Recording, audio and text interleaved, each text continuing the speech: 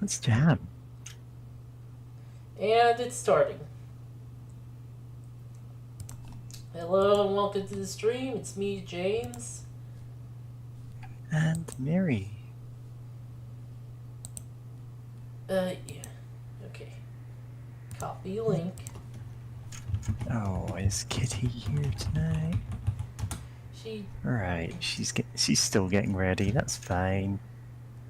Yeah, that's fine.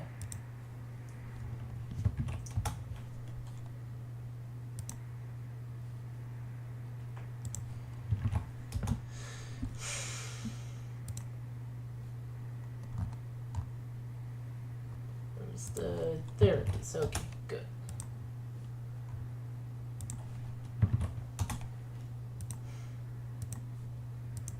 Ugh. I got done watching a 10-hour marathon of Bubsy 3D. Oh, you were watching it. You weren't playing Bubsy. That's slightly less insane. No, I was playing SMT Nocturne.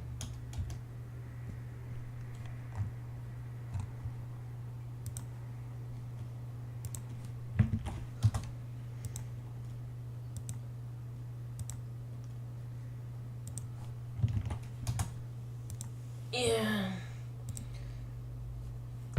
Uh, Give an idea of progress, I beat Daisoju, the second, technically third fiend fight. Nice. In the first non-required fight, actually. Ugh.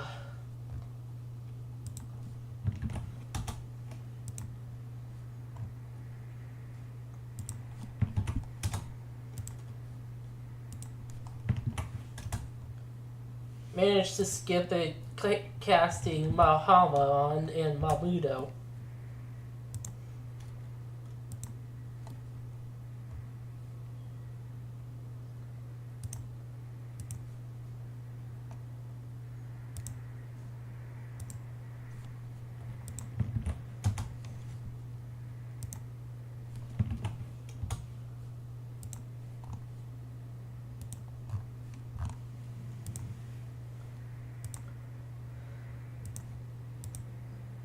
Okay.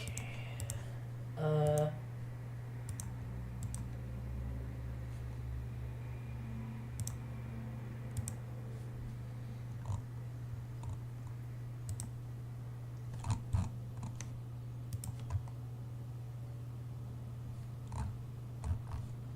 Okay, I'm done there.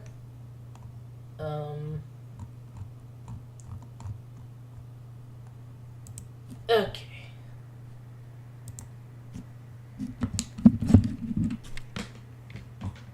Oh, hold on. I think I left the sound off for the SNES emulator. Okay. Uh. Ah, crap. God damn. Okay, hold on.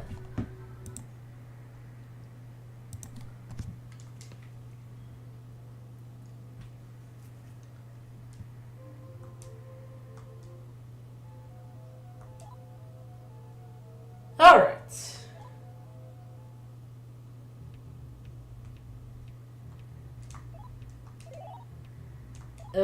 Shit.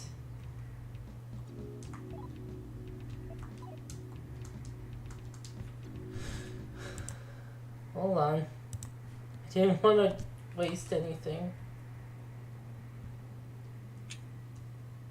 Right, Right. A is the one on the right. Sorry. Playing through Nocturne has the buttons in different places. Muscle memory.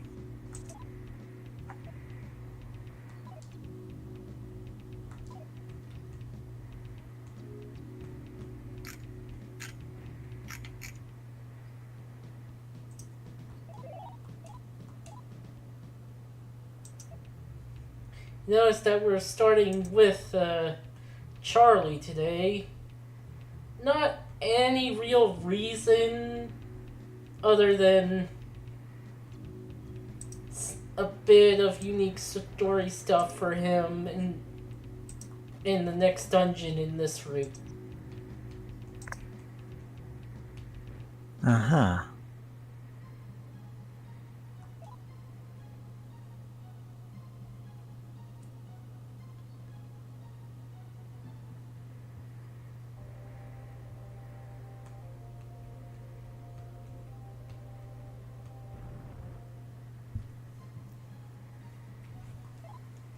Ring of Diligence.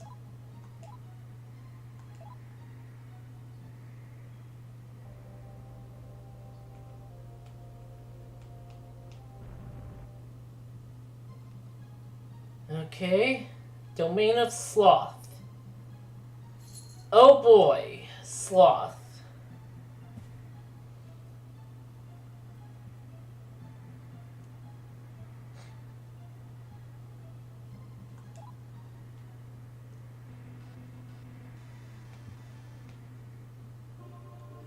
There's a statue of the Demon Emperor here.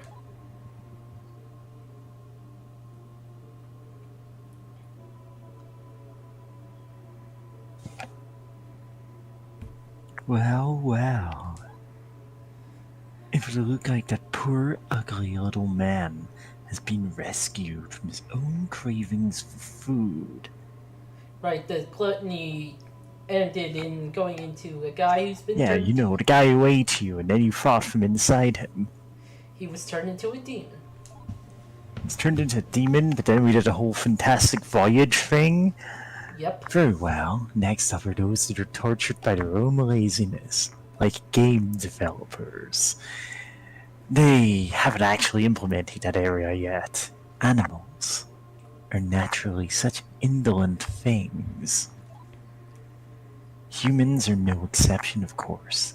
They give in to their own laziness so Correct. easily, and they call themselves the lords of all creation. Pathetic, don't you think?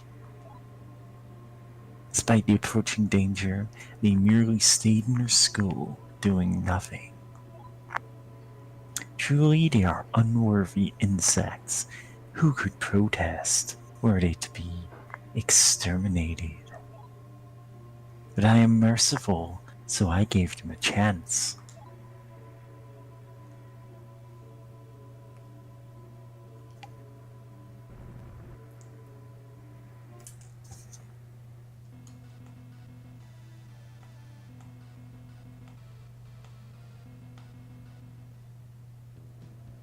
Hey, you there, boy. Are you bored of nothing but friendly demons today? You don't need to say, I can see in your face. Change all the demons of the domain of Sloth to dark ones. No need to thank me. Can't recruit them by talking, at least. There's a chance that they'll just recruit themselves, I think. Oh, hey, speed. Right, so in Nocturne, I was getting a lot of those because as it turns out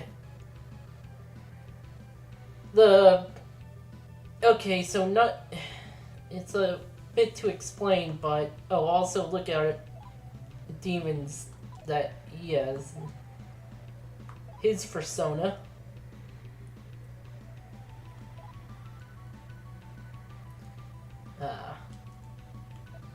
But yeah, SMT Nocturne, like starting from the second shop onwards, there's like a guy who, after you spend 1,000 Maka at the shop, will give you a lucky ticket. And he only gives, he only gives you one per visit, so you have to spend at least 1,000 and then back out and then like a Premier Ball in Pokemon, except apparently economy breaking. Oh, well, yeah, kind of. Yeah, so you do that, you get 10, and you're given like a choice between 3 boxes. Always pick the white one. It will either give you one of the status boosting items, or a Balm of Life, which is a full revive item.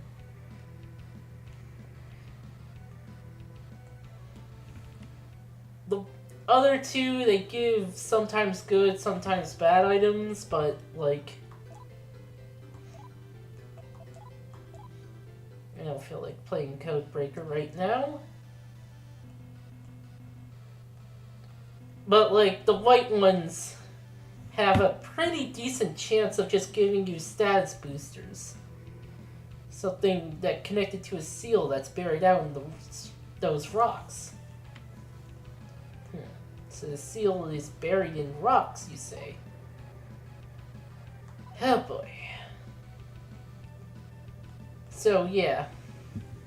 Here's a terrible beast Cerberus went to seal inside a small disc somehow. Orb. Or bead in current translations. But yeah. And since in the re-releases of Nocturne, they give you like a money grinding place and you can hold 99 of every item. Well, you see where this is going. Let's not go downstairs yet.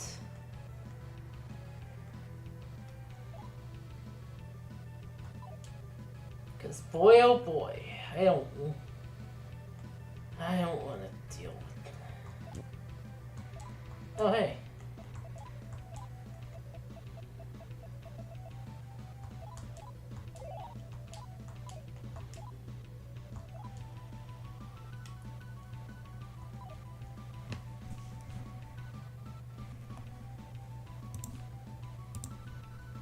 That's how I managed to get way higher stats on my Demi-Fiend.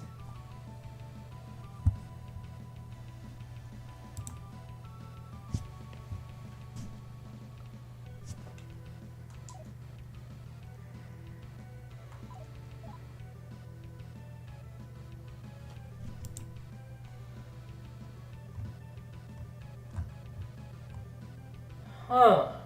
Oh, I see now. Just looking at the map.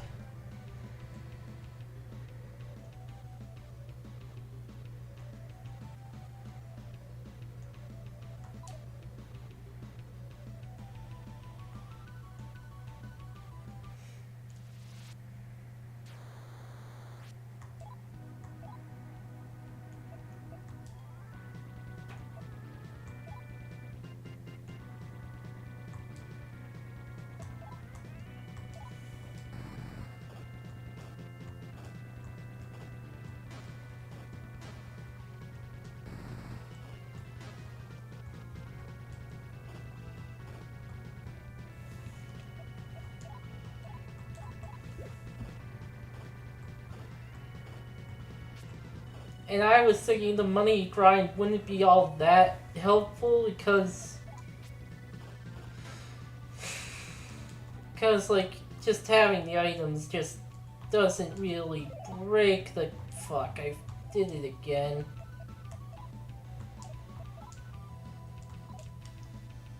Oh well.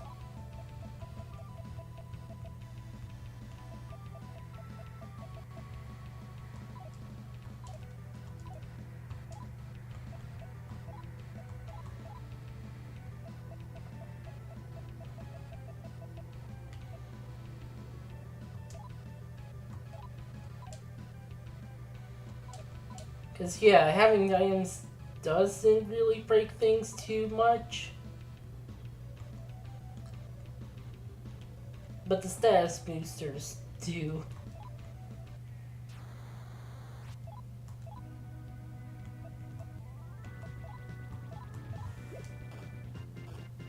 Did that guy actually change the demons into dark demons, or is this... I have no idea. I'll just take a look at the thing.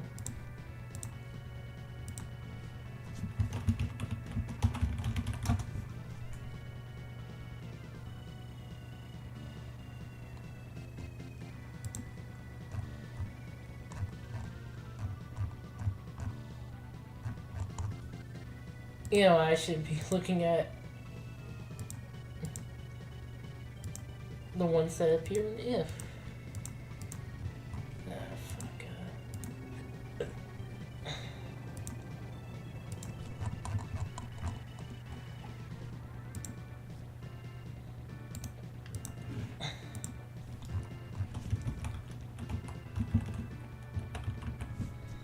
Okay, Gremlin is...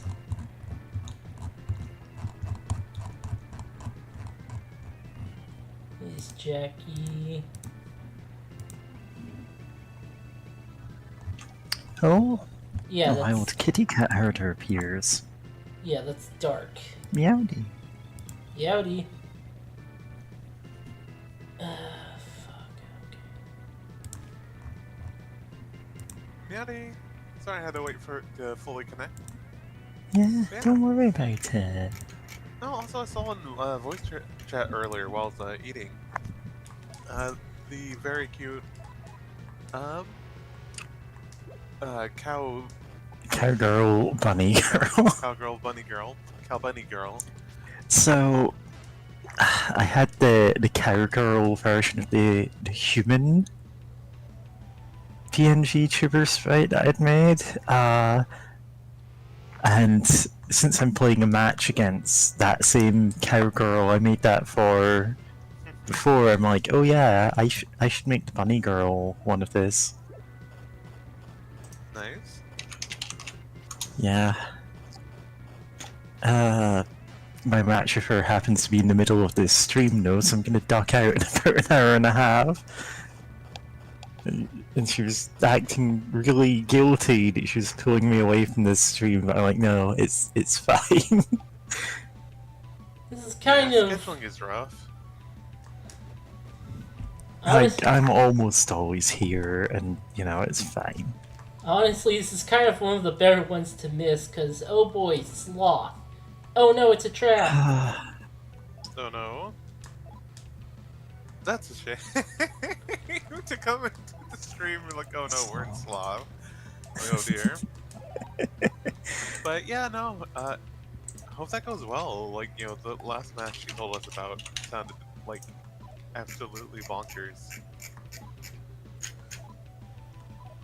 Especially like this late into the maid bowl.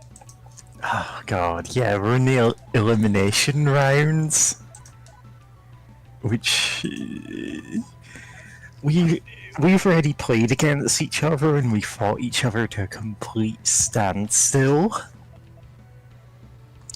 The elimination rounds don't allow draws, so someone is going to win that. Oh boy. Also posting an unrelated edit of an outfit from a game that someone was streaming a while back. It's just a hoodie with the word sloth on it. Oh, that's cute. I cannot remember what that game was called. It's some kind of time loop thing where you kept getting murdered by your friend and being sent back to the start of a conversation with them. Oh, huh. That sounds Oh, wild. what was Sounds that game like it'd be up my called? alley. Dealing with family? Boy oh boy, does it feel like that sometimes. Yeah.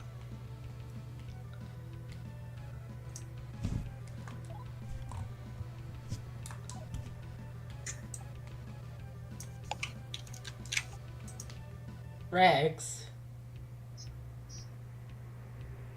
Welcome, glad to see ya. What can I do for you?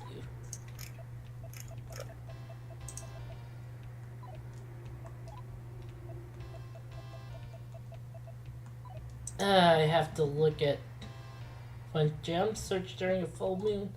Yeah, I have to look at stuff about how to trade gems for elements. Huh. Bicorn, moon mandrake, wood. This is welder and this is wood. Actually. Wait, Chuck? Well, I've forgotten. Did we oh yeah, this change? is this is the one I'm doing Charlie's run with. This is the character I'm doing Charlie. Oh, okay. Because yeah, Charlie has like a unique dungeon, right? Yeah.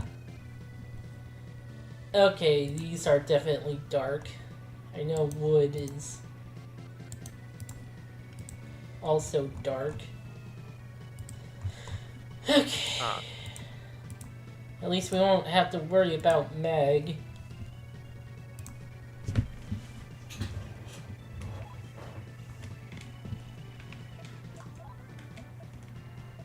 Zama Mabufu.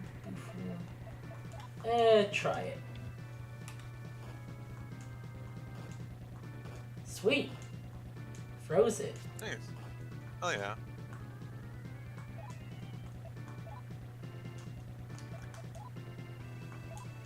No, I'm glad that ice magic worked on the plant monster because I'm still I will forever be salty about the one D&D creature from the campaign I did a while ago, where it's just like, oh, this plant monster just resist fire because it's so moist. It's a swamp thing, and it's like, oh, this is magic fire though.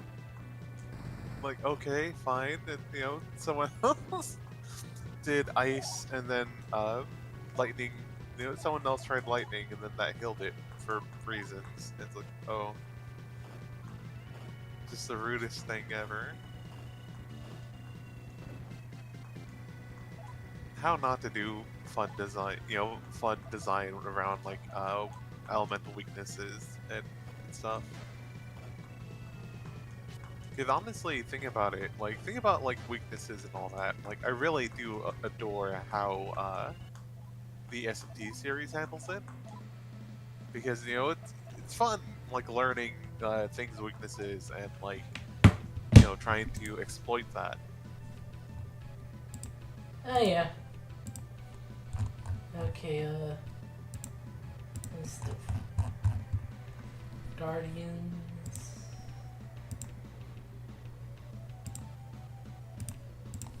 Just need to look at the weapons to see if that's a weapon, any good weapon. Okay.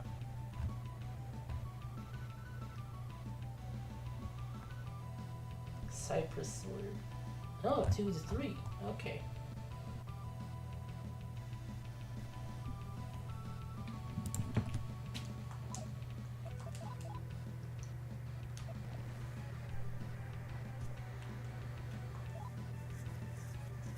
Heat glaive is.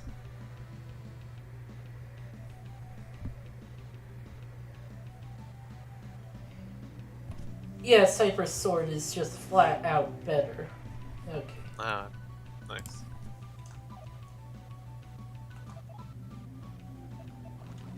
And the bell yo-yo.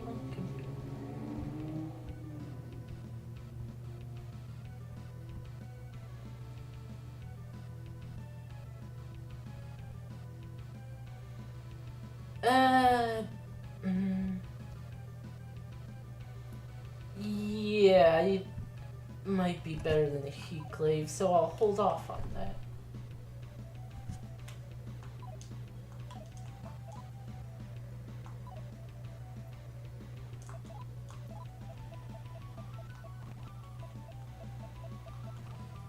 Great. My mind jumped to a funny place.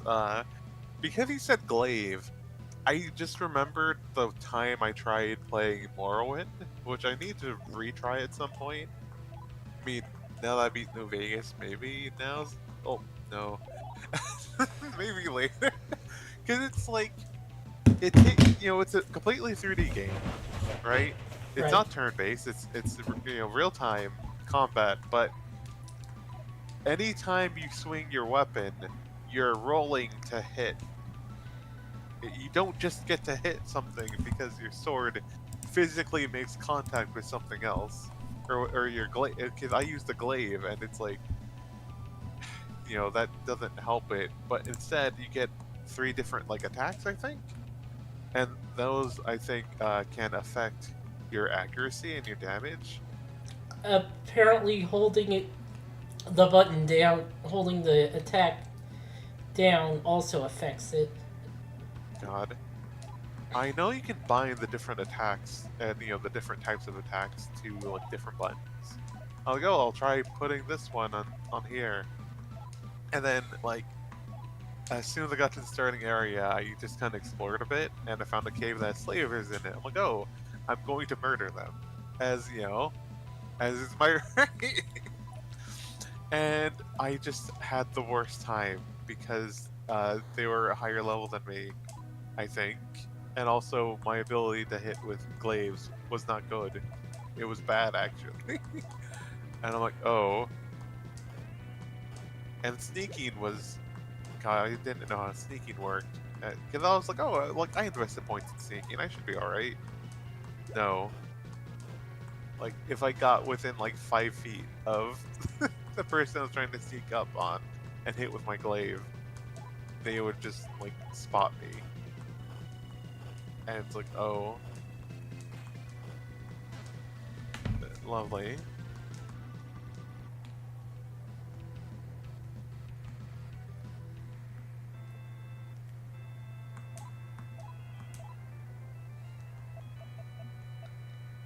Goblin, angel. God. Quick Oops. little tangent. Yesterday, or last night I should say, I queued up a post about bunny girls from Big Gay Bunny. Tumblr user Yeah. Big Gay Bunny. That's like trans women will literally feel comfortable near you and flop down on their side.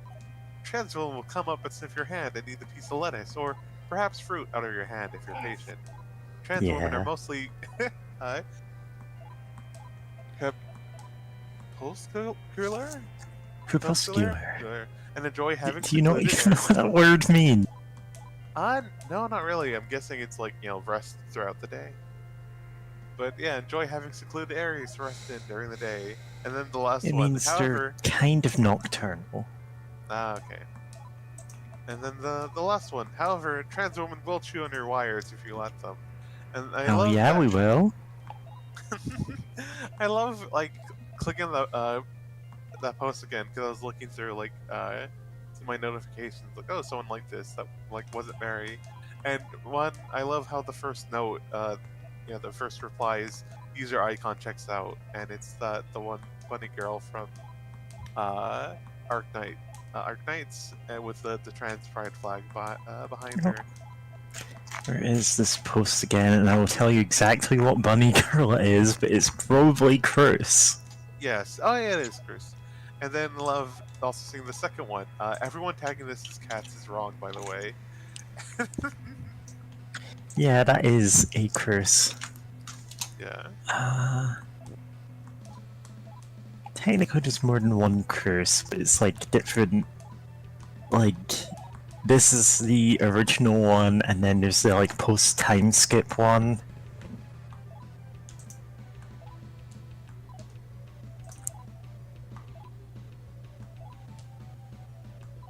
Ah.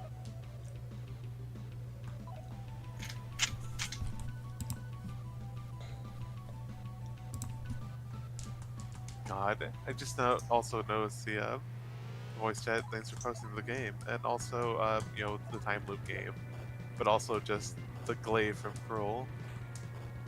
God, Yeah, why is that called a glaive?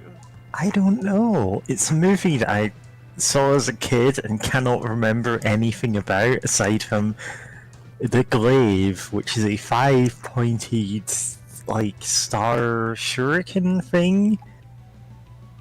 It's not a Yeah, glaive. yeah. I know my It looks weapons. cool. I know my medieval weapons. Yeah. God. Yeah. Oh no, I'm also reminded of the game Dark Sector, that where your character had like weird, like biological powers and had like this big, like throwing star thing, 3-point throwing star, that was also called a glaive, probably because of this movie. And it's funny because the devs, Digital Extremes, that made Dark Sector, went on to make Warframe, which also has a glaive inspired by that game, the very same game. God. That said, though, that would be funny to do. Like, if I was ever a game dev, of like introduce a weapon and just like call it the absolute wrong thing because the name sounds cool. So there's oh god, what weapon was this? I think there's a legendary bow or something, which was in one of the Final Fantasy games or something like that, and I can't remember where it came from or what it is. That started showing up in other franchises. Oh yeah, this is a like legendary holy weapon. Except for the fact they just made it up in the original game it came from. Oh, it's Fire Emblem, wasn't it? God, I'm gonna have to look up Fire Emblem. God, I believe it. Fire Emblem mythical weapon. But yeah, there. I can't remember what the weapon was called, but or even what specifically it was. But they basically made up a weapon to fill in like a cycle of weapons in one of the games, and then someone else went, "Oh yeah, that sounds like a legitimate weapon. We're just gonna put it into our own world." And so you ended up with this weird thing of everyone just copying this weapon that did not exist. The people that have offended the Demon Emperor are being put to work at the rocks here. Guess none of them realized how great he was being humans from the outside world. What does having to mine for rocks do with sloth?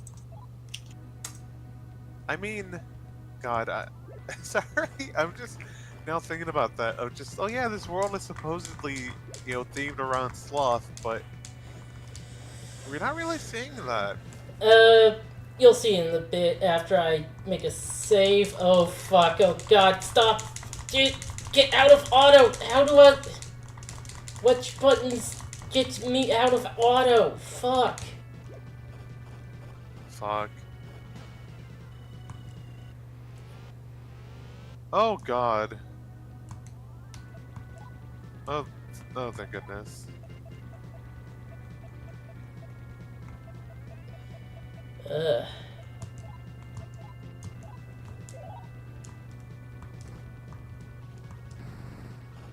was afraid there for a second.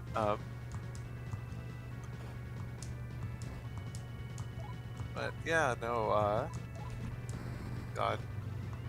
Then again, I think we've discussed this before in general, in the general sense of it gets kind of hard to theme around the 7 deadly sins, just because of like, you can kind of mush them together in ways, like gluttony and greed, because, like, I don't know, I guess because of how, Yeah, there's you still people can. starving, but there's more, like, access to food now, so... it's Gluttony, greed, envy, and lust all kind of like overlap a lot if you go by the standard interpretations of them. So then people go, oh, I'll just make them different by focusing on eating too much food, having too much money, wanting things, and having sex, and those are the 4 things they are. It's like, there's more to them than that, but people just do that to differentiate them, and so they end up being the same every time. And then pride kind of overlaps with all of them, because I've seen people basically do the same concepts for envy and pride, and sometimes just flipping them, to be ironic, and it's like, you're missing the point there. Yeah, you do end up with very specific interpretations of them that are we've kind of done everything we can with those. At least in this game, it's like specifically this guy who, specifically a person who is judging other people. You know what? Yeah, Yeah. that does help it a little bit. It's one asshole. He would absolutely just make Lust a sexy woman because Yeah. that's what he that's Yeah. what he lusts after.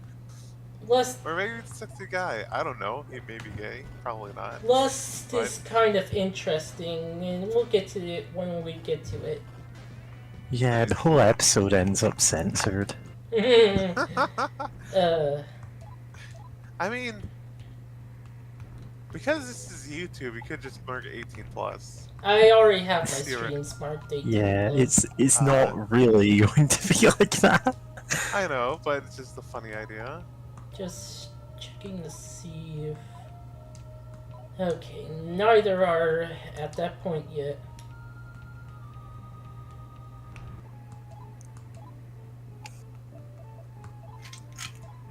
Oh right, have to fight.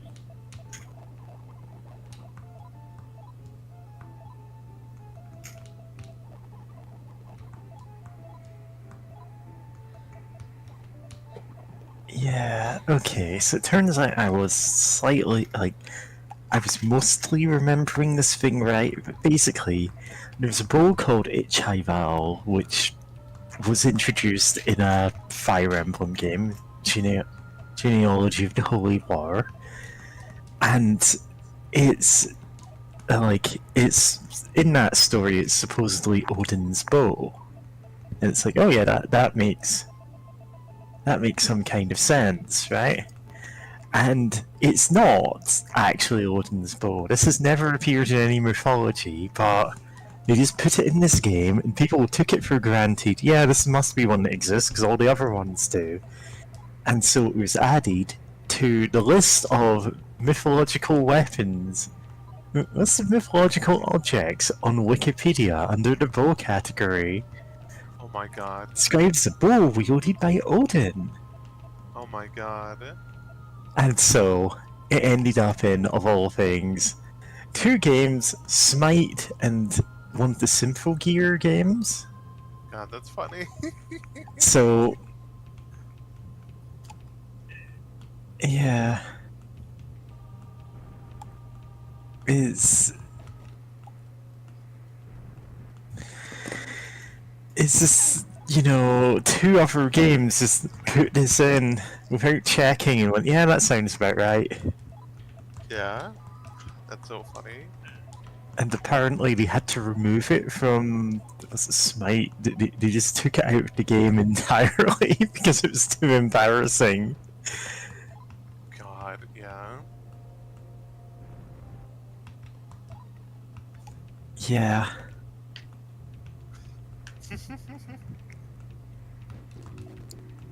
Yeah, that's kind of how legends are made. Yeah. By pure accident. Mm-hmm.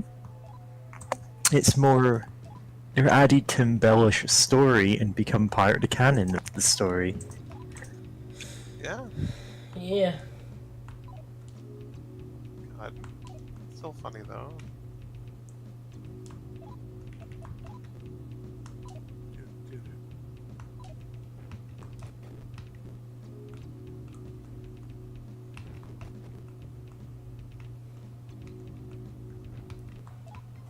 Yeah. Oh, I should mention on stream that I finally beat Fallout New Vegas, the game that Hooray.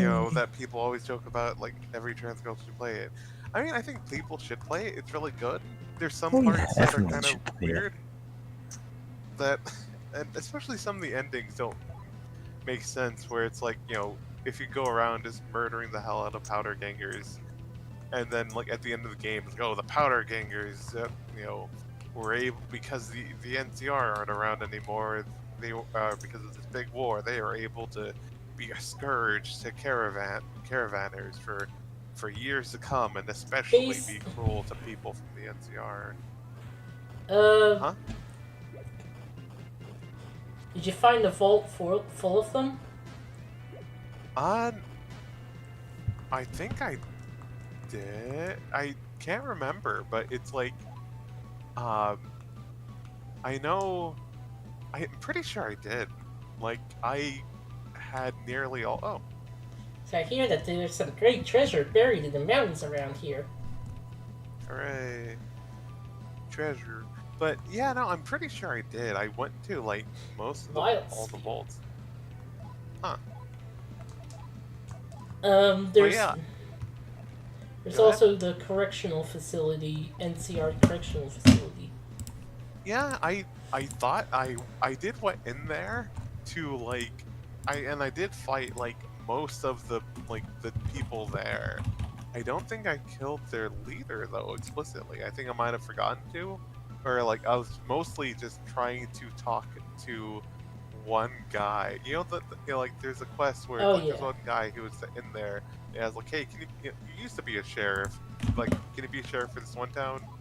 And it's like, and he's not hostile to you, even if you killed the powder ganger. He's just like imprisoned there, and he's like, yo, I don't want to join up with y'all. I'm just gonna chill. But like the rest of the powder gangers will try to kill you though. Like, make no mistake about this. They will try to kill you. I basically avoid killing power gangers until I recruit that guy. Nah. I mean, I got on their bad side because I took the quest for the Good Springs. Because, there's some powder gangers who want to take over that town. Oh yeah, I usually wait until after I get the guy from there. Fair? Very fair. But how I was playing it, I was like, yeah, sure, I'll just help them, protect the town and all that. But yeah, it's like, I don't know, that kind of bugs me that it's like at the end of like, of course, not everything's gonna be perfect. Oh, no matter what fuck, ending you pick. So we missed other arrow talking in the chat. I'm sorry. So Other sorry. Alright. FE4. Listen, I don't know. You. Is that how you pronounce that? Bull? Is that the thing? It's associated with Ulur.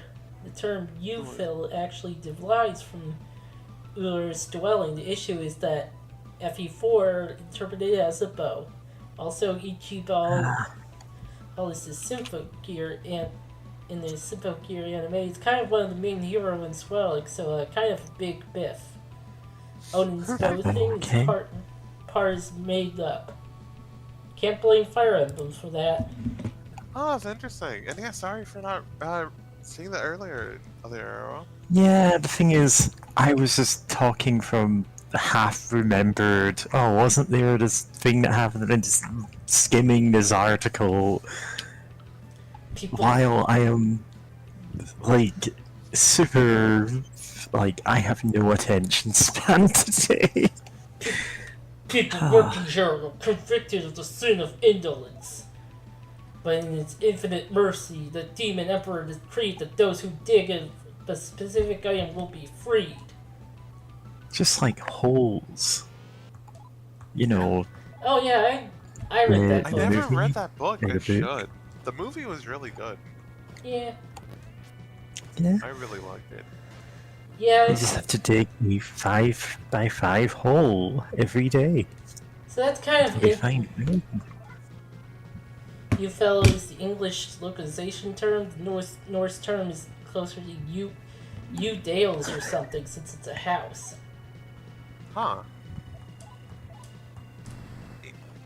But, great. What was I saying? Oh yeah, earlier I was saying, that I kind of, it's kind of weird that, like, you see the different endings and then it's like, oh, the powder gangers that you stomp on left and right become a threat for years, and it's like, no, they don't. Like, Yeah. if you don't kill the leader of them, then yeah, they do. They come back somehow. It doesn't matter how. It's just that's where the event flag is. Also, yeah, and it's just... Arrow says, I kind of just assume you guys often forget to check chat. Like, did you think it was going to be, oh, I've killed a percentage of the powder gangers that are out there? No.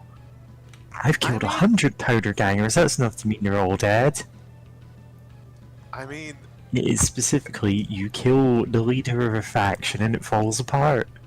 yes, I know, but I like, there's no in-game hint about that or anything, right? Other than, I don't know, just you wanting to kill like every leader of every faction that you like hate, Yeah. right? Which feels like weird because it's like, man, there's not that there shouldn't be that many of them because it's like how many like Yeah, is that there's the prison a clown inhabitants of car? one prison, but yeah, Right? And like I know obviously it's a flag check thing. Like you didn't have to explain that to me. I get it. But it's I'm just saying like it that's why. That's it. yeah, I know Come It's it on. really feels that weird. simple.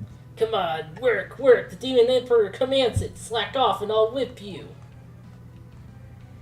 Also, why is she dressed like a Dom I'm in the Matrix? Sumer Club. Why do I have to It's do okay, clothes? something earned it.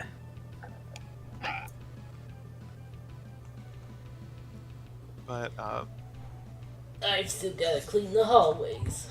If I don't, the principal's going to chew me out again. ah,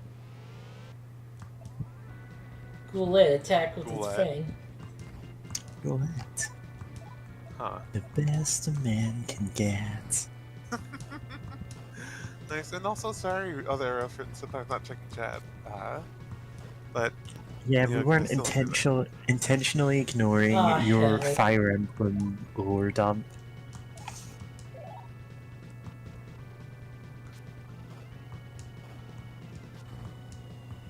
Oh, this weapon sometimes puts enemies to sleep. Neat. Ah, I hope Charlie was ready to get a better a good I'll demon have or to something. reload if he did. Oh.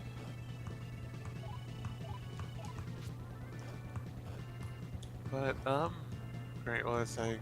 Oh yeah, I was gonna say like if the check was just going to be kill the leader, like no, and then the whole thing falls apart, then I wish the game had like a quest for it or something. It feels like there's other things that get like the quests that feel like oh then yeah that's pretty obvious if you're following along what's happening of being like hey like take out the powder gangers or like hell yes man with the different factions around like yes man's like oh hey do you just want to like kill these guys or whatever or like do you want to try to like be friends with them or like either like whatever you choose is correct courier or whatever just put that there like oh hey powder gangers do you want to do something about that or do you want yes man and your securitron army to just wipe them out or something right because it feels weird especially since they're not like a major faction I guess it's like I wasn't expecting them to be relevant because it's like oh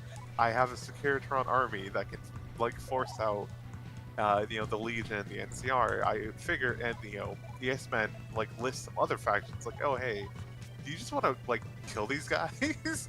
I'm like, okay, if they're not listed there and if they're causing trouble, I just assume, Yes Man gets them like annihilated or something.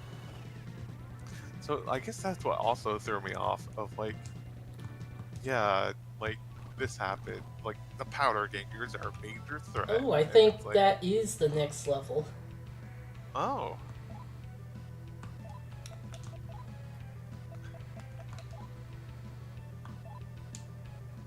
Oh yeah, level 26. Nice.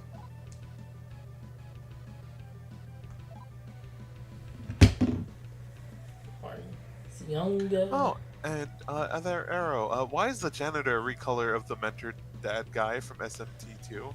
Where's the lore here? Is the janitor his ancestor from the pre-Great Destruction? Probably not. Yes. Probably not. Yeah, it's just a recolor. Just sometimes you Yeah. gotta reuse accents. It's fine. It's okay. God. Oh, speaking of that, I guess of assets really. I somehow broke the ending for Fallout 4 just a tad because I had a mod that centered the third person camera and I had that open while watching the NCR like march away, right? Because it's like hey like you gotta like the Mojave belongs to the Mojave, get out, and then like I was just like just watch them walk by and then Yes Man came up to me, and I was like, okay, then talk to him, and at the end of the game, like, cool, cool, cool. And then I got to see that the black screen that you see during the different narrations, like at the end of DLCs and all that, you're actually in a room, and it has Yeah, like you're it's in a room basically and like there's a a big. guy standing there reading the lines to you because the engine doesn't allow disembodied dialogue. Uh-huh. I wasn't able to see him, unfortunately. I saw that Let's in the see. wiki, but I Yeah, was able to see that the black screen is just a big extended uh, black screen in a room, yeah, it's literally a wall that is just projected onto. and your character is just looking straight ahead at it and just can't move or anything. How did I end up here? Where did Professor Oiski go? Oh, there. The guarding system just reviving your party members after battle, even if they might get a weaker guardian, seems strangely benevolent for an old school SMT. Yeah, this is easier than the 1 and 2, although the Akira route is much harder. Akira route is New Game Plus for a reason. Uh,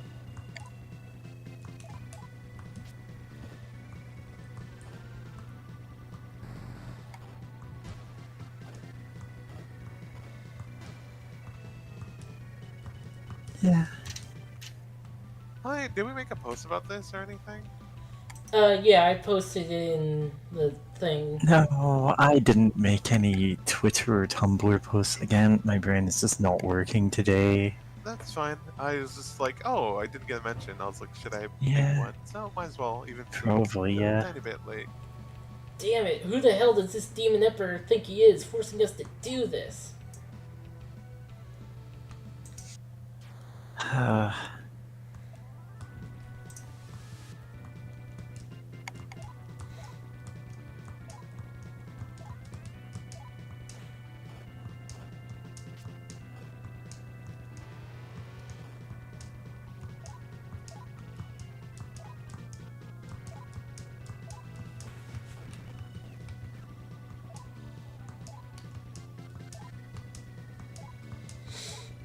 Sleep in later SMT games does give you a little bit of MP and HP back. Like it's not really a useful amount, but it does give you like a bit back. Yeah.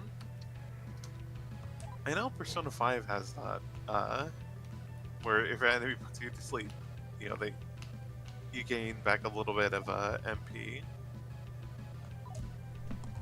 Yeah.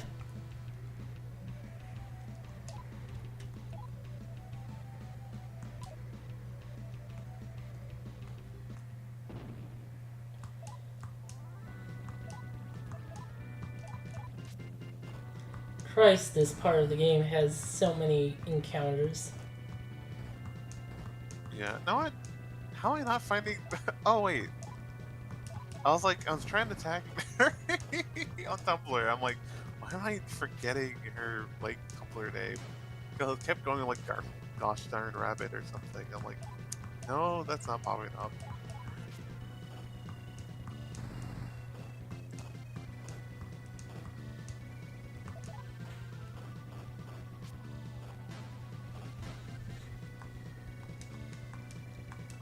Did we get dancing heels?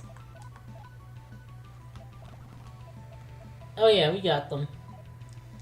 Can't equip them on this character, but we got them.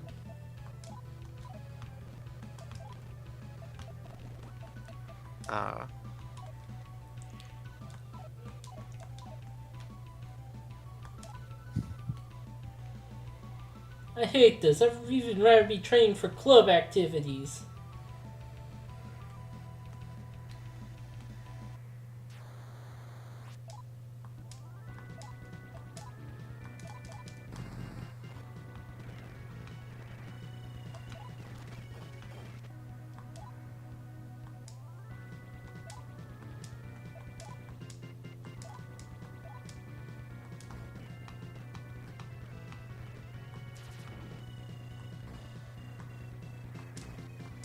I think the current equipment absorbs elec.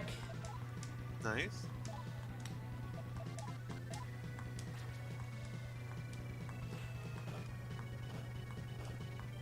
Oh wow, that does nothing.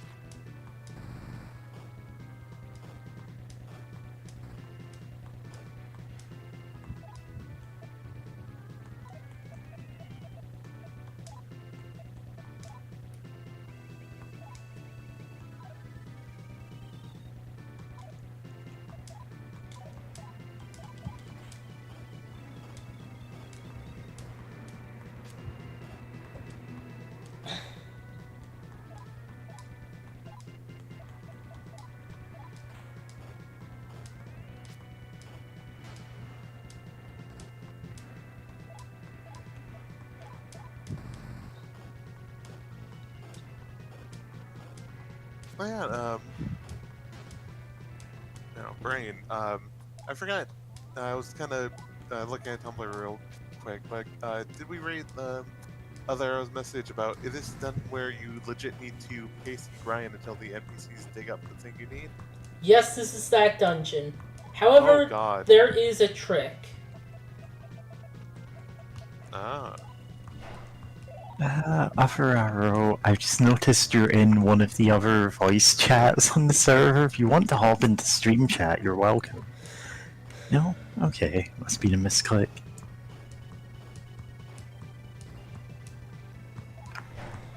I read on Reddit that there is a place where we can walk back and forth without any encounters.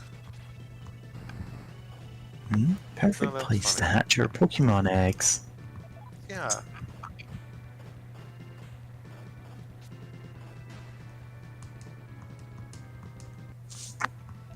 Holy crap, those were worth a lot of experience.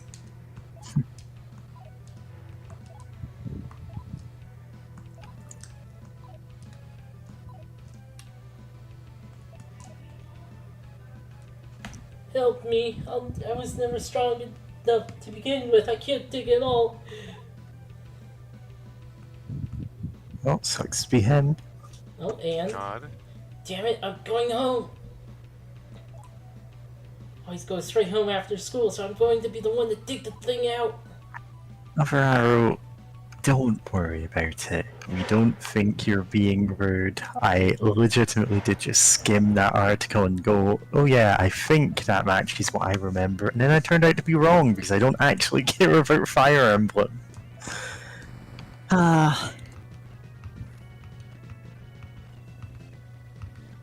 Like, Oh, you're always welcome to hop in, and like, anyone in Discord is. The only reason joining the voice chat is gated behind the guest streamer role is just so, like, well, there's two reasons. One is so people can't join and then immediately jump on call and say whatever in the middle of stream. And I'm fucked. the other is just it might bug people to see, oh, there's a voice chat going on here. I'll jump in there. Oh, what do you mean you're streaming? What do you mean you're live? Yeah. Yeah. Because I always feel weird when I like mouse over a voice chat and go, oh right, they're streaming, I shouldn't jump in on this.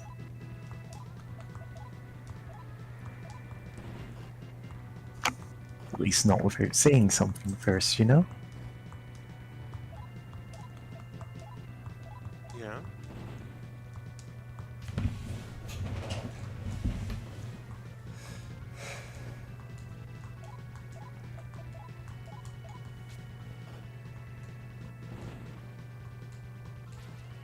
What do you mean I keep fucking missing? Yeah.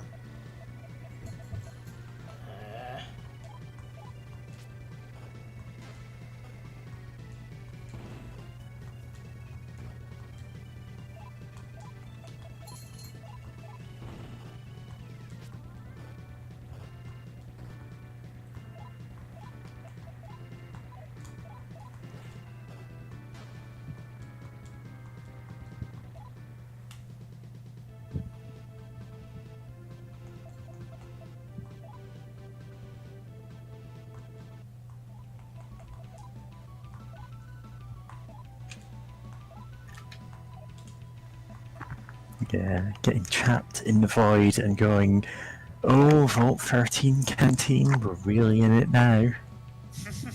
Taking a drink from it. Love that. Loved when that would boot up while getting the intro, like narration for the big empty. Yeah. It feels such a weird thing to have in the game. Oh yeah, you'll just take a sip every 5 minutes. Forever. Even when you're dead, even when you're in the vats. Yeah. Ah, You can just drop it, right? I believe that's you can. nice. Is that a key item? It's not a key item, No, it's not like it's a key item. You can just drop it, I guess. but it adds to It's these. pre-order bonus too. And it's like at this point it feels like an essential part of the game despite it being stupid as hell. The rocks are really tough. Sticking a single step takes at least one full rotation of the moon. Yep, we have to walk around until we get enough moon rotations. God. Rotation power action. Yeah. So we just got to wait several weeks for this. Or walk around enough. Thankfully, there is a trick. There should be a trick, at least.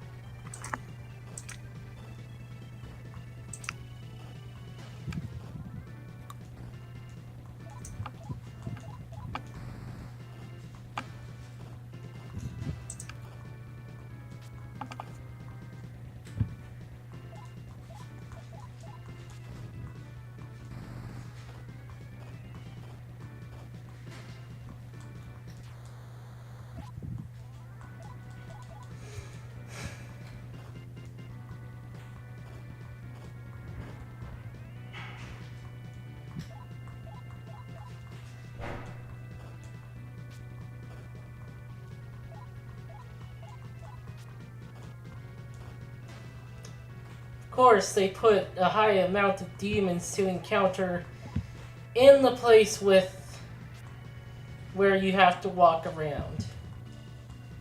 A lot. Yeah. Oh my Ay. god, they really keep putting more of these demons.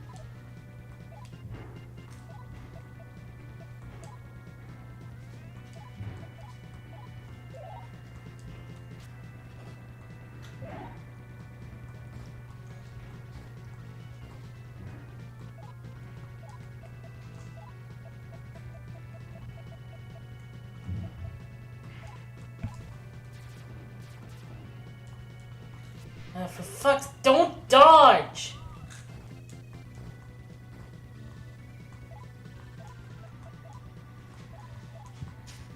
Yeah. Hate it when enemies dodge so much. Like,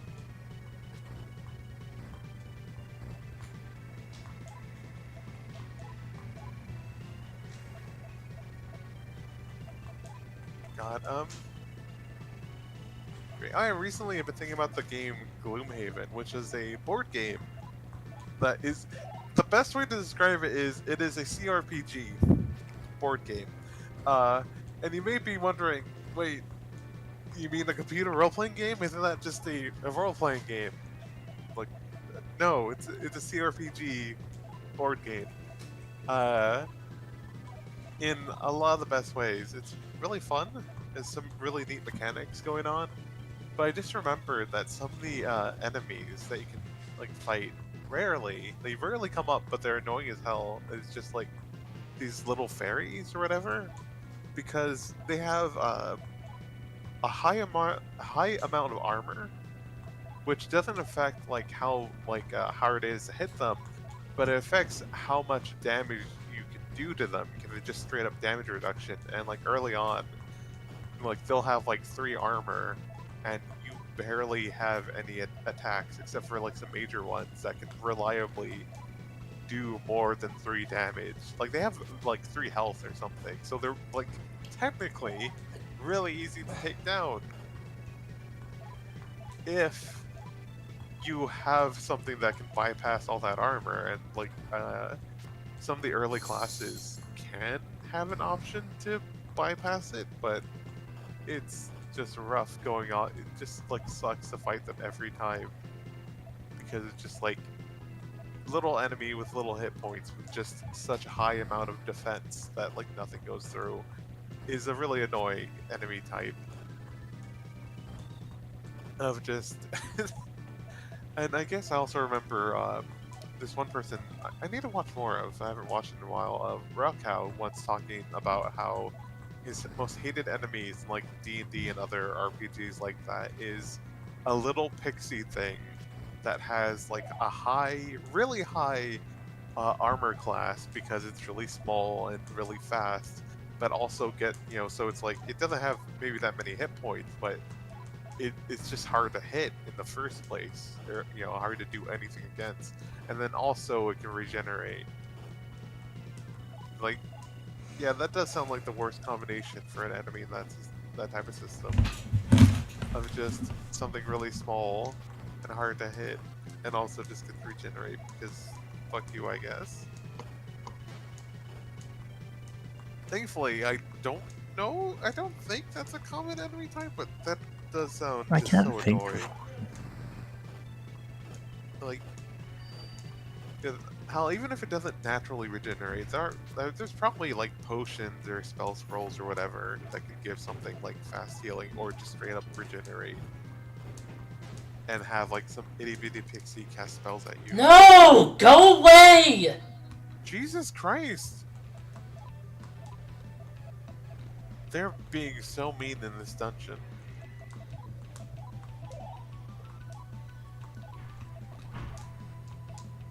What a rude ass dungeon. Christ. Okay, comp. I'm just fucking summoning. Fuck you. Yeah. Yeah. This seems worth it. They just keep throwing so many enemies at you. Like, I don't know how else Okay, you would handle it other backing out of this area. Oh, okay. Only 2 this time.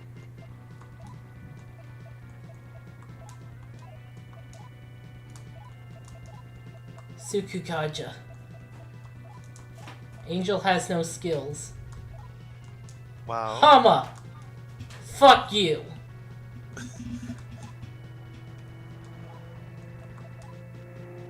Oh yeah, Hama's the holy insta-kill.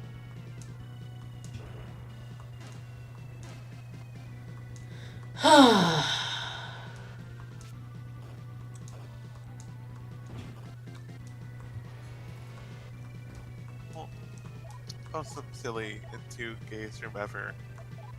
2. 2. Still, no, I still love that. Just We in my brain. lesbian. You know? Yeah? Is Well, I lesbian and you lesbian? I think that's the flag. Yeah. Yeah, that's Zooming in to make sure I'm not accidentally like. That's the non-binary lesbian flag, yeah. Just Non-binary lesbian. Yeah, that makes sense for you. Yeah, 'cause I was thinking that isn't quite the same color palette. Yeah. Yep. Also, just love that panel from RJ Sonic. Because I think originally it was like, we bad, like, Sonic and Knuckles, just, we bad. Because if I'm bad and you bad, then we bad, then we're bad, or something. Yeah. Whatever. And then people change to we gay. Yeah. The grand tradition.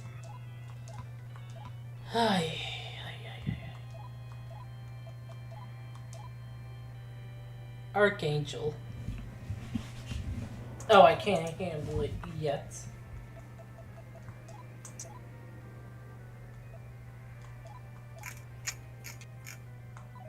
Boggle. Holy Ghost. Yeah. Has Tarunda. No, it still gets me that the Holy Ghost. Yeah. Holy Ghost. You broke up there, kitty. Oh dear. I was gonna say that it made me laugh that the Holy Ghost in this game is just a funny little guy and not like the the actual biblical Holy Ghost. That's just a really funny way to handle that. Okay.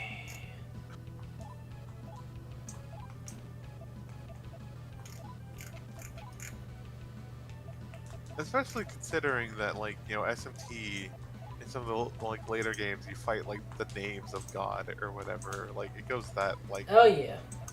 obscure that something as obvious as the Holy Ghost is just a funny little guy.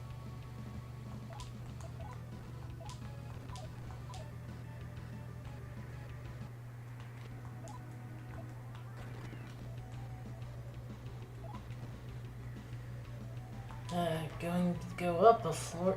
Oh no, wait, the fountain is over there. Okay.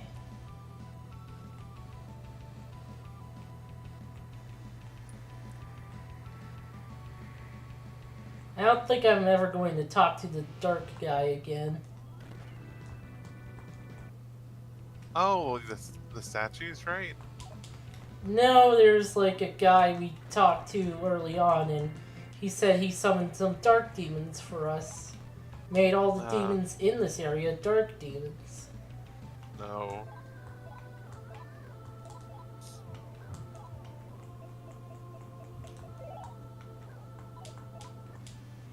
Okay. Save game position.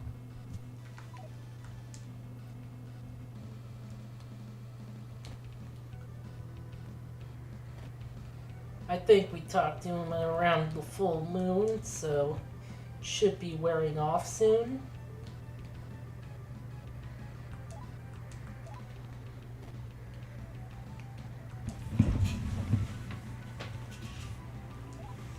I have to do something a sec.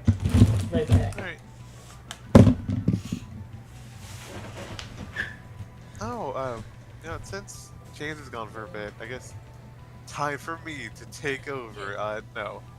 But yeah, still thinking about Fallout New Vegas, and I still need to, like, write that fic. I actually got distracted with, outlining it, but the idea of, like, writing, like, okay, like, meeting with the two other gay nerds and trying to come up with, okay, how do we do anarcho-communism without people figuring out it's communism? Because of just how much propaganda, Okay. just pro-capitalism propaganda. Oh, yeah, propaganda in New Vegas of, like, how do you introduce communism into the wasteland without people, like, rocking that it's communism? And comedy ensues in various ways. And also, I thought, howdy, James was talking a bit about a fic idea I had on the stream because, yeah, I kind of got distracted from writing it, but just like, post game courier trying to, like, introduce some communism into the wasteland with, like, without people realizing what it is. Because, like, a part of me figures, like, okay, like, they have so much propaganda against communism, but, like, like in the real world, most people don't actually know what communism even, like, vaguely represents, other than, it's when, you go to the supermarket and there's not, like, 50, there's not, like, It's 10 when they different brands make you share a toothbrush. yeah. It's when they share make you toothbrush. stand in line at the grocery store. It's when there's nothing on the shelves in the grocery store, and it's like, isn't this just the grocery store under capitalism? Like, This is what it's like here sometimes. Yeah. Empty Right. shelves, endless lines, you know? Oh yeah. Especially during COVID. Oh yeah. Oh, and Other Arrow, the Holy Ghost in SMT seems to be a literal ghost that is holy. The unused bio from Devil Survivor implies basically a baby angel. Oh, that's cute. It still gets a giggle out of me, just because of the the Holy Ghost, the least understood part of the Holy Trinity in Christianity. Well, I guess mostly because of the push, later on of like, oh, God's just always omnipotent. Great, I can't speak today. Omnipresent or whatever. Like just knows everything. So like the Holy Ghost just seems Omniscient. omniscient. Thank you, omniscient. So it's like so what because from what I vaguely remember growing up in churches, like the Holy Ghost was basically like would help send and like receive information for God, I think. But it's like So, the thing about God is that he, in most forms of Christian theology, is omniscient, which is knows everything, omnipotent, which is can do anything, and omnipresent, which means is everywhere.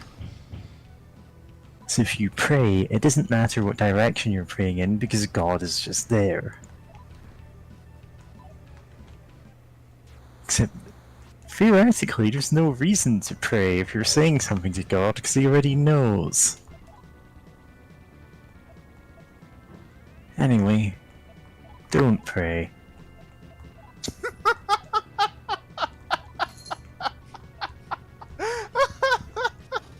This message paid for by the devil.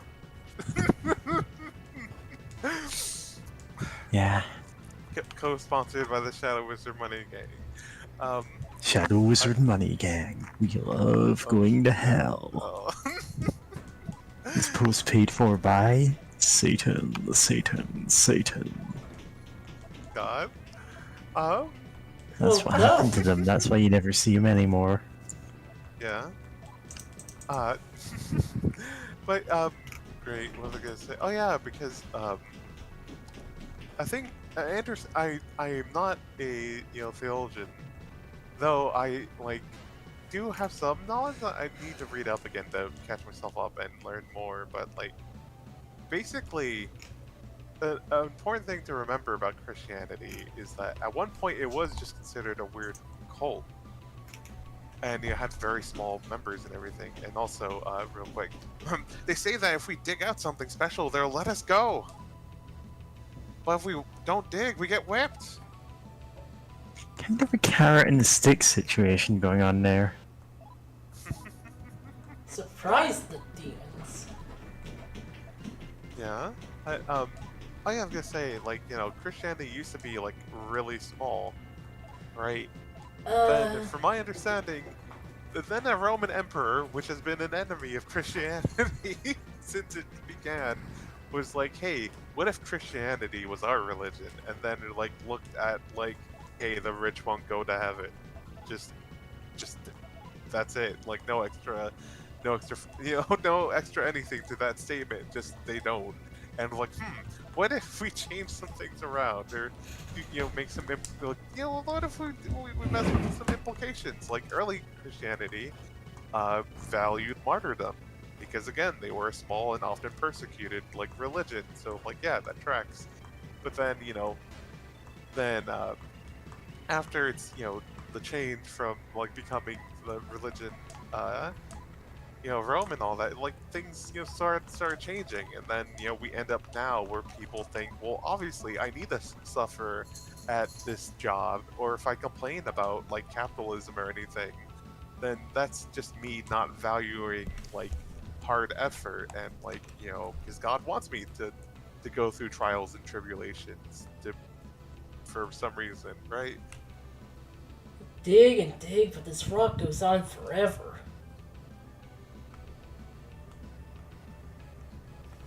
Oh, you found the area without the. That weird. It's not labeled as such. I don't have to do this. Yeah, that's kind of the trick, basically. Uh, Oh, ar- areas where people were in are not. You can't encounter demons on them. interesting. Thankfully, Fascinating. there is an area where we'll be able to like walk around and not get an encounter. Cool, cool. But, yeah, no, I was kind of like very quickly summarizing it. But yeah, that's the kind of, that's why we have some of the weirdness today of like, Christianity in the Bible just straight up saying like, uh, the rich will never go into heaven, but then you get like prosperity preachers or whatever who are like, actually, if you do what I say, God will Actually, give the Eye you of like Needle is a gate. God, Yeah. yeah, that. And if you just take things off your camel and take them through one at a time, you can take them all. Yeah, Yeah, it's a literal Yeah. Eye of a Needle. Yeah, like that one wasn't a metaphor. That one is just Yeah. legit. Like, no, if you're rich, you just don't get into heaven. It's like Mhm. no, because yeah, it's just It's just not necessarily that there. you can't, it's that it is incredibly difficult. And it's saying, hey, it would be easier if you gave that money away to, people who need it.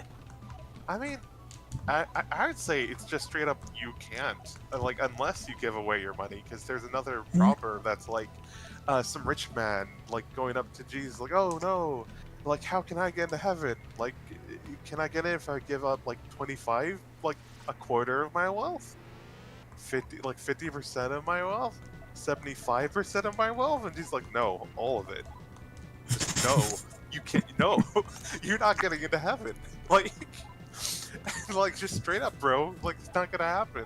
Like you're If you're the screwed. kind of person who's bartering over the ability to get into heaven, you're not going to get in there. Oh, Yeah. Mary, Like you're kind I'm of saying this to anyone. Oh, sorry. oh, you're she kind wasn't of roboting on my roboting, end. Mary. She's not Alright. roboting on my end though. Oh, huh. Yeah, Oh that no. happens. Okay.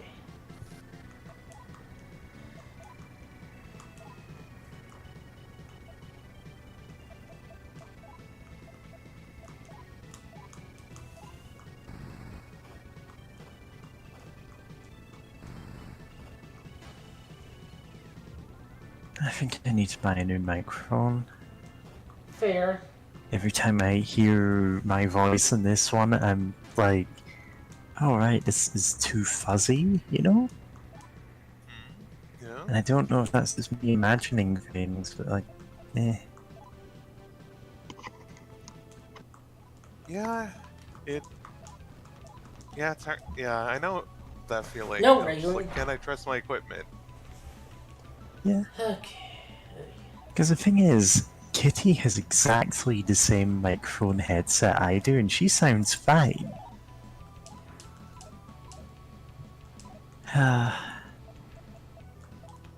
I don't know.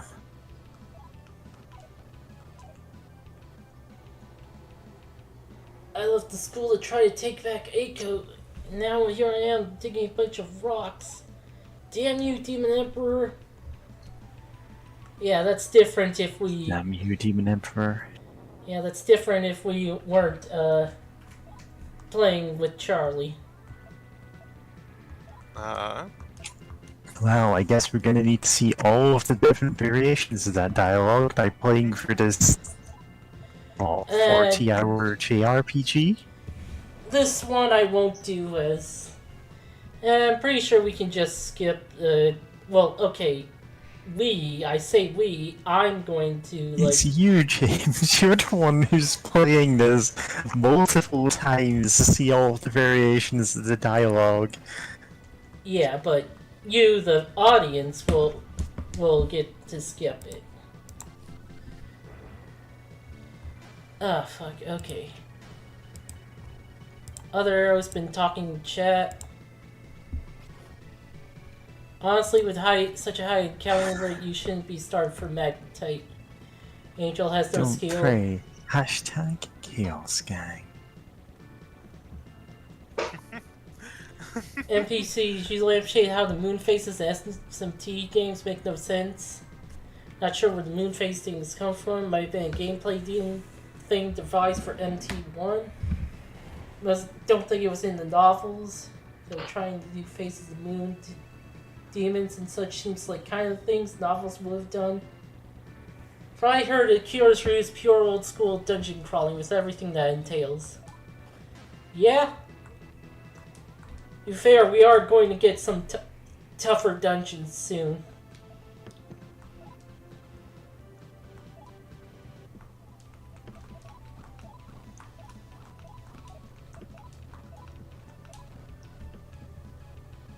Holy Ghost in SMT seems to be a literal ghost that is holy, and unused bio from Devil Survivor implies that it's basically a baby angel. Oh, I read that one. Yeah, don't pray, hashtag Chaos Gang. God wants me to play Ace Attorney 3. Wait, no, that's not what you meant. Yeah, I can cast 13 spells now. Or at least you can get 13 spells to cast.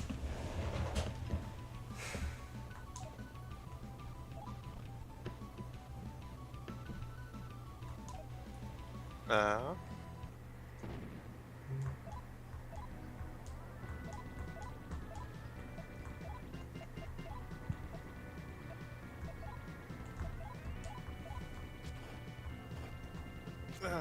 Thank you, Octopede. Yep.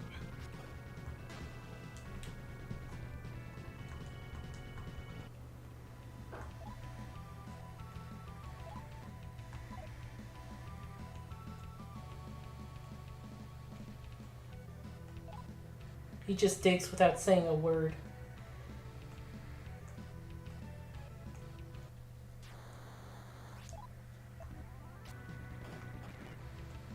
Hey.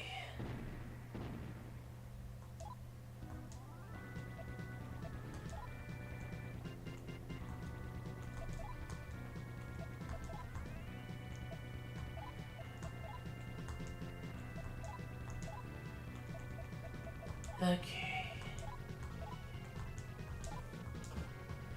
Thank goodness we don't have to cure outlaw or chaos in this one at least. Yeah. I think it might be having to do with demons you have currently summoned.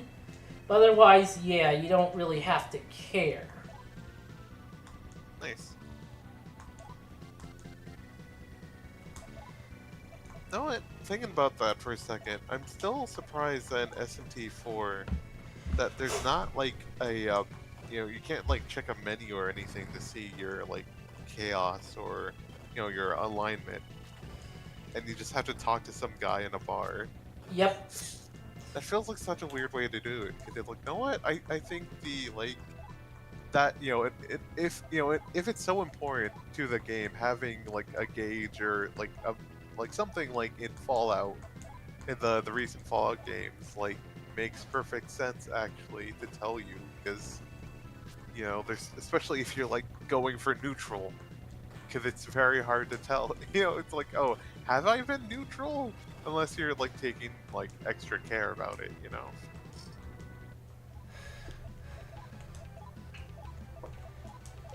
If I recall correctly, in the old school Megami Tensei games, if you're going neutral, you're basically deliberately going neutral and probably following a guy.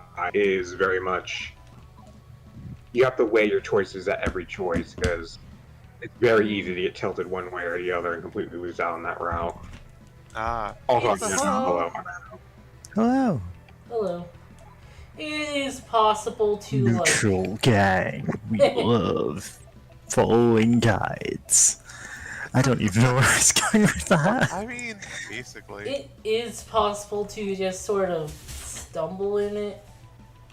Help me, I can't move anymore. Can't dig anymore, help me. Will you help him? Thank you so much. You need your lightsaber. Now the guard won't whip me.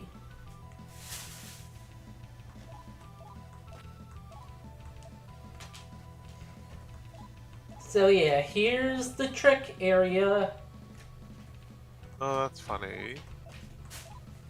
You just gotta. You see, it's a metaphor. You help this guy out, and it helps you in the long run because you don't have to grind demons. A praise. So true. I identified anything for Tin Maka. I will identify anything. Sorry, just for some reason reminded of this machine destroys anything. And the counterpart video, this machine creates anything, which is just that video played backwards. Oh, that's God, yeah. Yeah, this is the trick. Because an NPC occupied every part of this area, you can walk back and forth. God. I think a faster trick would be having a demon with a stoma and staying around the fountain.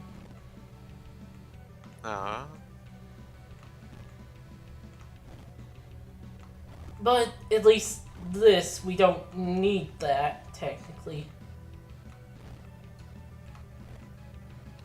And we basically keep doing this for like 5, 6, 7 cycles, I believe.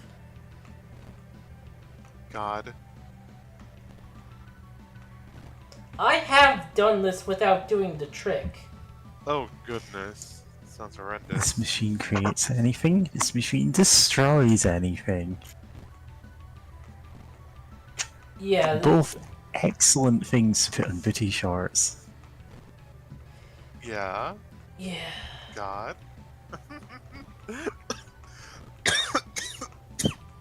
Sorry, for one, I need to get more water, but also just saying this machine destroys everything, and then, or this machine creates anything. Choose your path. Like, You would not God. believe the neutral ending for this. no, no. Also, my mag is not getting drained. I guess that's also a property Yeah. of the NPC thing. This is just kind of annoying to look at, so I'm gonna minimize it for the moment. Understandable. Yeah. This is just funny to me. Video games. Yeah, Video games. like it very visibly does not look right, and it's... I don't know what it is about this that is rubbing me the wrong way. No, that's very fair. Like, look at this. I mean, don't look at this. You're explicitly not I'm looking at trying this. not to. But yeah. You know, I'm going to put an eyestrain warning on the thing. Very fair. Yeah. Okay.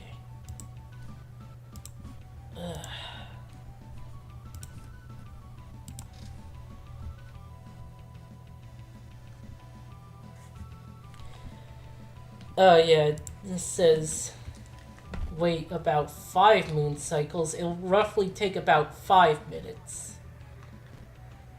I think without this trick it takes like 4 hours. Over an hour at least. Christ. What a... Speedrun strats. Yeah? What a fucking game. Sorry, I bet, this game so far has been really interesting. It's just, man, this sucks. This is an awful idea. Like... Goodness. Why would he do it like this?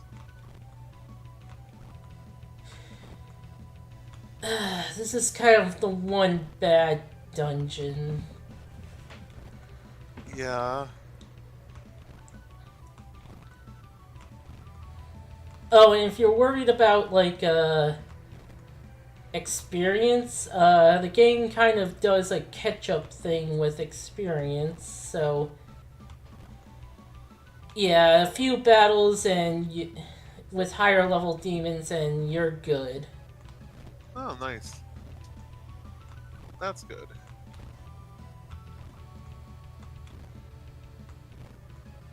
No, I guess speaking about experience for a second, a friend was playing a tactics game or something, and I remembered how my favorite uh, game that handled like experience for like some sort of tactical strategy sort of game is Valkyria Chronicles, for the fact that like you've been like your character like fights off like the fucking fantasy fascists or whatever, and it's like, okay, there's not many people in our small like fictional country, so like you're the leader of this battalion or whatever, right? Because you like led them in battle and protected your town. And since you're like dealing with like troops and whatnot, it's like instead of leveling up a person by person, right? You gain experience at the end of a mission or whatever, and then you can speak to someone who's like a old like retired like captain or whatever, and like you can spend the experience with him to level up entire like troops or types of troops, or like your scouts, your anti-tank infantry, like etc. Which I honestly think is like the the best way to handle that, because man, it sucks in like an XCOM game or whatever, where or like I haven't really played much Fire Emblem, but I've seen like a friend play it, and it's just it kind of sucks when it's like if one character starts doing really good and killing things really quickly, and then it becomes a weird game of trying to keep away to to keep them away from things where they really should be, like for tactical sense. I should have this strong guy up here, but I need my other like characters to get experience, right? Yeah. And then they get a lot of experience because things will fight them, or they'll fight that run up to guys and fight them and kill them, and then get a lot of experience, while like other characters don't, and then it's a weird game of catch up with that.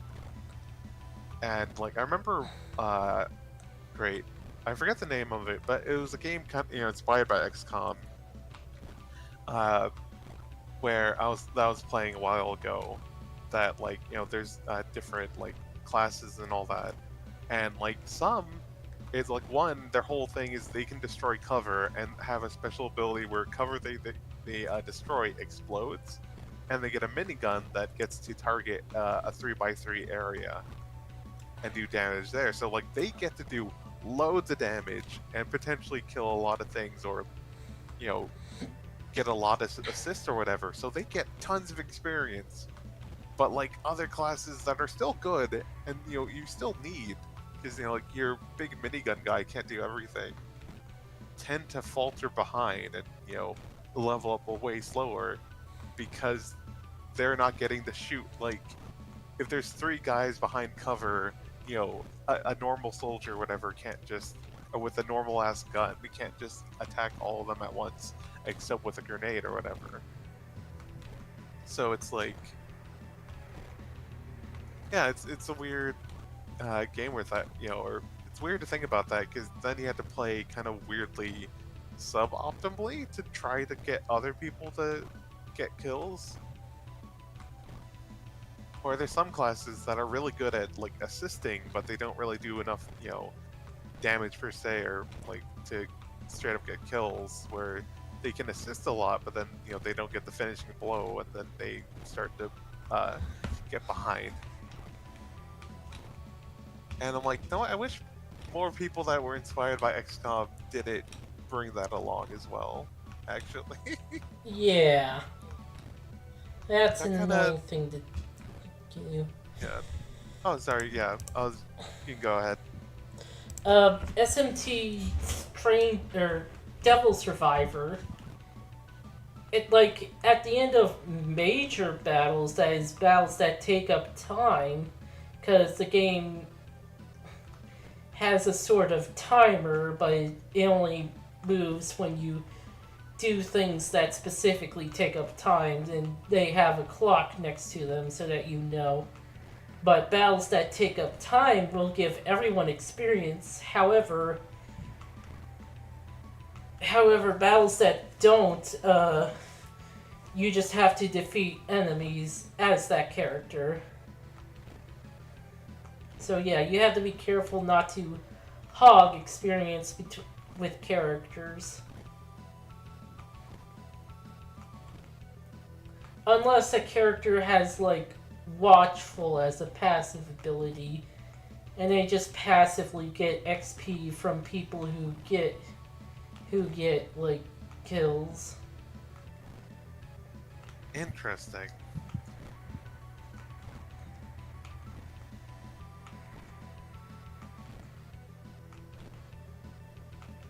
There is a part early on where you have to basically get the main character to level 30.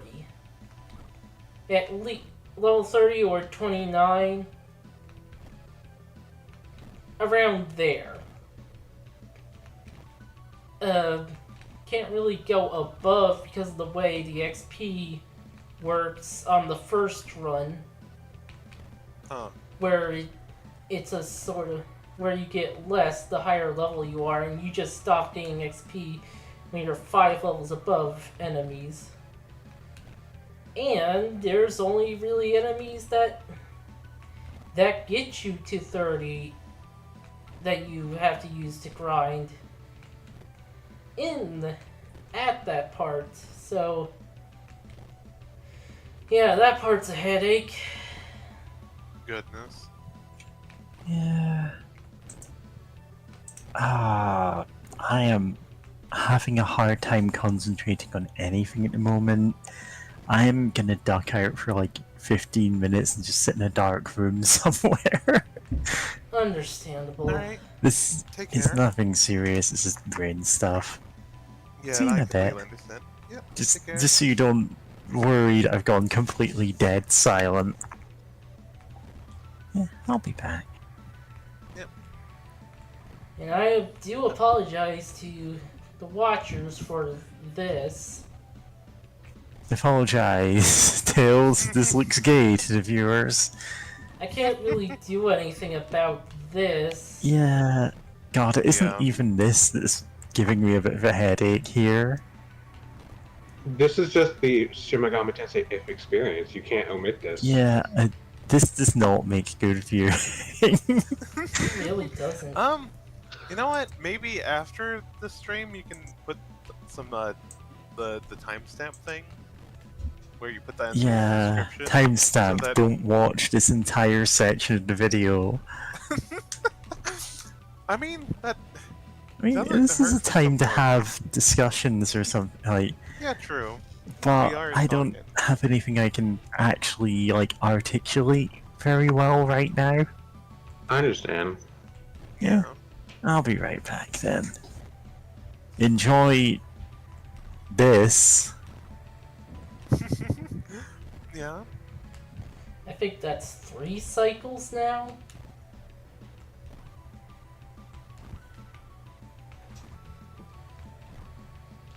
God. But what was I saying? Oh yeah, tactics games like and the game I was talking about earlier called Depth of Extinction. It's on Steam and itch.io. But yeah, I like it overall. But I kind of wish it didn't, copy the kind of experience from like XCOM because man, it does kind of suck to just like have to balance out like your team members and like just some will just get more XP. And there's nothing you really do about that. Other than do like all the missions you can in a run. Because basically you go out on like on an objective of some sort. Like get like some intel on where a powerful weapon's located or whatever, and then you kind of go on a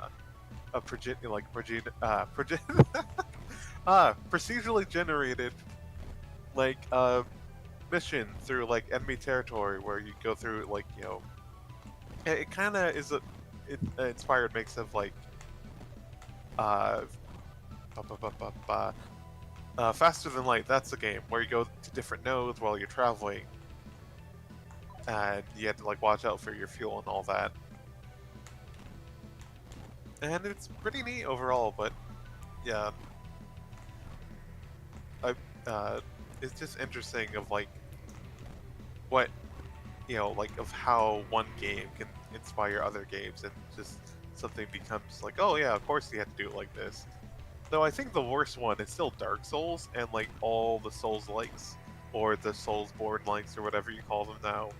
Uh, all like so many of them, even if they're like single player, are like, oh, of course you can't actually pause the game because Dark Souls did that. But it's like Dark Souls was like built around multiplayer, like drop in, drop out multiplayer all the time. So it's like that's why they did it like that. But like other games just kind of mimicking that because Dark Souls did it. It's like, why? Just let me pause the game. What if I need to get some water or whatever? Let me do that.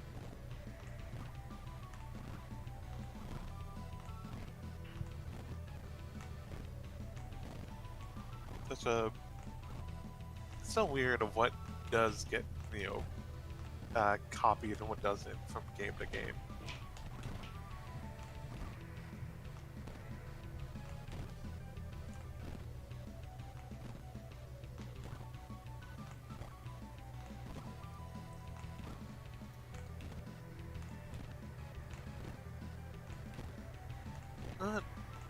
I'm trying to think, is there anything else like that that just kind of gets spread around because, well, the original did it? We're just gonna keep doing it that way. One can argue that swinging in a lot of 2D platformers wasn't great in Mario, and other 2D platformers just did it like Mario because that's what they did.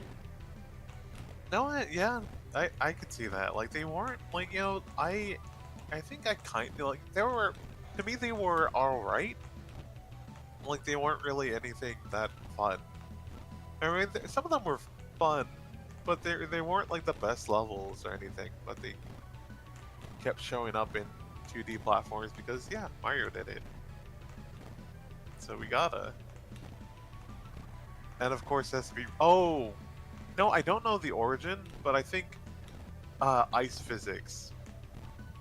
To me, that's like I have no idea where it started, but that is to me the thing that I hate the most. Because it's always like so weird, especially in games where you get more control while you're jumping in midair than you do when you're walking on ice. And it's like, why is ice this slippery when I can like do sea jump, do all these like cool jumps and things, and then it's like, oh, you're walking on ice. This is the worst experience ever. Die 1,000 deaths. And it's like, why? Was it this rude? Come on.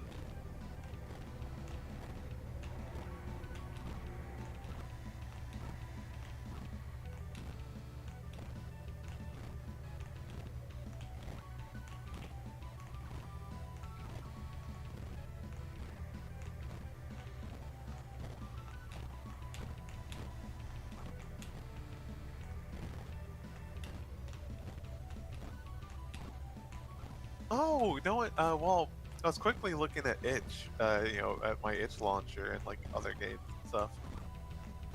And just remembered that while seeing Linda's Inception, since it's kind of like the Game Boy Advance graphics of a thought I had recently, but forgot to share anywhere, was in like Pokemon, how like you always play as like a human, or the Pokemon Mystery Dungeon, play the Pokemon, but in Pokemon and other games inspired by Pokemon, like I know there's other like monster, you know, catching and raising and collection games, but like there are games very explicitly inspired solely by Pokemon as their like main, you know, kind of data point in that. And it's like you're always like a human, and you have all these like fun monster buddies, which is like cool and all. But I'm like, you know what? Would there be a way where you can play as a monster, as a cool monster, and you get to have like a collection of like monster buddies. And like an idea I had is like, well, you know, I think it's been joked about that Pokemon are sort of like little blood knights that love battle, and they like being with a trainer because they help them like Well, gain more experience. And I'm like, well, what if you play as a monster who's like trying to build up, like they have like little, like in this monster world wherever they have little tournaments and they love fighting each other, for like fun and profit, but and you're like you're the leader of a small group of like monsters or whatever, and you get to like fight other guys, like hey, like be a shonen protagonist, like hey, like want to be my buddy, like we'll fight about it. And you can do fun stuff with that.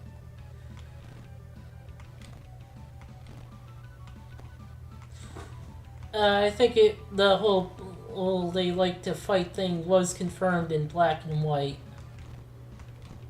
Yeah, which is, I still need to play through like a lot of Pokemon games I kind of missed out on growing up. But like, isn't that the one with N who's like, hey, maybe we shouldn't force Pokemon to fight? Yeah. Which is kind of buck wild if you think about it, because it's like the whole like idea of Pokemon as a franchise is, yeah, no, it's cool to have your little like pet cat monster fight things. It's cool. They love fighting. They love violence for fun. It's enrichment. Okay, going to save state and check. Yeah. Whoa, ugh. Feeling kind of dizzy. Completely understandable. Okay.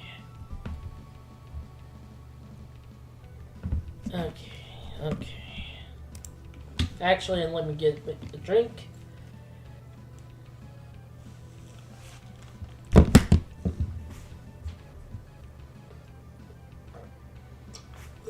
Alright. Okay. I had one sitting here. That's fine. Ah, nice.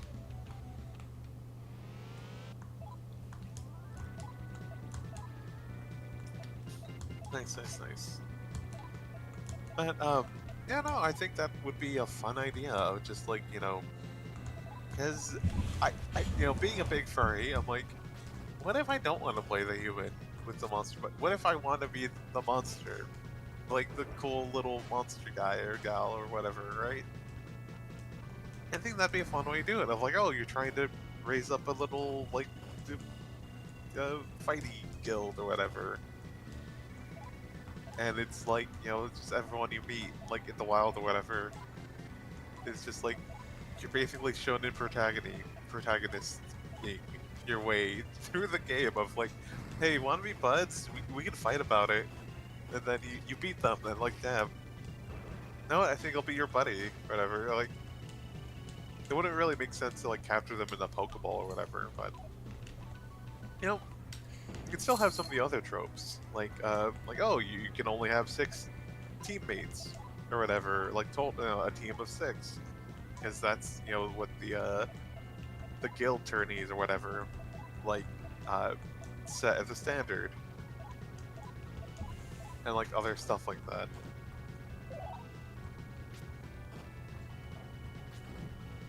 And yeah, that'd be cute.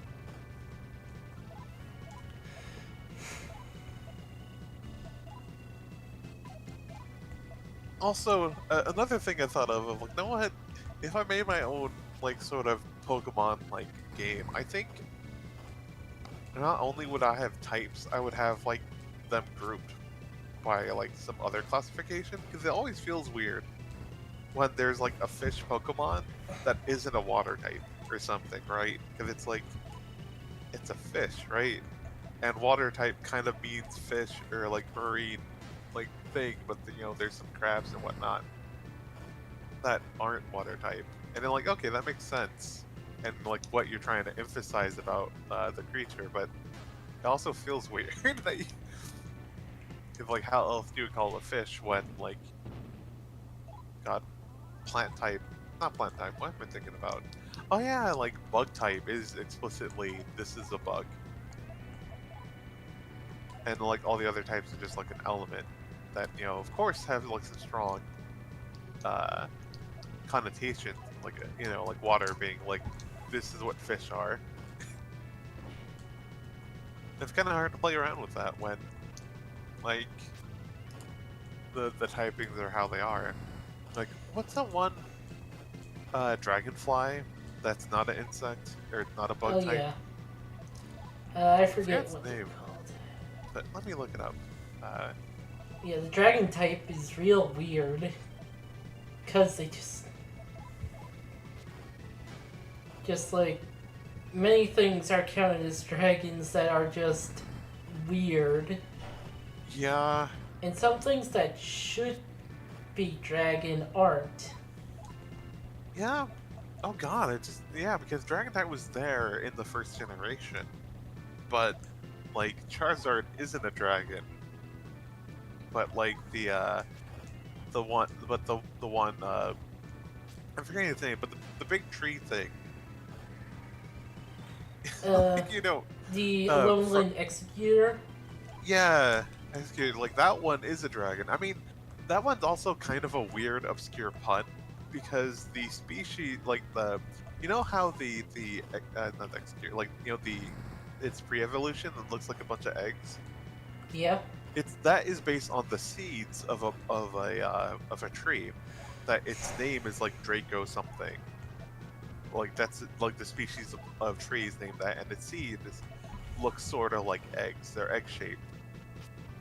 So it's a weird, obscure pun, sort of. That's why it's a dragon. But again, it feels weird that the dragon, like, you know, the sea serpent, like, Gravados, isn't a dragon. Even though it learns Dragon Rage. Yeah, it's learning the dragon rage. It's like, And is based off of a myth about a koi reaching a gate and turning into a dragon by reaching the gate. yeah. Oh no, the Oh yeah, it's dragon fly. police. Oh no. Oh no. We have to warn Pyro. Anyway. Oh yeah, it's Flygon. Flygon's the very obvious dragonfly that's a grounded dragon type. And it's like, because of how, like, typing works in this game, I guess it, you know, doesn't, you know, make too much sense to make it a bug type, or you just give it a whole bunch of weaknesses. Right? So it's Yeah. like, so, you know, so it's not a bug type, but it's like, then you get you know, the weird thing where bugs are like so bad in the Pokemon series. I think by, you know, the Scarlet and Violet 9 mainline generations of Pokemon games, you finally have, like, enough to make a competitive team if you wanted to. It's just like, fuck, wild. It Well, it took this depends long. on which part of the competitive, because there's like overused, underused, NU, rarely used, never Interesting. used, zero used. God. Goodness. No, real quick, shout out to Warframe for having a weird thing with the meta, where there's like a special, you can add mods to your weapons and other stuff, but some weapons that do poorly in the meta that no one really uses, there's special mods called Rivens. That's what I meant to say first. And the Rivens, they get they can get more bonuses if a weapon is like never used. Like, the more used a weapon is, its Rivens are still good, but like not really that special compared to like the other rare mods you probably have by like endgame or whatever. But Rivens for like a weapon no one uses are like absolutely spectacular. And it's just like, hey, if you're the if not the if you're the weirdo who likes the gun that no one else likes, you can potentially get a like a power up to your gun to make it like compete with anyone else's. Because yeah, it's a mostly like player versus enemy like cooperative game. So it's like if you like this weird gun that no one else uses, then like look out for a ribbon of it, and you'll probably do just fine. And I think that's really neat concept. But yeah, no, that's interesting. I didn't know there were that many categories for Pokemon. Not competitive. Yeah, and each generation has their own version of that. Makes sense. But yeah, no, I feel like I know there's kind of sorta like a classification in Pokemon. Well, sort. I say sorta because some Pokemon are like, oh, the cat Pokemon, or like as a little subtitle for them. Like, what's Flygons? Uh, Mystic Pokemon. Like stuff like that. Mythical? Yeah, like mythical or whatever. But like now it's where it's like under their name. It's like I'm on Bulbapedia right now, and it's like like Flygon, the Mystic Pokemon, and I think for what the hell? Sorry, I'm looking at Yanmega, which is another Dragonfly like Pokemon, and its name is it? Oh no, it's normal evolution. Okay, I didn't really know that type that well. Yeah, it is the normal evolution. But yeah, Yanmega. It has the title of Ogre Darner Pokemon or whatever. Oh yeah, Pokemon category. They have such weird ones, but like, they don't really have like anything like normal. Like I guess in the real world, like the taxonomy we have with the animal kingdoms or whatever. Like they all have like, sometimes like in Pokemon you'll have like Ekans is snake Pokemon, and Arbok is the Cobra Pokemon, and Pikachu, Raichu, Sandshrew, and Sandslash are mouse Pokemon. But it's very inconsistent, like of which ones get sorted into what, and that doesn't really say much about it. Like Venonat is the insect Pokemon, but there's obviously tons of insects and the whole bug type. Wait, Diglett's a mole Pokemon? According to this, Diglett's like its little Pokemon category in its Pokedex entries, like, oh, Diglett, the mole Pokemon. I for some reason the idea that they're moles never crossed my mind. Mostly because moles, you see a mole's body. That's not hard, but like Diglett's whole thing is you never get to see its whole body. It's just some weird thing that pops out of the ground. The funny little nose. Round is his body. The whole planet Diglett. Diglett, Dig, Trio. Oh yeah, Meowth, it's a Scratch Cat Pokemon. Well, Persian is the classy cat Pokemon, but Psyduck and Golduck are the duck Pokemon. It's funny, like, there's some that do, like, stick with at least an evolutionary line, but again, Meowth isn't just a cat Pokemon, it's the Scratch Cat Pokemon, and well, how many of those do you see? Oh, it says, is that the Japanese version? I've just not noticed till now. Yeah, it is, Japanese category, translated. Where's... Oh yeah, Raticate are both mouse Pokemon in both English and Japanese. Are there any fun differences yet?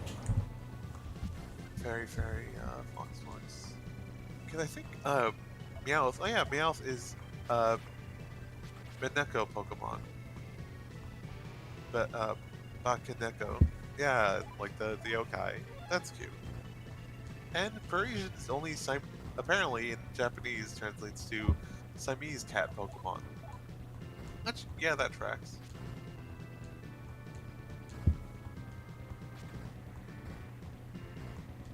But yeah, no, like those aren't like really consistent. Or sometimes they're just like, again, like Flygon's just like mystic Pokemon. Like, okay.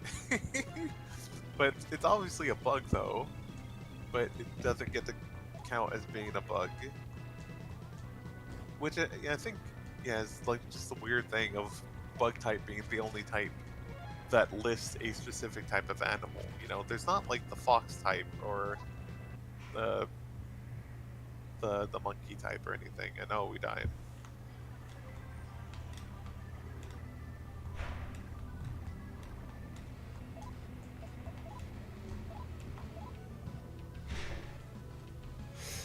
You got a spider persona. Cool.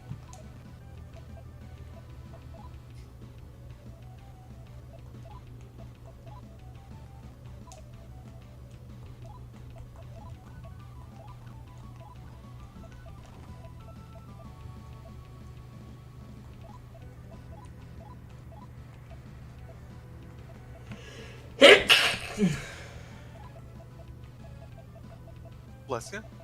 Thank you. Good insight.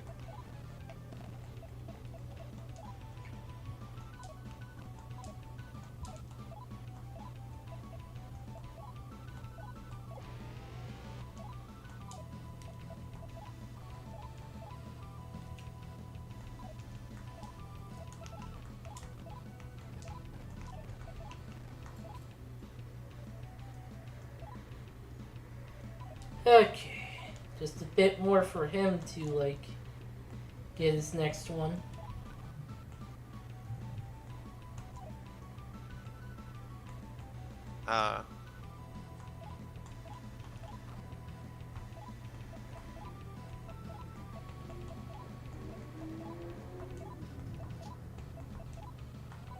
Oh, yeah, I forgot that specifically. The execute, like, right, I forgot the name of it, but keep keep forgetting the name. But the species of plant that the seeds look like that are actually a palm tree, I think. So like, yeah, that's why it becomes a big old palm tree. That's neat.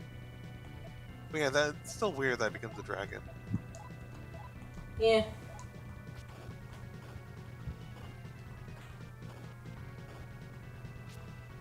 God, that said, I do love how incredibly tall it is. I think it's like one of the tallest Pokemon. In just height.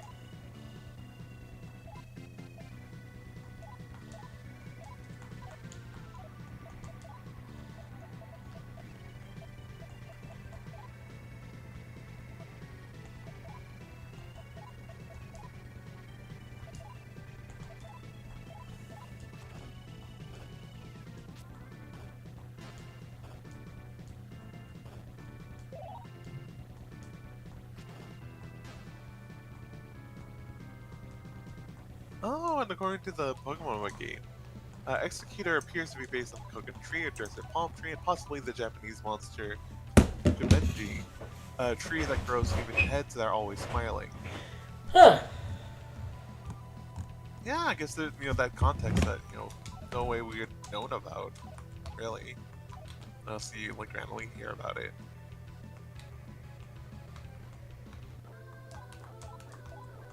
Hey everybody. Hey. Hi. Yeah, I think that does actually help to just go and lie down for a bit. Yay.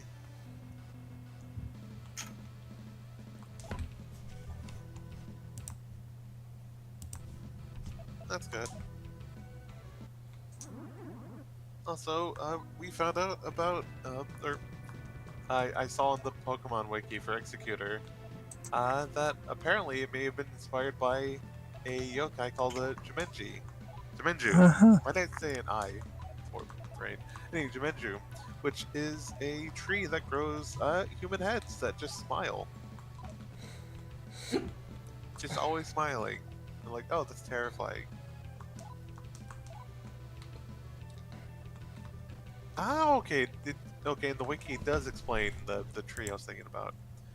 A lone executor more closely resembles a coconut tree or typical palm tree. Its dragon typing may be a reference to the Drekana genus of trees. It may also be a pun inspired by the koka, a dragon whose name shares the same regions as the word coconut. Dramatically larger. Okay. Its dramatically larger size may also reference island giantism. So I've never heard of this Coco dragon. Oh my god, where is this from?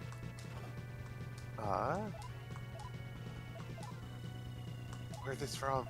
Like, the Coco or Coca, known as Kokoi. Coco, god, so many different names. El Kokoi is a mystical ghost-like monster equivalent to the boogeyman found in Spain and Portugal. Ah, okay. And physical representations. There's no general depiction of the Kokoi as far as facial or body descriptions, but stated that this shape-shifting being is extremely horrible to look at. God, great. And I see a lot of the physical representation of it in like floats and fairs or whatever is some sort of weird dragon thing. Coco is the name of a female dragon who's featured in various medieval celebrations in the Iberian Peninsula. In Portugal, one still survives in Macoy. She fights in some sort of medieval tournament with St. George during the Corpus Christi celebrations. And she's also called Santa Coca, Saint Coca, an allusion to the Irish saint, or Coca Rabici?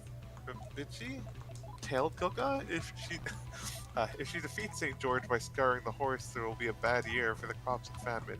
And, okay, it's a whole thing.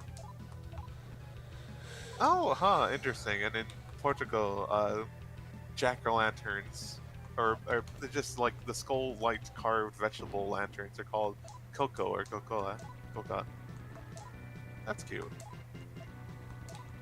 Yeah, it's just funny of like how deep the rabbit hole goes of what on earth is the like what on earth is Aloha Executor referencing with both being a dragon and so fucking tall.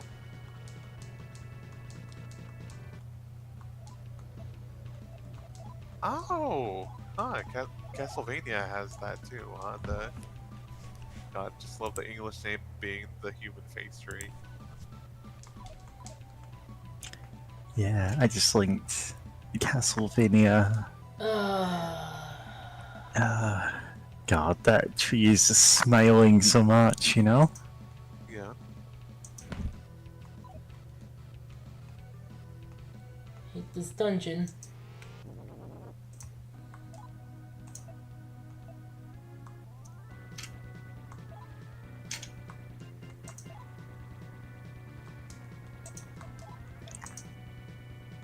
Yeah.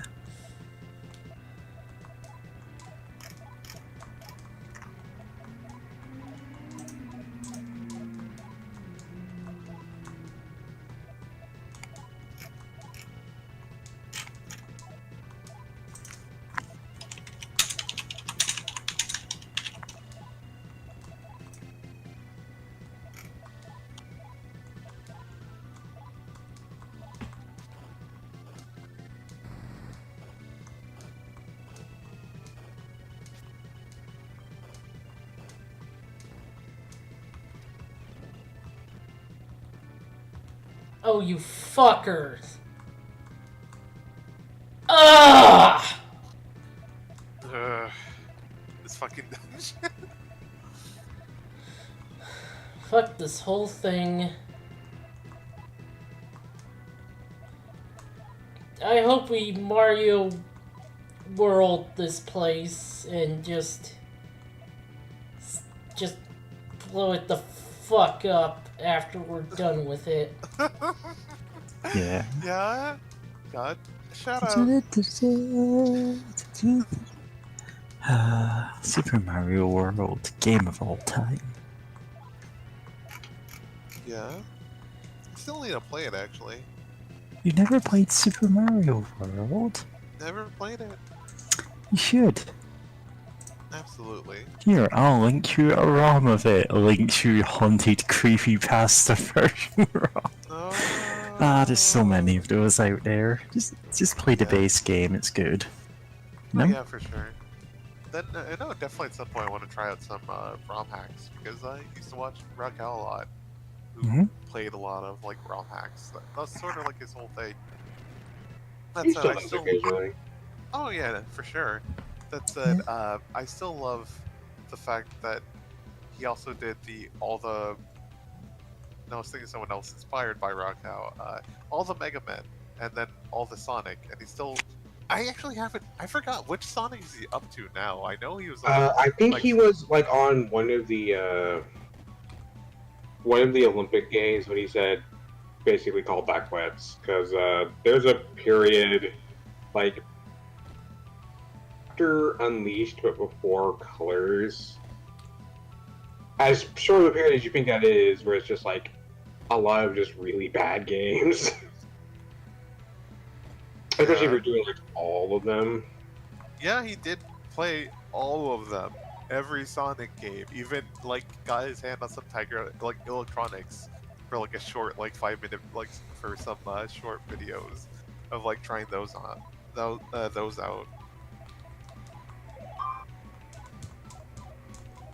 But yeah, that's fair. Don't know. You know, I'll check his YouTube channel real quick. Then He's Kinda currently curious. let's playing an episode for a Mario fan game, but I think it's been a little while since he's done like a full-on ROM hack. He's also doing Banjo Tooie. Oh yeah, nice. Nice.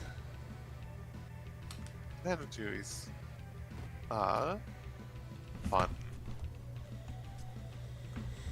Definitely has some weirdness to it, but overall it's a blast. I actually unmuted to say that I've only played like the first world of Mario World. Really? Huh.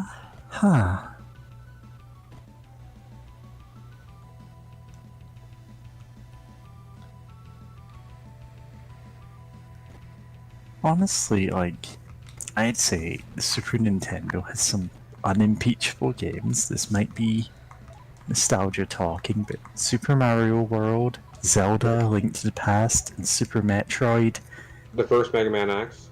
all Okay. absolute classics. Like, I'm going to go back to bat for Mega Man X3. yeah, I'm indifferent to the Mega Man games.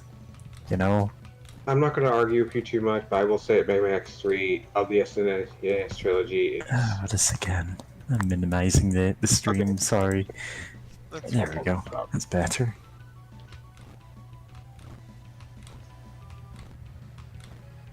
No, sorry, I just noticed that James was doing the whole whipping in place thing and it's really bugging me at the moment.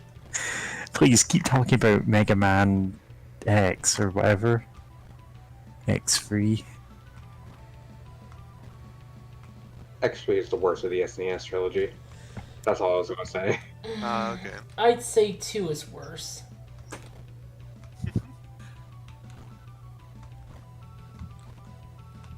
Two is kind of more boring, more safe. X3 definitely takes risks.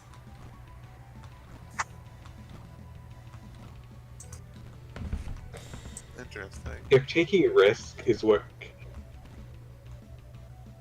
I'm going to say you're fair, but I'm going to say that if people gave more merit to taking risk, then people would probably view X6 in a much better light. X6 was definitely rushed. It was It definitely. definitely was. And. I'd say a lot of its problems comes from that rushedness. Yeah. Although, I admit that the version of X6 we got is a bad game. But there's enough in there that being like, oh, this had actually got the proper time. It could have been good. yeah. At least better than X5. Because I feel X5 is. I think my criticism of X5 is similar to yours of X2, where it tries to play it too safe. Because beyond the story, which it's generally pretty good, the gameplay of X5 is basically just, let's just do X4 again. X5 is like half of a good game. And the other half just does not work. Yeah. I'm trying to remember, like, I watched. I never like. I only played some of the Mega Man games, but I actually haven't gone through all the X's. I've seen Raquel play through them, but like X4, 5, and 6 somehow sort of blur together in my mind. And like I'm trying to remember which one's the one with like the whole spaceship or space shuttle nonsense. X5. That's okay, X5. That's a whole weird thing. God. Still love the fact that there is the speed run of that game of you can't just try to shoot like get on the space shuttle or whatever or what I forgot whatever it was like you could just try to get If we there shoot, have to shoot a immediately. laser cannon and then you shoot a space shuttle. Ah, okay, yeah, but it's like it is a chance that could work. It's a low chance, but it's like you could I go think for even it. if you beat all 8 bosses, it's still So- not 100% chance of it working. Yeah, that sucks. Like, Oh, even wow. if you got all the stuff, it's not 100%, and that kind of sucks. Honestly. In fact, That does. when I fired the cannon, I usually get all the things for it first, and it usually fails. God. Horrendous. I think firing the cannon at full capacity, even if it fails, improves the odds of the shuttle succeeding. That might be just a like from legend. Might.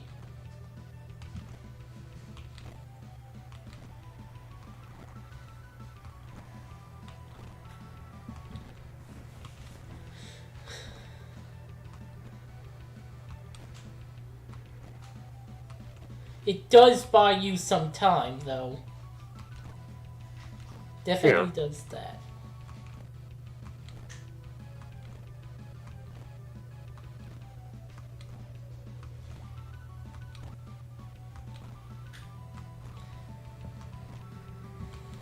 Oh wait, wasn't X6 the one where it's like, Aya, you know, uh, the the gal that's been helping you, kind of like mission control throughout the game is like, oh, hey, I'm gonna talk about all my like past sins of like helping like cover up just Well, assassinations. to be fair, the 8 Mavericks are directly the people she helped murder. Oh, to be fair, she only helped murder one of them, but still, they're all people she knew personally.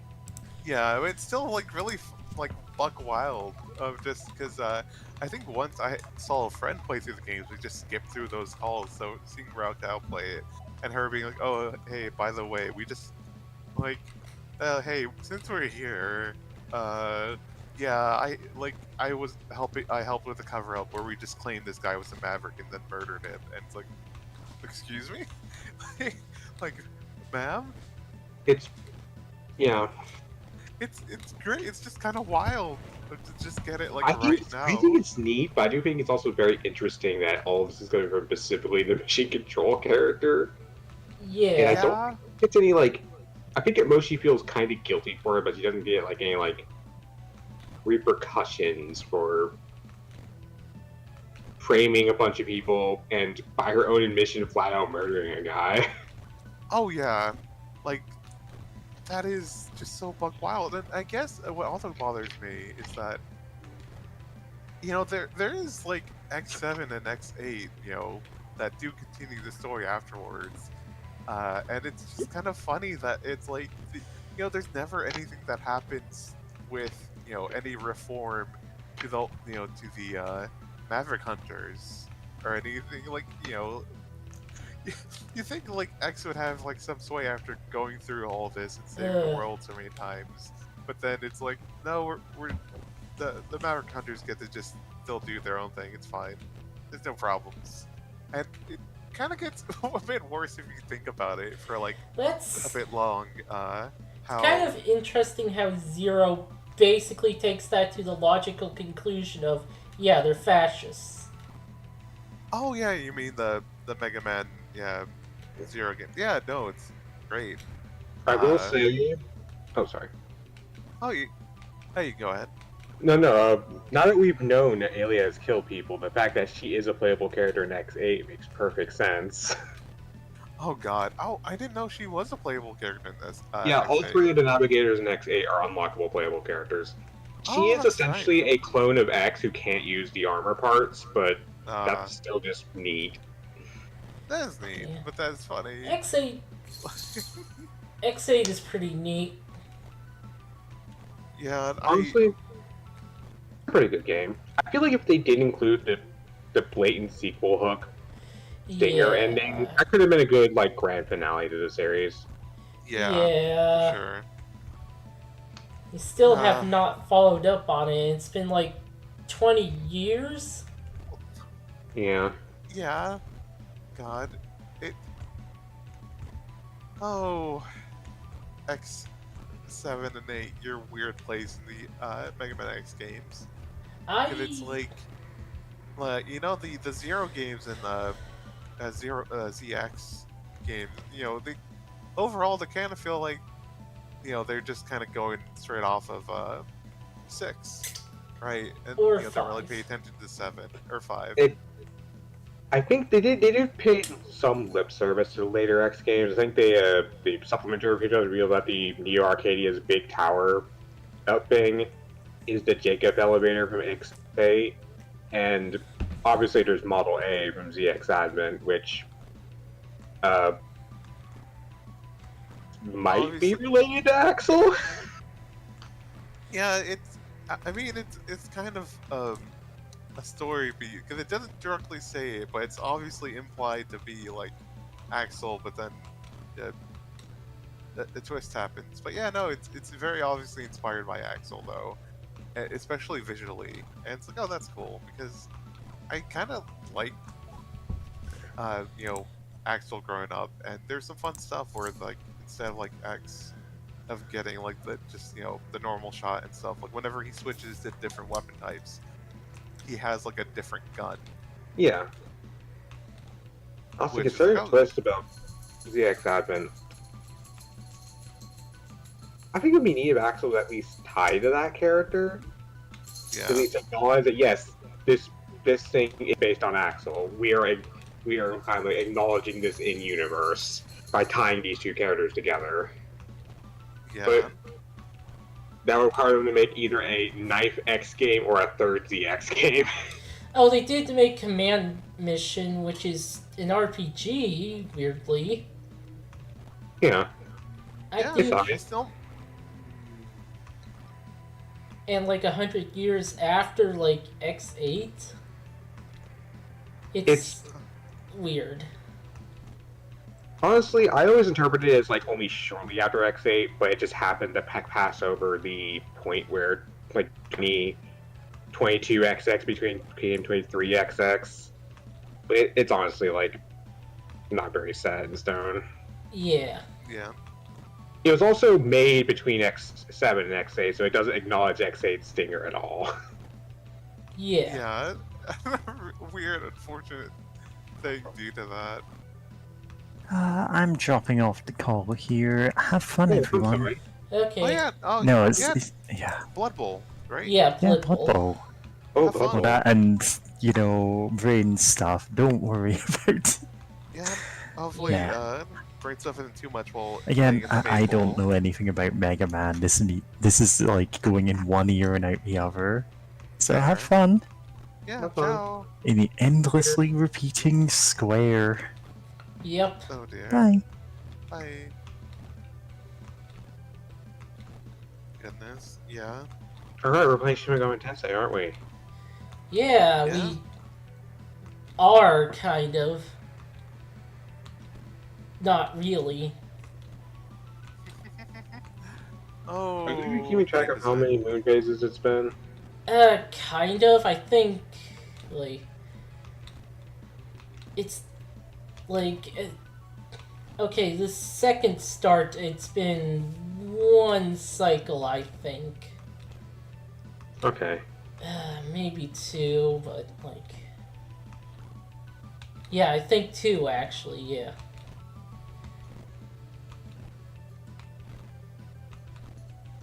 game design. Yeah, this... Why'd they make it like this? There's no other dungeon like this in... like any of the SNES or NES games. Oh god. What if they let Kojima make the boss fight in Metal Gear Solid 3 versus the end, like he originally wanted to, of where it took actual 2 weeks of gameplay to actually like beat the fight with him. Like instead of someone saying, "Hey boss, that sucks ass," hey Kojima, that sucks ass. We're not doing that. Like no one's going to play that. It's all right. Like, what if they let him do that? This is what's happening here. It feels like Yeah. I think someone had it. Go ahead. the closest thing I think there is to this is in Nocturne, in one of the kalpas of Labyrinth of Amala. There is a person you talk to who's like, people are too impatient, and you have to agree to him. But first, you have to wait like 3 minutes before agreeing with him. God, That's silly. that's silly. Well, If it's that- minutes, then fine. Yeah, That's Earth- silly, but sure. Earthbound also does something like that, to be fair. Yeah, but again, that's minutes. This isn't like. I mean, how the devs intended you to play this section is go into, the dungeon proper and get, like, you take a step and then have to fight a thing, and then you fight, like, 5 different waves of things, and then you have to take another step, and then your third step you fight more 5 waves of things. God. Oh yeah, and Bizarre. something kind of similar in Takeshi's Challenge, where Yes. Well-known good game, Takeshi's Challenge. well, that one was like intentionally made to be a pain. Yeah, but like something similar is you either let a piece of paper soak for like 10 minutes but not 15 or else you'll ruin it, or you let it sit in the sun for like an hour. And Takeshi like hated technology back then. Just like absolutely hated it. So he made like he helped make a troll game basically. And that part was him just saying, yeah, stop playing this game and go outside basically. God. Beat Takeshi. Yeah, he was an old man when he was a young man. That's fun.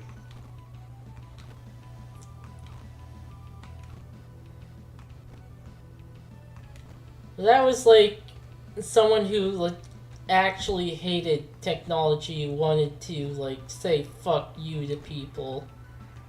That's so funny.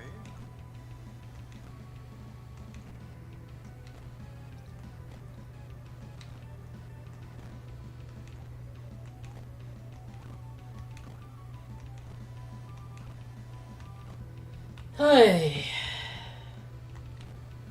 Game design. Game design. I forget. Is there one of the routes that skips this? Yes, Akira's the route? Akira's Akira- the Akira route does skip this. Yeah, Akira has a completely different set of dungeons. It doesn't go through the Sin worlds at all. Yep. I didn't remember if the Reiko / the other girl who I keep forgetting goes through this world, because I know Yes, they do. I know like they and Charlie, like there's some dungeons are Charlie only, some dungeons are them only. There's one dungeon that is Charlie only. We might be getting into it after this whole thing. Like, They were just really proud of this idea. Let's just make everyone go through it. this might be like a rush thing. Like, Maybe, but like you could have also not done this even for a rush. You could be like, hey, let's not do this. It's annoying. Like, Right. instead of just helping the one guy dig the whole thing out, you can help everyone dig the whole thing, their whole segment. Yeah.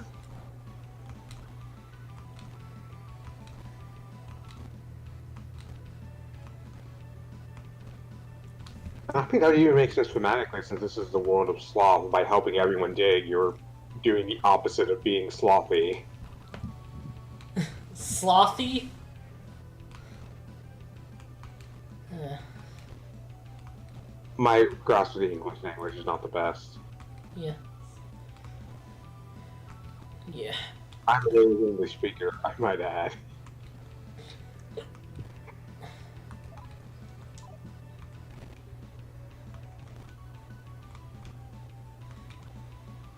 Fuck this horrible dungeon.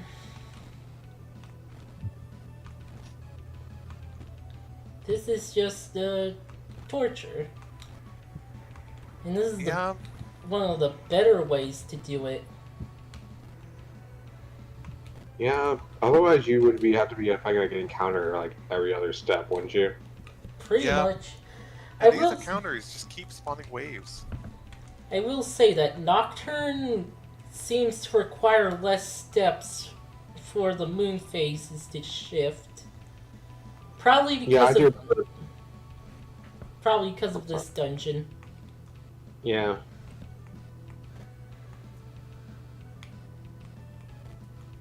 No, I don't think Nocturne ever had anything else super dependent on the moon phase for story progress or anything. Yeah. It's just like certain moves and also certain things. Yeah, this isn't any sort of Easter egg or hidden thing. This is required. This is progress. God.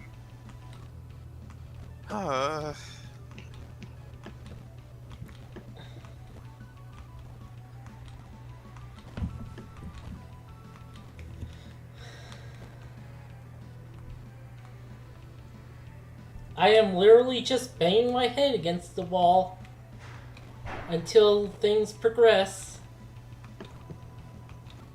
Goodness. No, you know, at least, you know, we're trying to keep up conversation so that this part of the video has just become a podcast. Also, yeah, I don't check some their, like, Tumblr or Twitter or something while listening in. We'll mention when we actually start doing anything exciting again on screen, but, God. Brain. Sorry. um, just my mind's kind of hovering between multiple thoughts. You know, thoughts of like tabletop RPGs, or still thinking a bit about New Vegas. I mean, I did just beat it. Like, that's fair. But goodness. I do want to try hardcore mode sometime. Oh, hardcore what? Oh, for New Vegas? Yeah.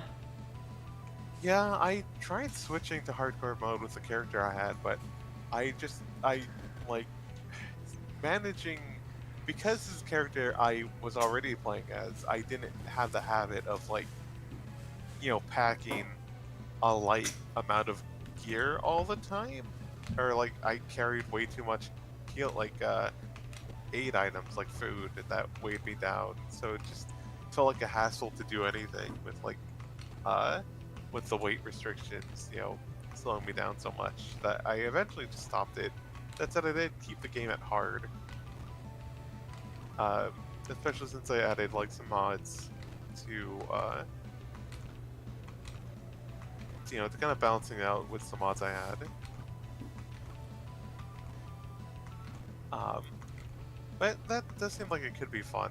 Like, my character that I just beat the game with had like survival as a tag skill, and you know, was readily increasing that. But I was thinking, like, no, if I play a game again, it'd be fun to play like a little like nerd who, like, you know, science nerd who just like eats junk food most of the time. Like that's just like what she likes to eat.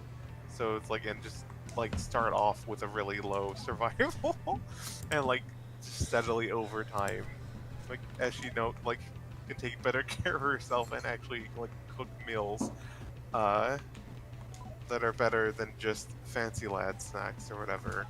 Um, you know, has a higher and higher survival skill. Like that could be fun as a little challenge to try to get by while like having incredibly poor nutrition.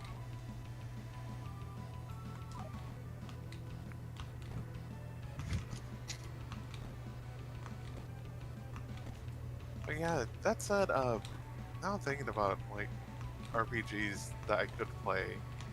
A part of me has been thinking about Pathfinder, Kingmaker, because the friend's like, "Hey, want to do a play-by-post game?" And I'm like, "Yeah, sure, seems cool." And I'm like looking into it. I'm like, "Oh, there's a lot of cool things you can do." I mean, it's also a bit of a mess because, oh boy, there's so many options. But like, it still looks like it can be fun, and I got it from Epic Games Store. Like, oh hey, get this for free, and I'm like, "Sure, yeah, I'll take that." So like, I could just play Kingmaker and go through that, which could be Really? fun.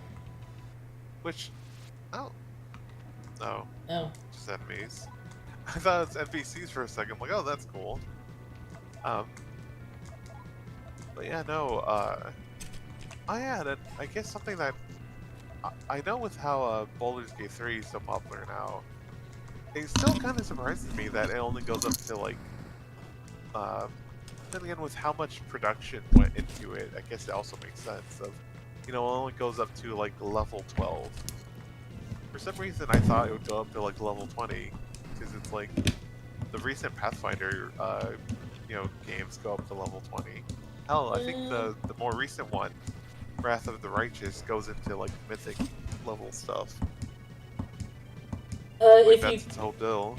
If you counted the DLC for the first Baldur's Gate, then it gets to about 12-ish, depending on class, because second edition was weird about class.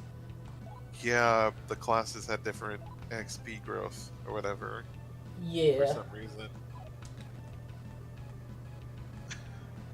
So yeah, I remember looking it up, and I was like, "Oh, Baldur's Gate, the originals, you can go up to like level 40 in total, but that's with like all the expansions. Then you can like get your character to level 40." But yeah, the first one did go up to like level 7 or 8 or something without expansion. And then you can import your character into the Baldur's Gate 2. Start off, level 8 or whatever, and like that's cool.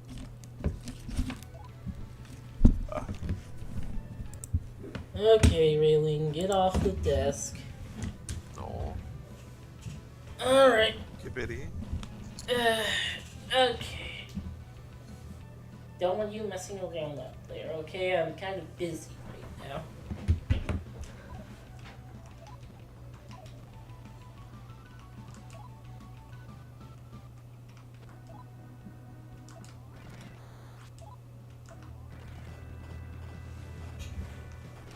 Man, I'm glad I got the lance that makes things sleep.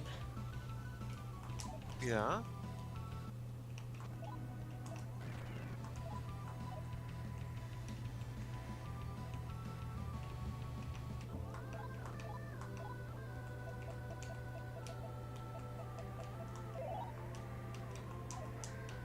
And I have to do this one more time.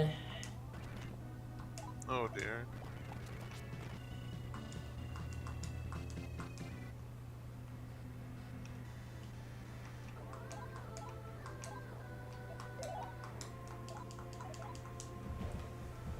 Off screen,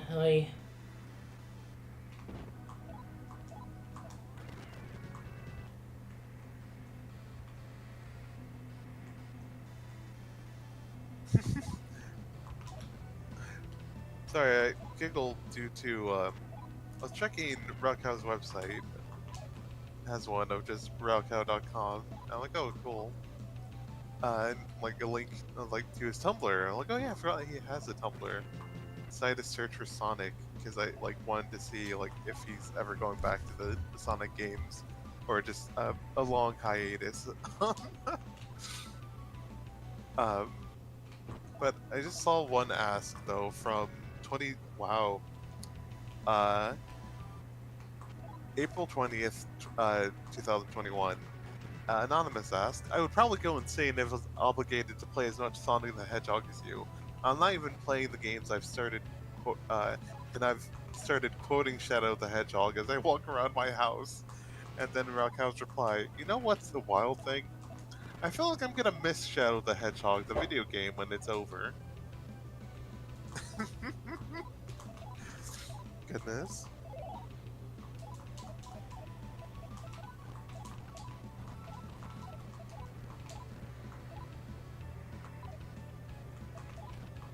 Well, close to a level up. Yeah. Huh. I can remember it been a bit, but I remember he actually didn't hate Shadow the Hedgehog. I can believe that. I think I remember watching his playthrough with the consensus I got, and I think he felt a little similarly, though he didn't put in these same words. Was that kind of like Donkey Kong 64, and that's not a bad game, but it's just too much of a game. Yeah. Yeah, it's not bad, but there are just a whole lot of bad parts. Oh, God, we just talked to this guy and he turns to demons normal. Fuck. Okay, where's all that stuff that said that it would imply that they would stop being dark after a cycle? Because, goddamn, I need to hit someone over that. Yeah. Anyway, Shadow the Hedgehog. Although I have like a special. Oh, he's red.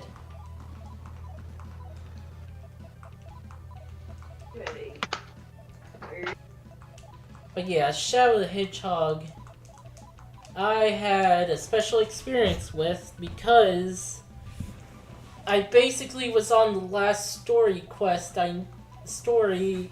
path I needed to do. I got to the boss and beat it, and was like the hardest of the bosses. And then the power went out.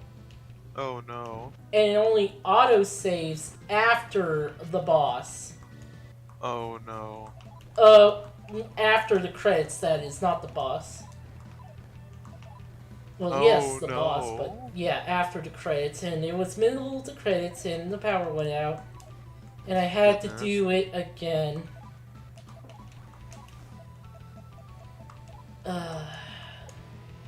Yeah, it took me a day to get to that point.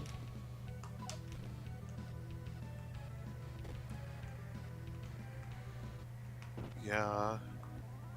Get back to that point.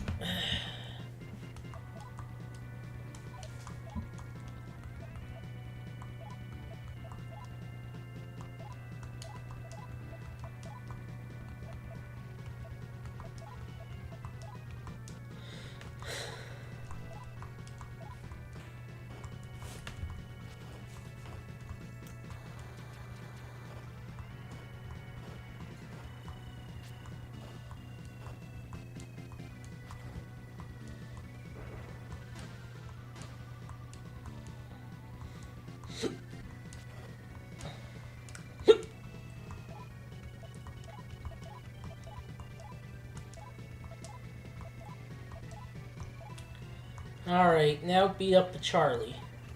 Good. Good dog.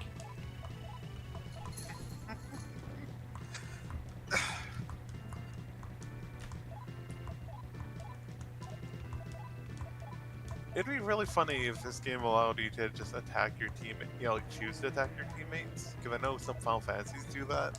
In case they get confused, you can like bop them on the face to like stop that.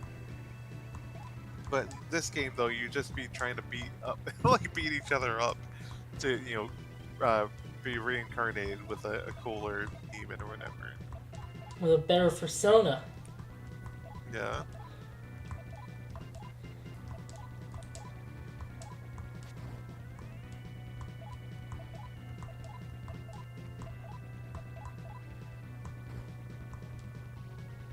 Okay.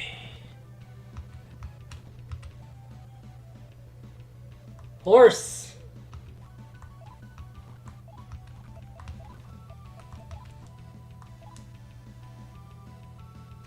Kelpie. Okay, what spells? Mapper, Shiabu, Zanma,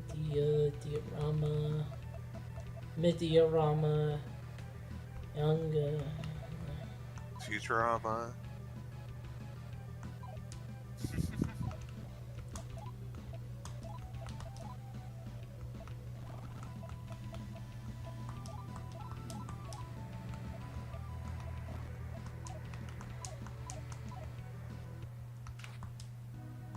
Oh hey, Jack Frost. Adios, Jack Frost.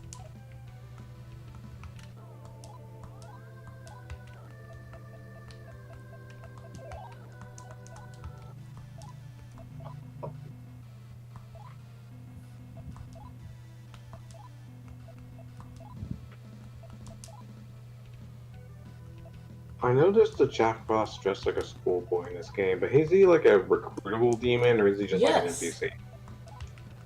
Oh, neat. Yeah, but he's just a Jack Frost. He does not have anything special about him. Aw. Oh. Later games would have the mascot Jack Frost's be their own Jack Frost's. Yeah.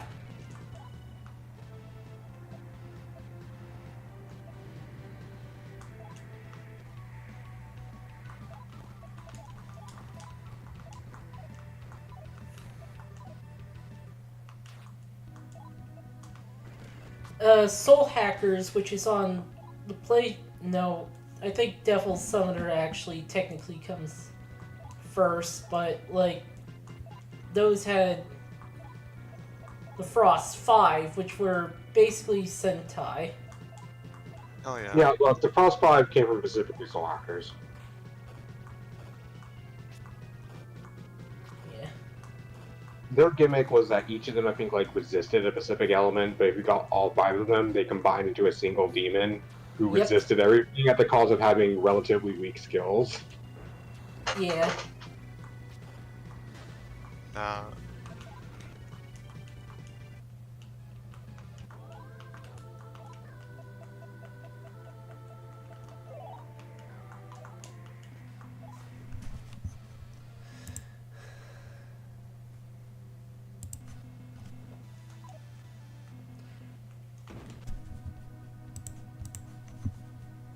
I know they're the equivalent of element demons in Soul Hackers 2, but I don't know if they can still combine across Frost 5. I haven't Yes, they used all 5.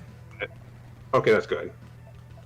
I knew I've been hoarding these funny colored Jack Frost for a reason. Soul Hackers is good. It doesn't have a dungeon like this. Soul Hackers 1 also has a boss that's just a really mean dolphin. Oh So it's yeah. all The dolphin.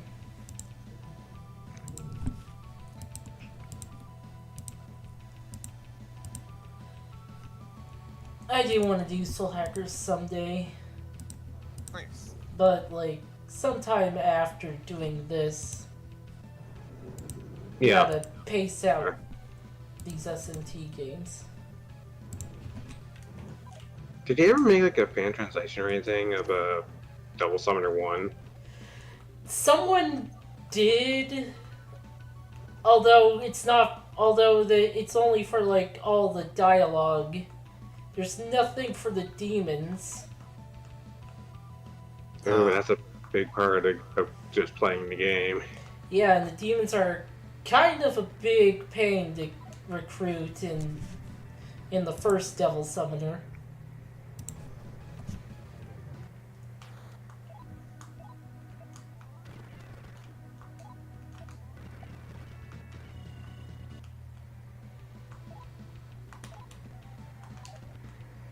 This is a Where the cool. hell do they even find these weird BSM guards?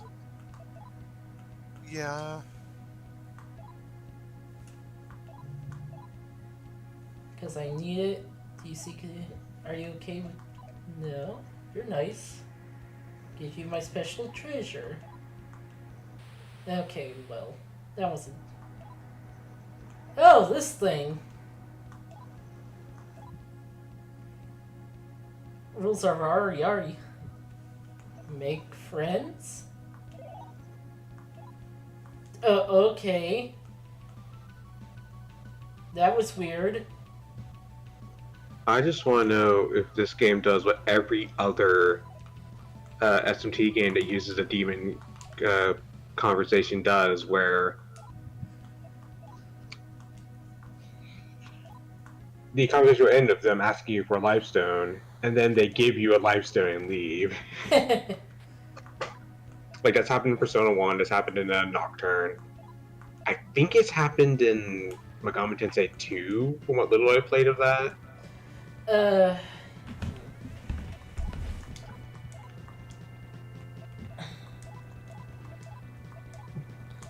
Yeah, these are more deal-withable.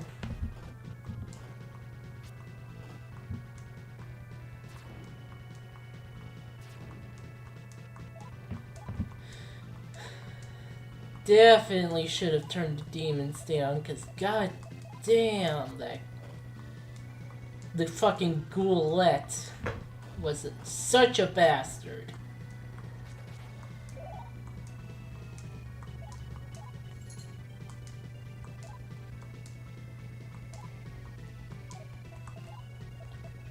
You know what? Cast Dogma. Is there a benefit for turning all the demons to dark demons? They seem to be worth way more experience and also give you like a lot of mag. You only get mag from dark demons, basically. Yeah, that's what I thought, but also know that you can't talk to dark demons.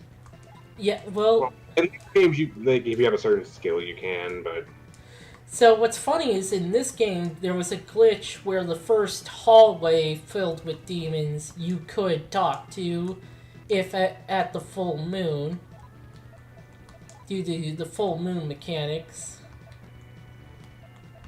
But otherwise, yeah.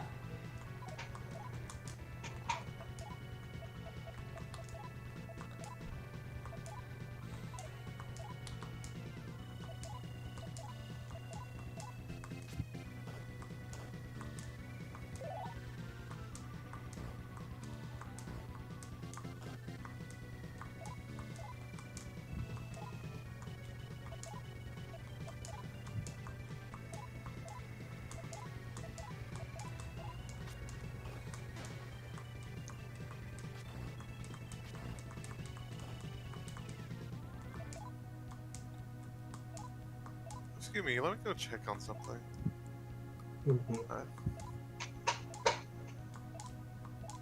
Ah, fuck. Oh wait, brown bottle. I think that lets you summon one of the last 5 or not.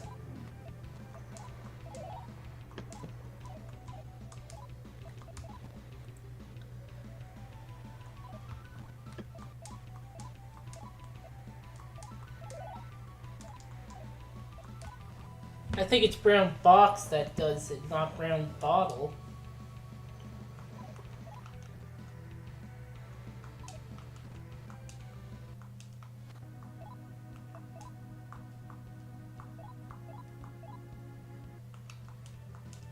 Yeah, talking to demons when you have a demon already kind of makes them leave.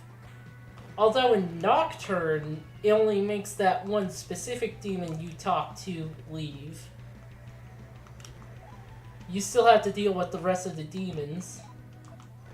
I think that sometimes the demon that leaves also might like, oh hey, you got my buddy with you, but here's something to help you out. Yeah, they do that. It was like that in Persona 1 and 2 as well. Yeah.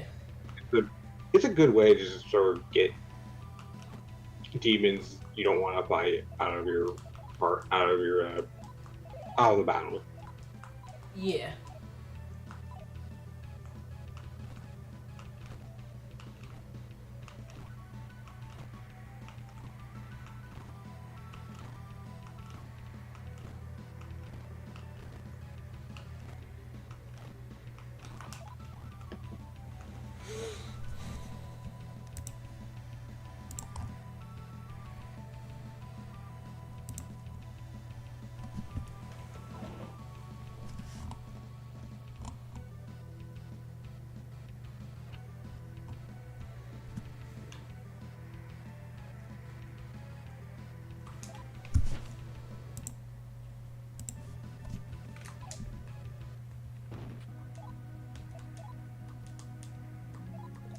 Ah, fuck.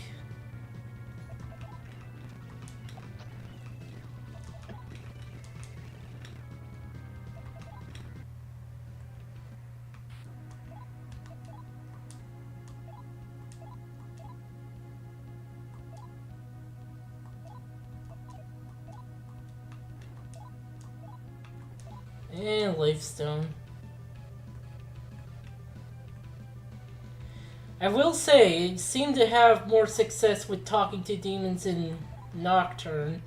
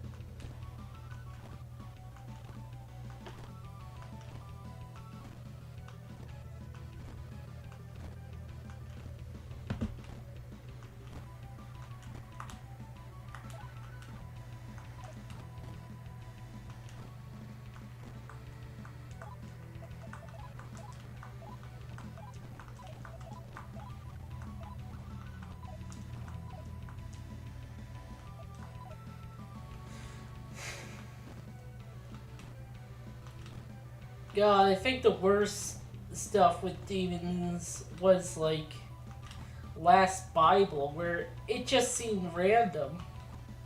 Where, like, I definitely did do a conversation a certain way and saw, like, what it said before when the conversation succeeded, only that conversation failed and things didn't work, even though it said the exact same thing when it joined.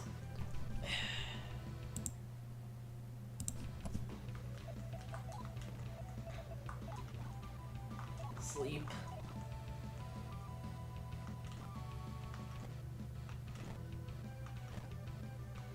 Yeah, Last Bible is, I've only played the first one on the Game Gear because it has the extra stuff at the end. The different ending from the original Game Boy versions.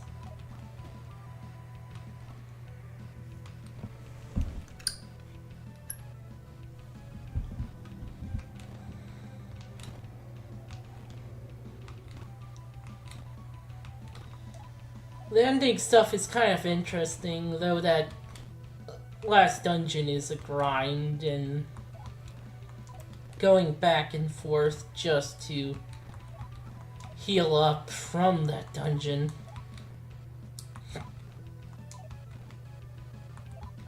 Okay, definitely made progress.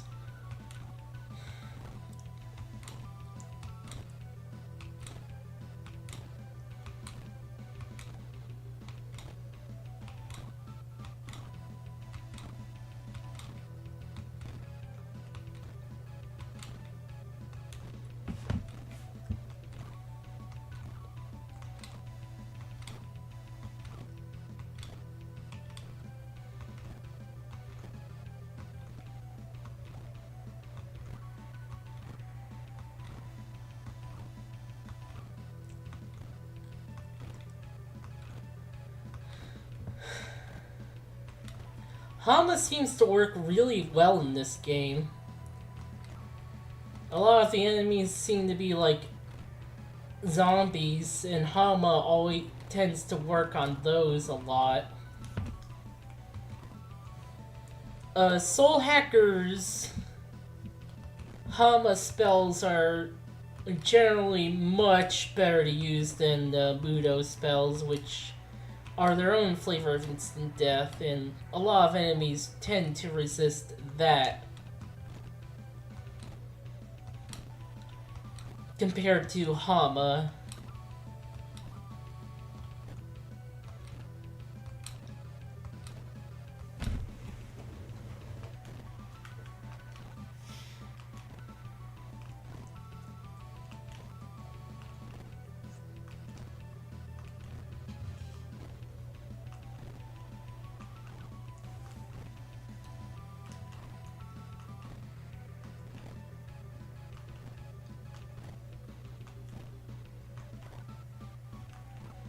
And fire spells, since like a bunch of the really powerful demons seem to not resist fire that much, and like one of the best fire spells is like a multi-hit that does a massive amount of damage for each hit.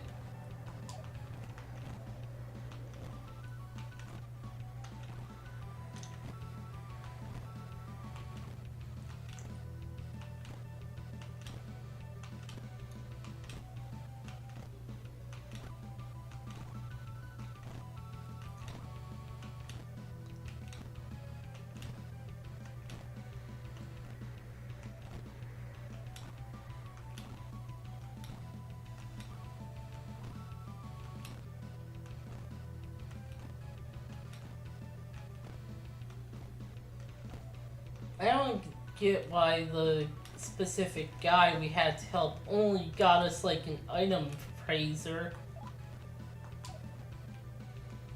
and not the item we needed to finish the damn dungeon.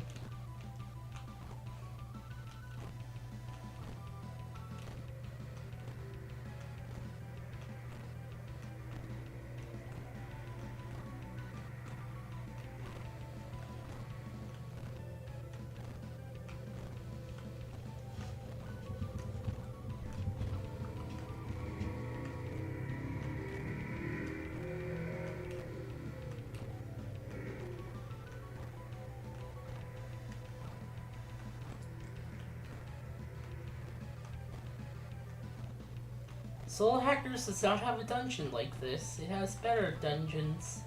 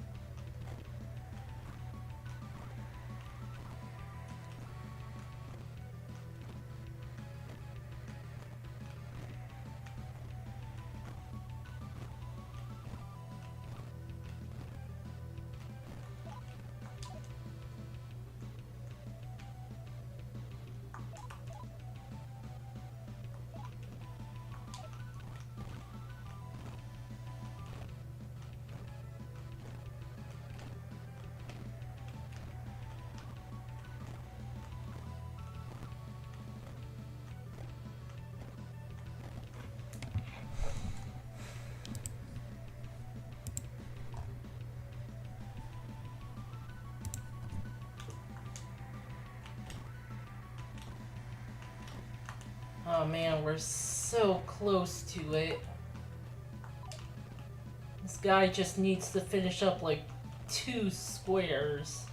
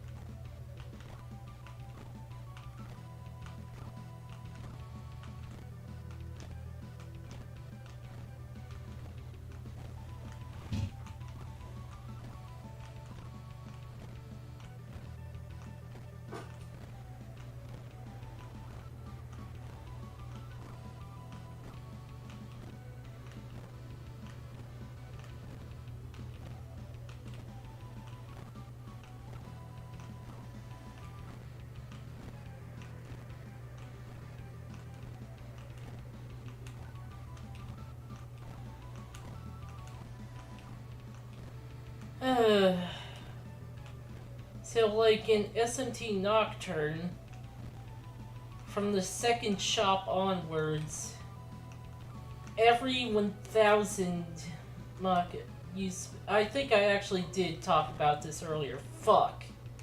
Yeah, I did. I'm back. Sad to grab some food to have while watching, towards the end of the stream. But what's up? Nothing. This Oh, is there. still going. Oh dear. And the thing is, this guy just needs to dig like 2 more spaces.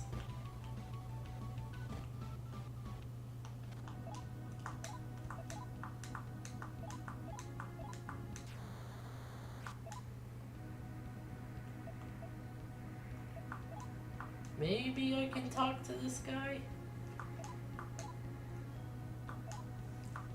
Oh, sweet! I just got him. Hell yeah. You love to see it. Yeah. Especially when I've been having a hard time recruiting.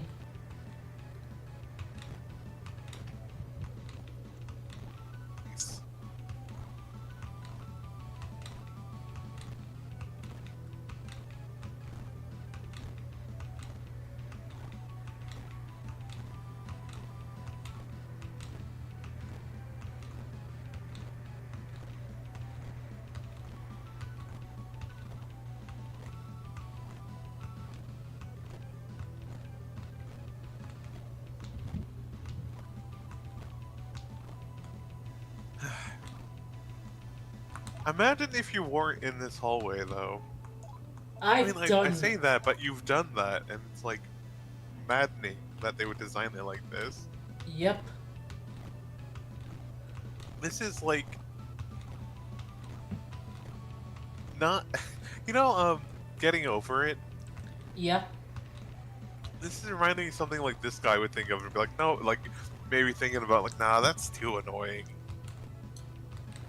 Honestly, getting over is better designed than this dungeon. Oh, absolutely. It's just like, like the point, the game is purposely made to be frustrating, but like, it has a purpose in its design, though. Yeah. This is just obnoxious. uh, goodness.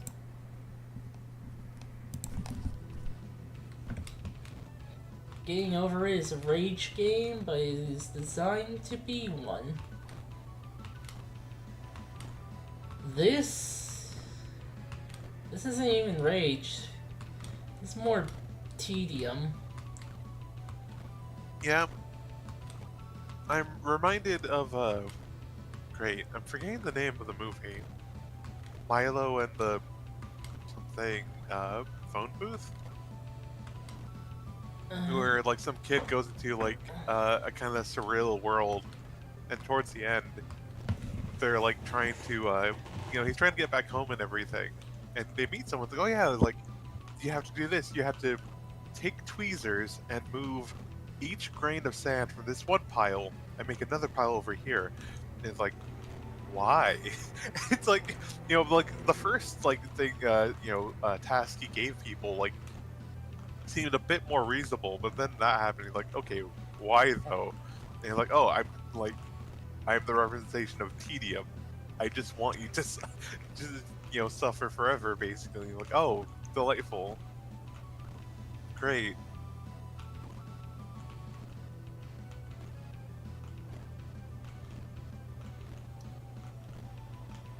What was it? Not just called the Phantom Tell booth. But yeah, like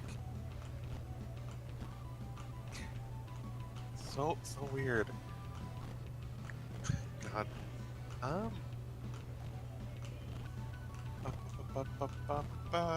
Trying to think of anything else.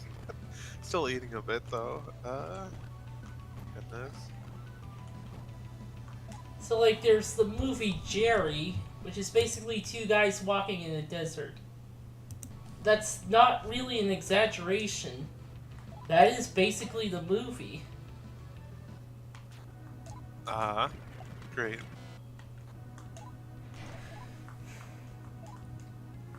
what's interesting is he based it off of video games, specifically with how you have to like walk to get or travel to get to places in video games.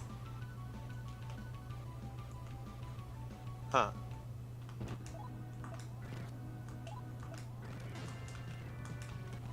It's kind of interesting.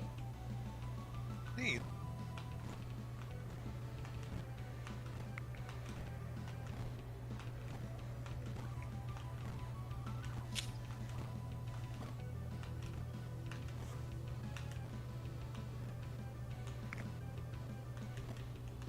Yeah.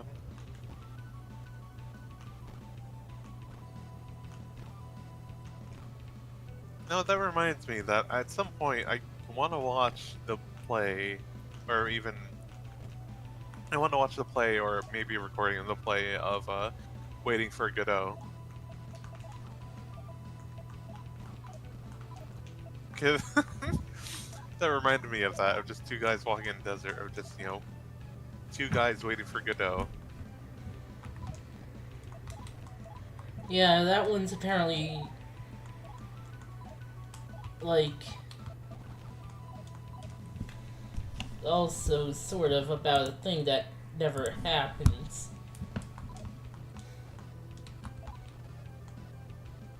Mm-hmm.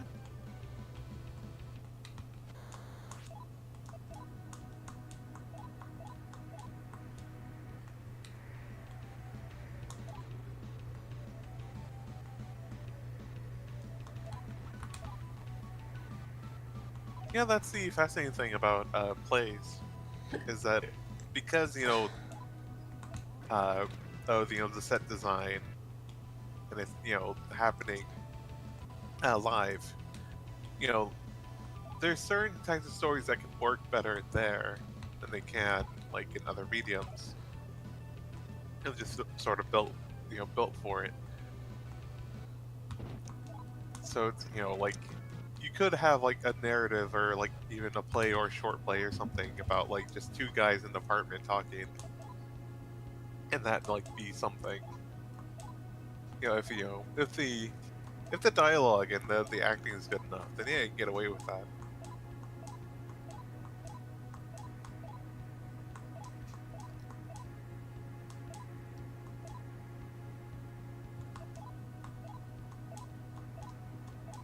Oh my god. Ah, Oh, she actually came. I thought she was just gonna run away again. yes, same. Like you're like, hey, I want to spend hundreds of vodka. Hey, I want more vodka. Hey, I want magic. Hey, I want more magic. God. Yeah, this is basically an SMT game.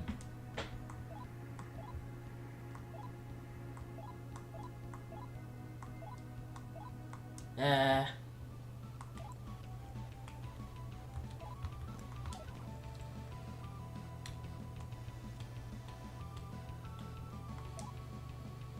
Damn it, I'm going to make a curious looking champion if it kills me. Where'd he go? Well, we'll find out in his route.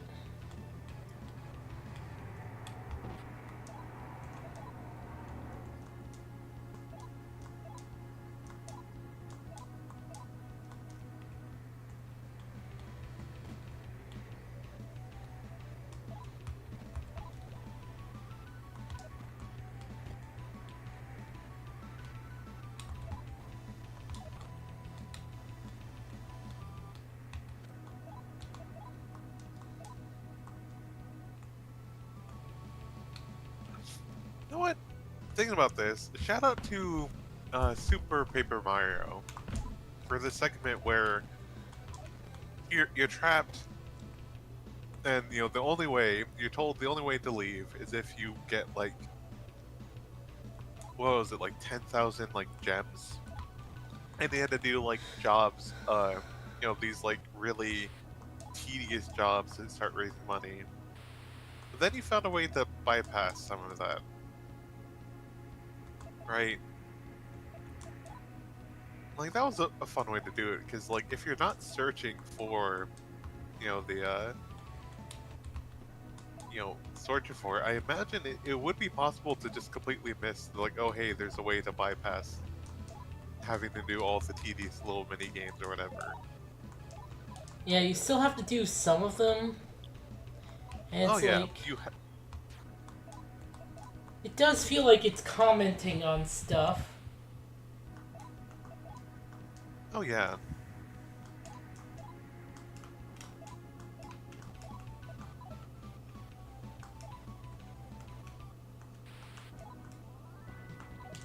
Cause yeah, no, just still thinking about this a bit, and it's like, does this have a comment about sloth or laziness? Not really. I mean, they're forced, then again, it is supposed to be like the asshole guy who decided, not to become a demon lord. His judgment upon the other students.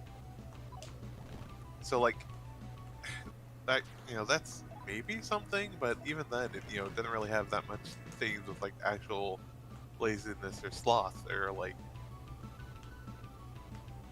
going on here. I mean, I can imagine if there was like someone like who decided to join up with the demons, so that like as soon as the person like digs and finds the thing, they take it from themselves for so that they can leave. That's... Like that would make some sense. It's actually kind of sort of what we're doing with Charlie. It's like, his plan is to just escape the school and damn the other students. It's like he doesn't care about them. Ah, okay. Oh, yeah, that's something.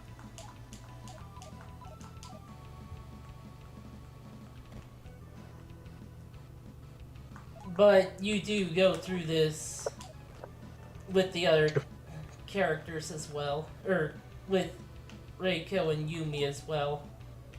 If I recall correctly, I might be misremembering. This is, I guess, technically spoilers for Charlie's route. Charlie's desire to just leave also basically means that this, I think this is the only route where you don't fight the final boss, because once you get to the final boss, you're just, we want to leave. I was just like, oh, you want to leave? Like, okay, bye. It just throws you out. No, you do fight the final boss. Oh, that's fair. Yeah.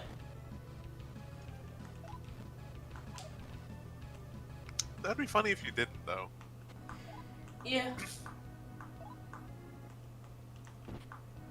I think it would thematically make sense, because I think like the big thing of Charlie's ending is this idea that you and Charlie chose to forsake everyone else. So Hazamo not fighting you because he doesn't see you as a threat, because you don't mean anything to him anymore. Yeah. Yeah.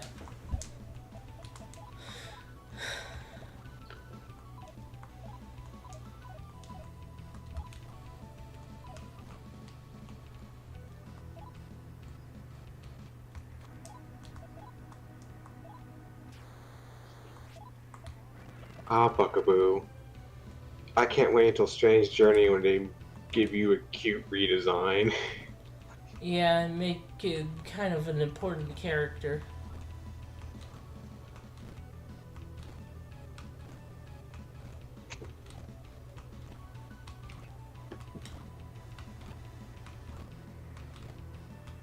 I think they're called Bugaboo in that, or... Yeah, I think so. If I recall from browsing wikis, I think there's a like one for each alignment. They're all called different variations of the name. Yeah. But only Bugaboo is the only one that's like plot important. Yeah. Yeah, the password... Oh, sorry. The password system is quite interesting, because you can get demons you are not supposed to get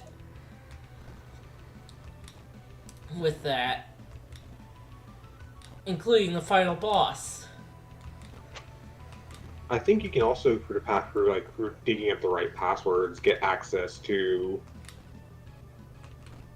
certain NPCs, which gives the implication that they were planning on these NPCs being kinda playable at some point in development, and these were kind of left in.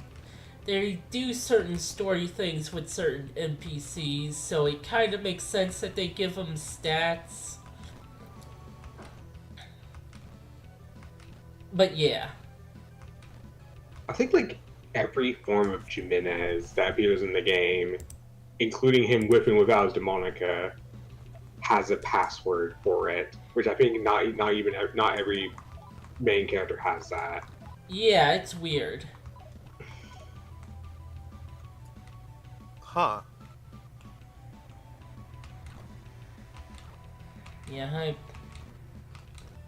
Yeah, like I was saying, I'm surprised. Usually, when there's like a plot important demon, later games will tend to reuse that demon with that design, ignoring the plot relevance given to the design. I'm surprised they didn't do that for Bugaboo after Strange Journey. yeah. Huh.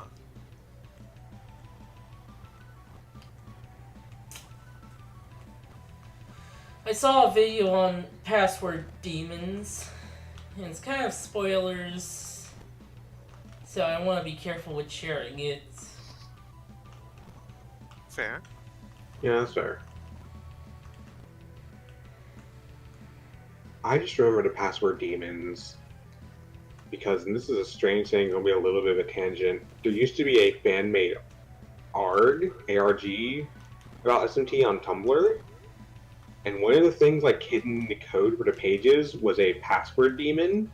I think that gave like a specifically customized version of Amaterasu for some reason.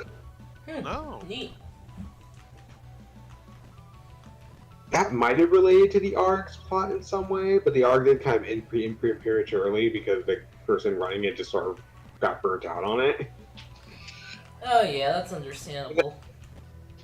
And that's just what makes me think of it now. Yeah. Mary was talking about Mario ROM hack creepypastas earlier, and one Mario ROM hack that was sort of meant to be an ARG. Yeah, the creator basically burnt out on it and just basically stopped. ARGs are hard. Yep. What's funny is Dexter, the show, got an ARG that's basically a season Oh wow. Cool. without any of the main characters, so.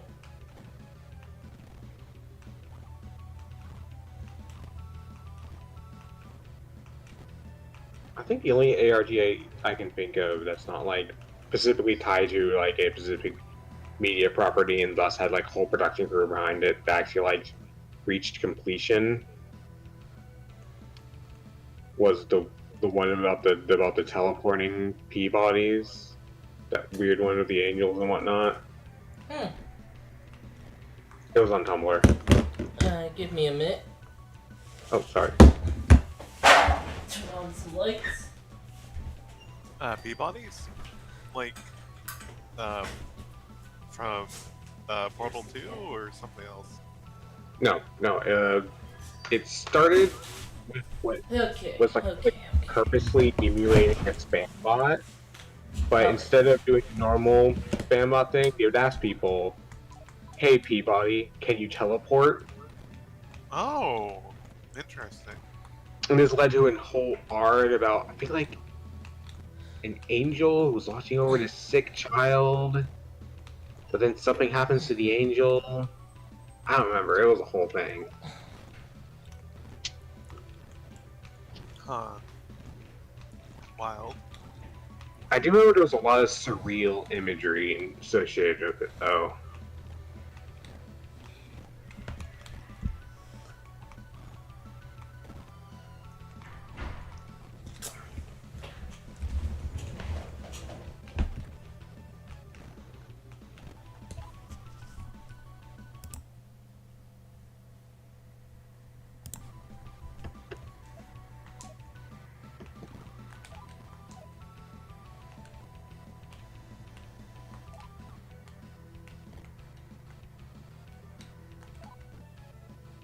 Okay, moved a room. God. Good God.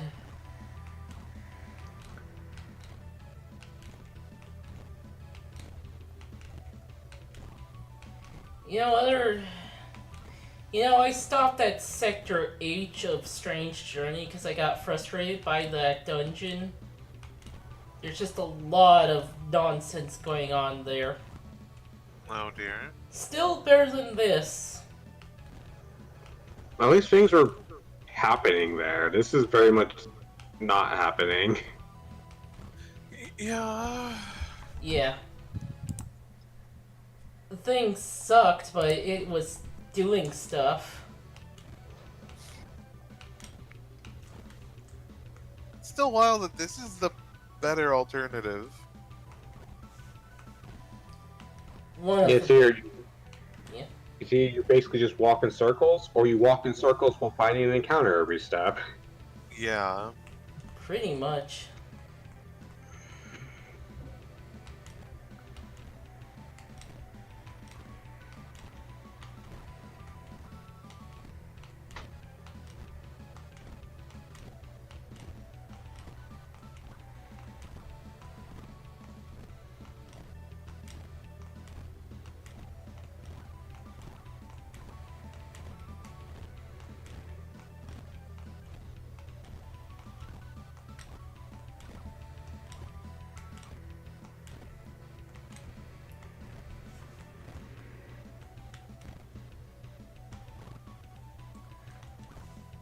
There was some hope for me that I thought this was going to be only like half the video. Oh dear. Yeah, this has been going on for a while. Kind of in I the love video games. Yeah. We're kind of in the last 30 minutes. Are we gonna even fight the boss? They're kind of I think there apparently is a boss, but you don't have to fight it in Sloth. I know there's one of the bosses in one of the dungeons is like you do have to fight it, but if you play your cards right, you basically have to fight an extremely weak version of it. Oh yeah, that one's good. That one's greed, I think. Yeah, that one's Okay. greed. The gimmick of that one was the more treasure chests you open in the dungeon, the stronger the boss gets. Huh. There were specific chests that you had to not open. However, you could open some of them, and the boss will only get slightly stronger. You know there are people who opened all of them because they wanted the hardest possible boss. Absolutely. And like someone did a video doing all the forms.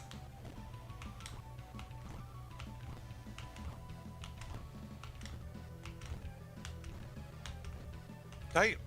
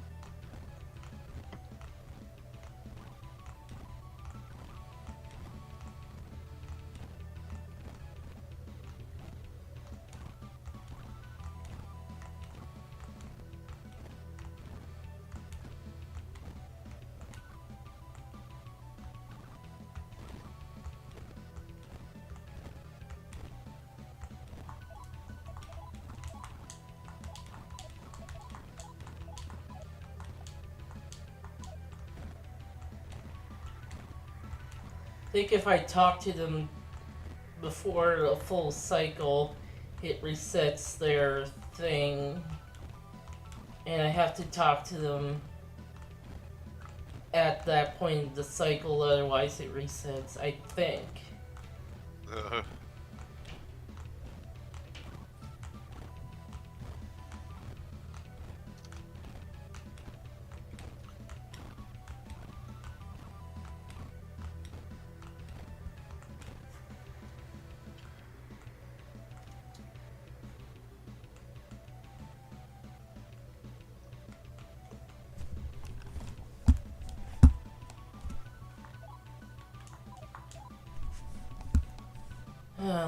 Let me look at the thing.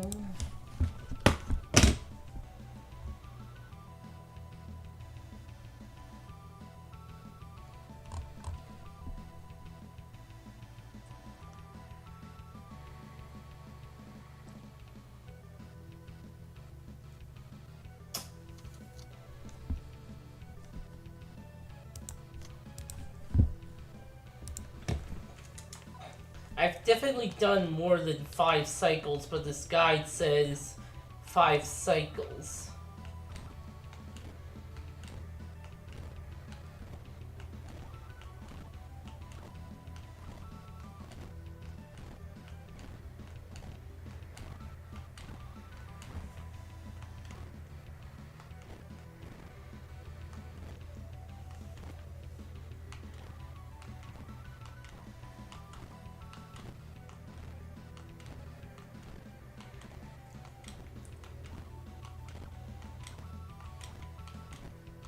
ROM hack. Sorry, I just had an idea of ROM hack that all it changes is that it removes how many cycles it needs for this to complete Yeah, or whatever. that should be a Like there hack. should be.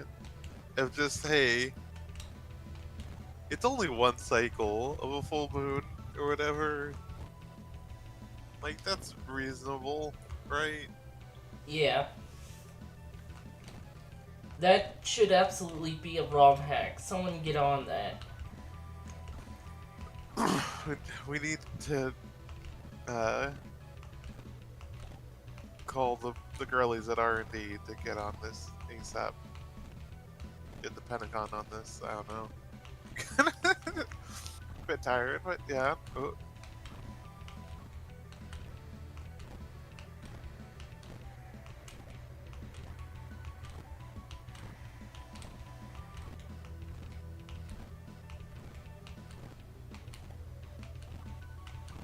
God.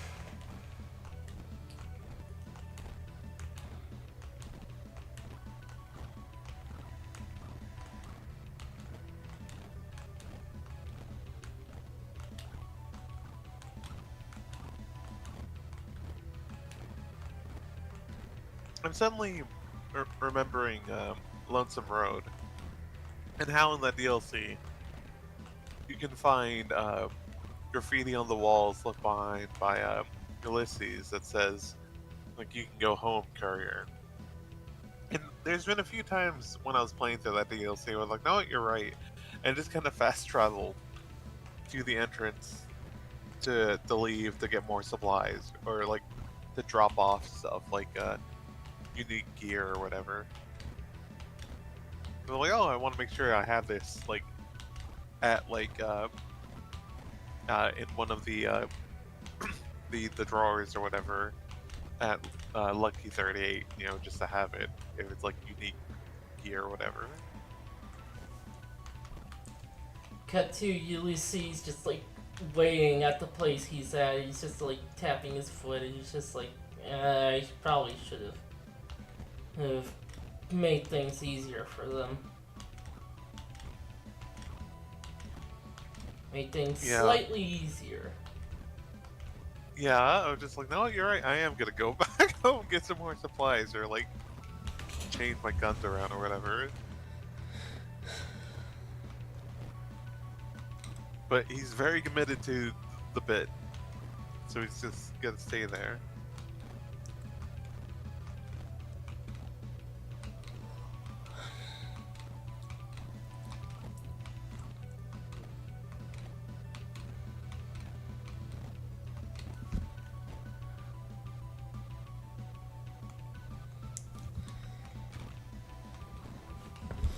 Some of us are too committed to the bit. Yeah.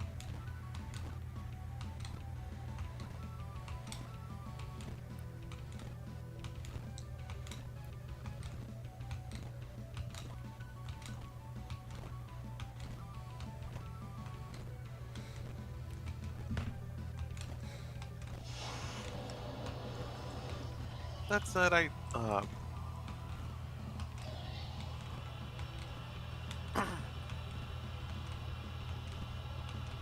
oh yeah, I was gonna say, I remember Andy the Zero in the Discord saying like, oh, like Ulysses will get plans or whatever will be stupider from here, but I actually like what his end goal was, and like, okay, this actually makes some amount of sense of like what he's planning to do. And I don't want to like spoil that per se, but like, I like that DLC. That's a god, the Markments.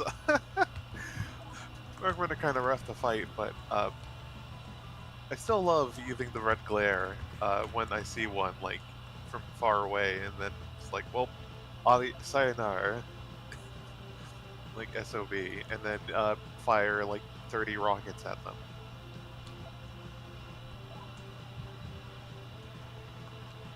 Because it's so good to fire like so many rockets at a guy, and then they just get sent flying, like when they finally die, just from all the concussive force.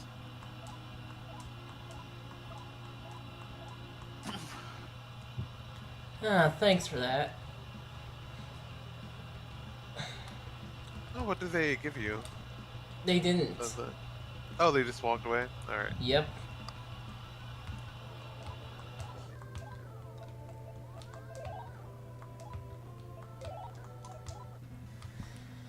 I watched a marathon of 10 hours of Bubsy before this stream. Goodness. Bubsy 3D was pretty bad. That's an understatement.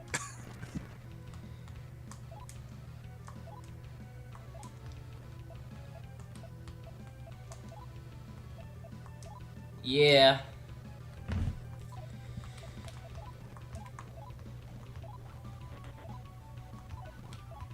I don't really have anything else to add to that. It's just... yeah, that game sucks. Yeah, it's surprised that, there's been as much Bubsy as there has been. Yeah, it kind of is a surprise. They, like, what, like 5 years ago? 6 years ago? Like, there was that like, new game, the new Bubsy game that came out, and it's like, who asked for this? And then there was an Infinite Runner after that. There was an Infinite Runner? Yeah, it's... weird.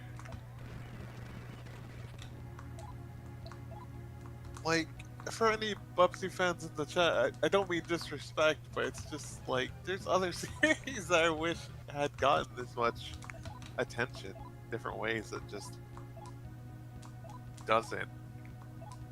Sweet! Got it! Nice. Ay, ay, ay. Your eyes hypnotize.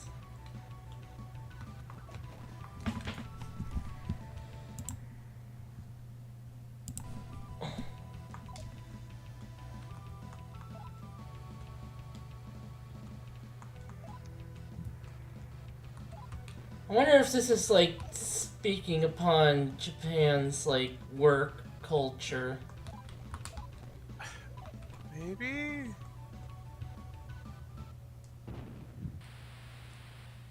Do love those animations where how they appear in.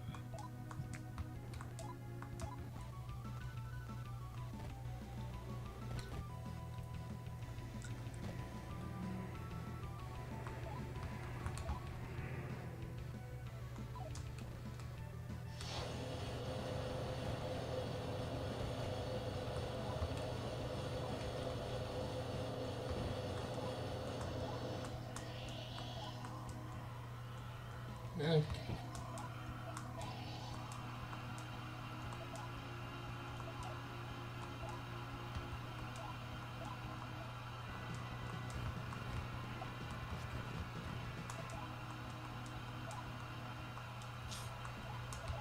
Oh, those wacky demons and their silly pranks, like surprise attack and stab you while your eyes are closed.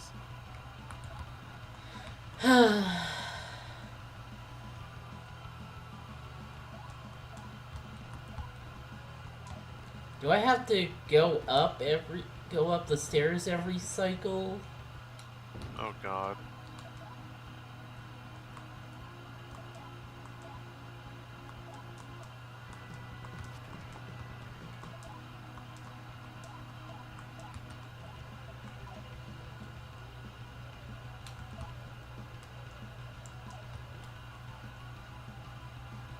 I hope not. I mean, I don't think I did for like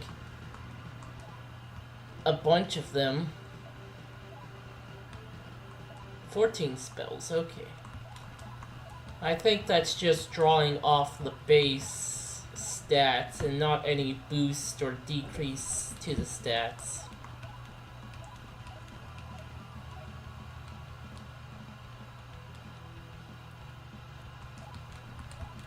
Ah, okay.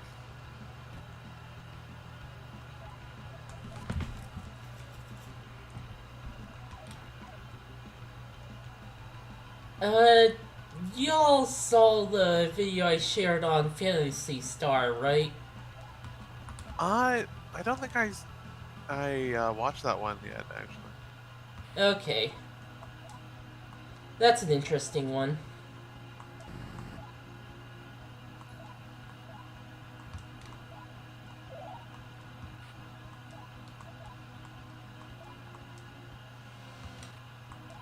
Christ! Yeah, I definitely did. That's 3 in a row. I did talk 2 of them into leaving, but yeah. God, yeah. These encounters just have so many waves of enemies. It's wild. But, oh yeah, and I forgot I linked the one Void Burger and Chip Cheesem like clip or highlight from their stream of Alone in the Dark, which they call it the highlight Alone in the Car. And you see the 2008 Alone in the Dark game has the worst driving segment in it.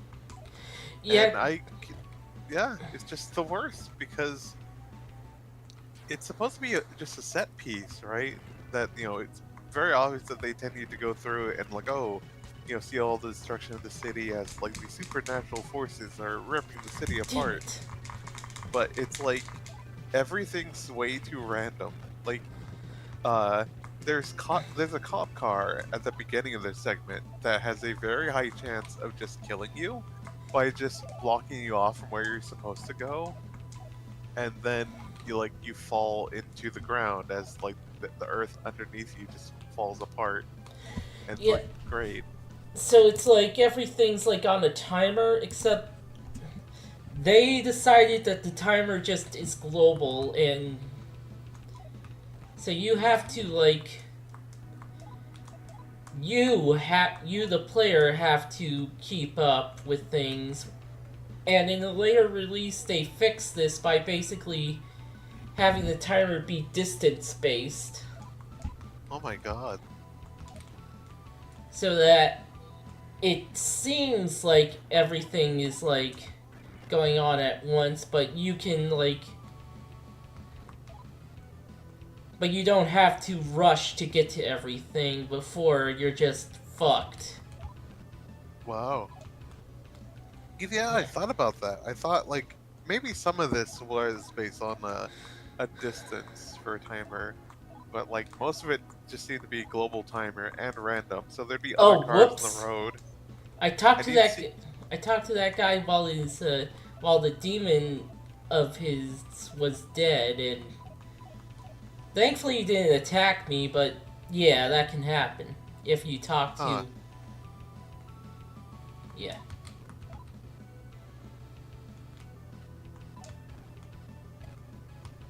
Anyway, sorry to interrupt. What were you saying? Oh yeah, I was gonna say, I think for that segment, it's like, everything was randomized. There'd be other cars on the road, and also you like every like 3 seconds or so, you see a car like get like hit by like the ground jagging upwards or like exploding or whatever, which was fun, but it gets kind of silly when you see it like 20 times in a row due to like some random nonsense killing you or whatever. And also it has some really dramatic and like really cool music playing, but then again, it becomes comedic with just how much you listen to it. And it's like, okay, you've done this jump like 10 times now, and you know you have to watch out, or else a cop car can just come and like cut you off from your turn that you gotta make, or else you fall into the abyss. It's a really funny like uh deal, a really funny set piece that takes some serious effort to get through. Yeah.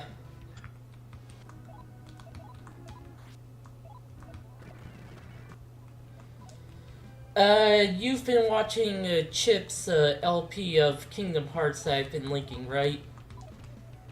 Um, no, sorry, just been distracted with stuff, so I haven't been watching along with it. But I've definitely played through Kingdom Hearts. If there's something during it you want to mention. Oh yeah, I just been linking that LP because it's been pretty fun. Nice. I bet it's fun. I haven't. No, I really need to watch some more Raquel, and also Chip Cheese has some really like Chip Cheese and Company. They Yeah. make really funny LPs. Yeah. They're so good at that. Oh yeah, and he recently lost his job at Volition because Embracer Group was fuckheads. Yeah. And Volition no longer is a company. So I'm subbed to his Patreon.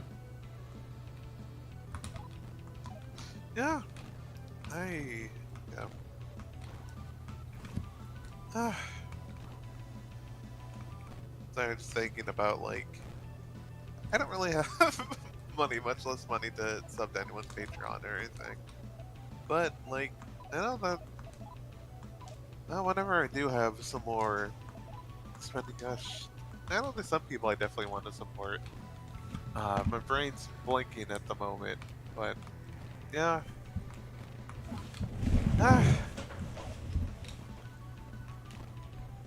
Yeah, no, just hope, him and oh, okay, I know a perfect thing to wrap up. I'm thinking there was, I think the designer for Night in the Woods once said something along the lines of, make art and make sure that like, other artists can also pay rent. Yeah. Cause yeah.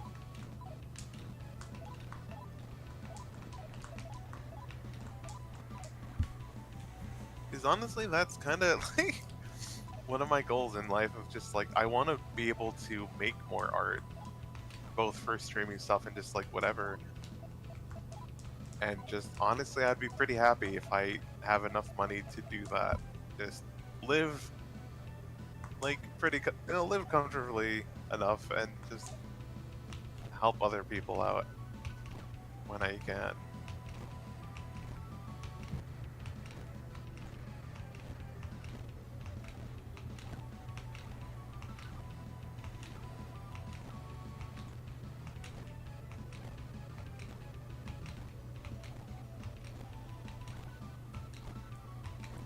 Excuse-moi.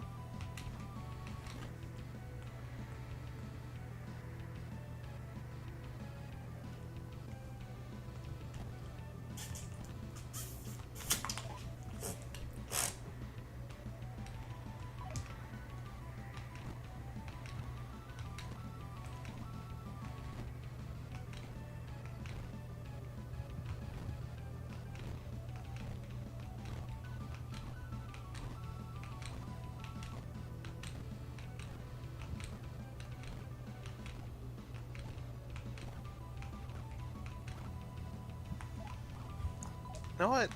While we're going through this, have either of y'all ever heard of the board game? Uh, let's see, what was the full name? I think it's like Campaign of Northern Africa, No.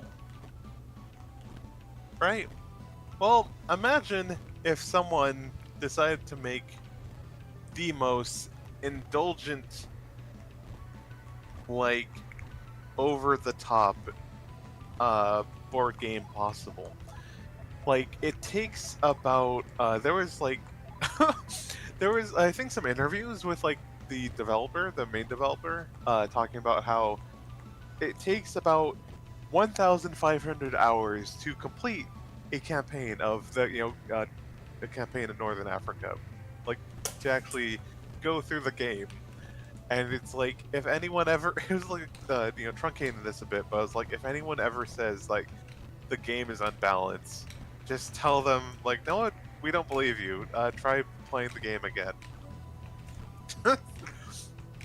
Because part of it, it takes place in during World War II. Your factions are, of course, the Axis and the Allies. And one of the the things you can research for technology is better gas caps, because you see, per month or so, you passively lose gasoline in your containers by just evaporation. So you had to develop better gas caps to save on gallons of gasoline per month.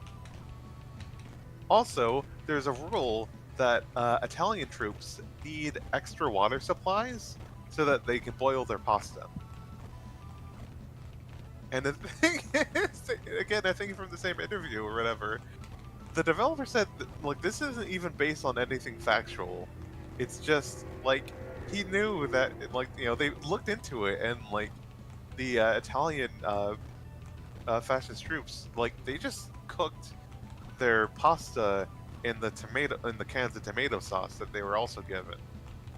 But he decided to put this in the game because, like, no, this game has so many fiddly little rules, and it's just so over the top. I'm just gonna be silly with it and just like, yeah, Italians need extra water to boil the pasta. It's just because, and, like, just because I can, and who's gonna stop me? And it's just a wild game. To fucking, like, it's a once in a lifetime sort of game, because like, who on earth is gonna make something like that ever again?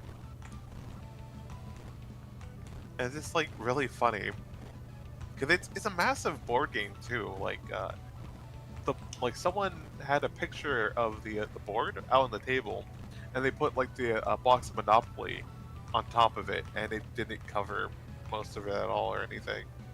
Like, it's a massive game.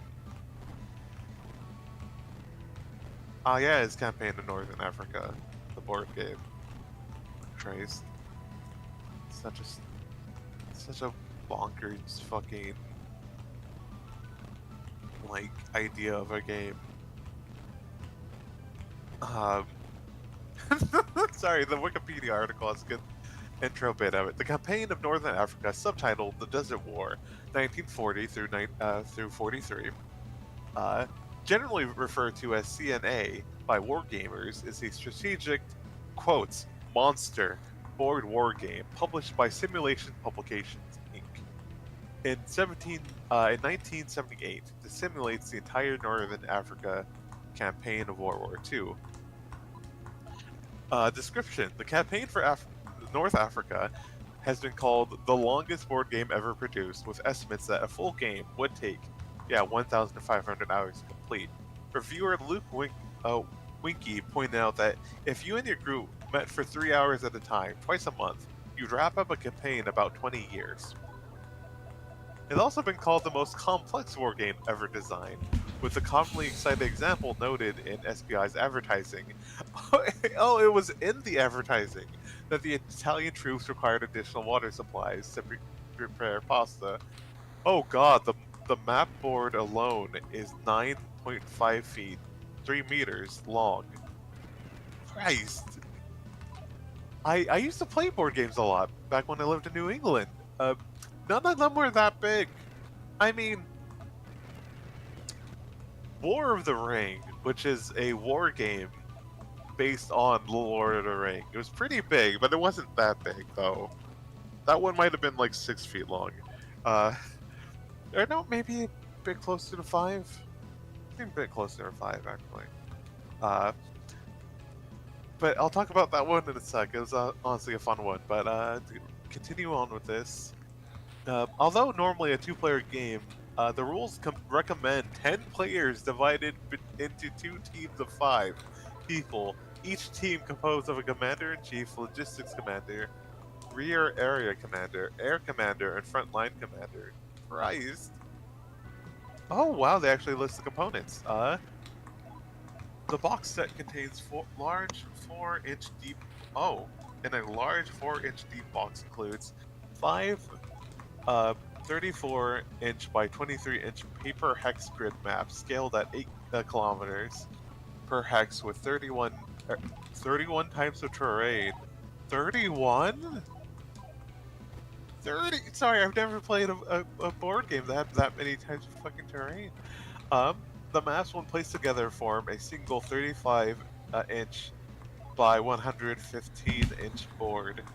1,600 counters, 6 booklets, 1 historical background, 16-page analysis of North African campaign written by Al Novi, Richard Berg, and Jim Duggan.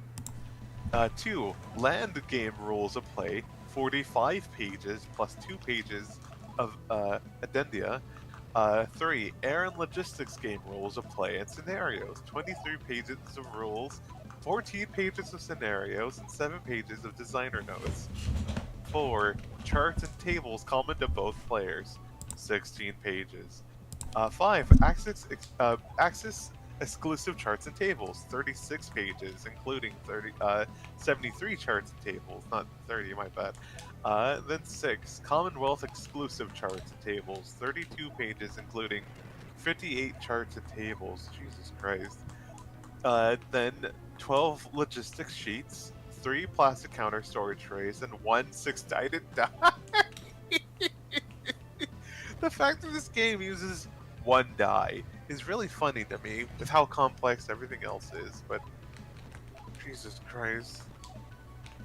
Oh, sorry, just skimming through the gameplay because I don't want to read the whole thing out. Sorry, I scrolled down and was horrified. But anyway, just to read a snippet here. The complete campaign game takes 100 turns. Each turns 100 turns. Each turn represented 1 week of game time. Christ. A number of shorter scenarios are included that are still long in comparison to other war games. As reviewers noted, the game is less about combat, but more about managing logistics and supply lines. Oh no. Oh no. Oh dear God. Oh, I'm not gonna read all that. I'll put it I'll put it in the Discord. Because Jesus Christ. Christ on the mic. No, but yeah, no, it's kind of a wild, like, exercise in excess. Like, this whole game, and just, I love the cherry on top of, yeah, sure, Italians need an extra, like, supply of water. Just because, like, just for pasta, like, yeah, sure.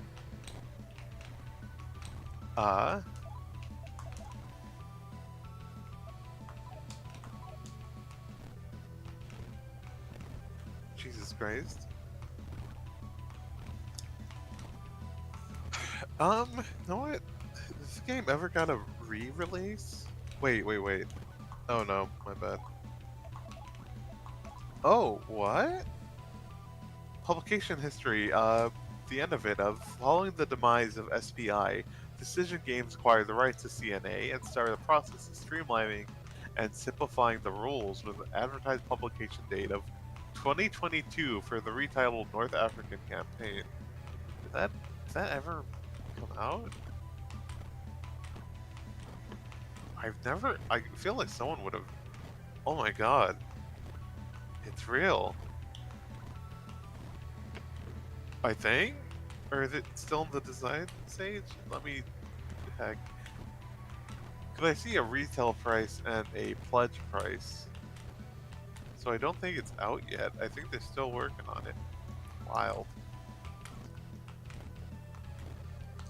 Oh my... Oh my god, did someone... Oh wow. For Tabletop Sim, still don't trust the devs of that, but like you still have it or whatever. Then, yeah, whatever, it's fine.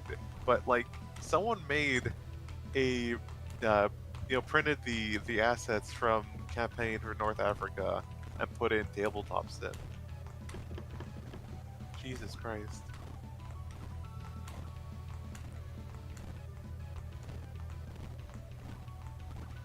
Though I do love one comment on it by Steam user Judge. This game was never meant to be played and has never been finished by anyone. It is a majestic meme. And it's like, yeah, basically. Just an exercise in excess of like, what if we make the biggest game possible?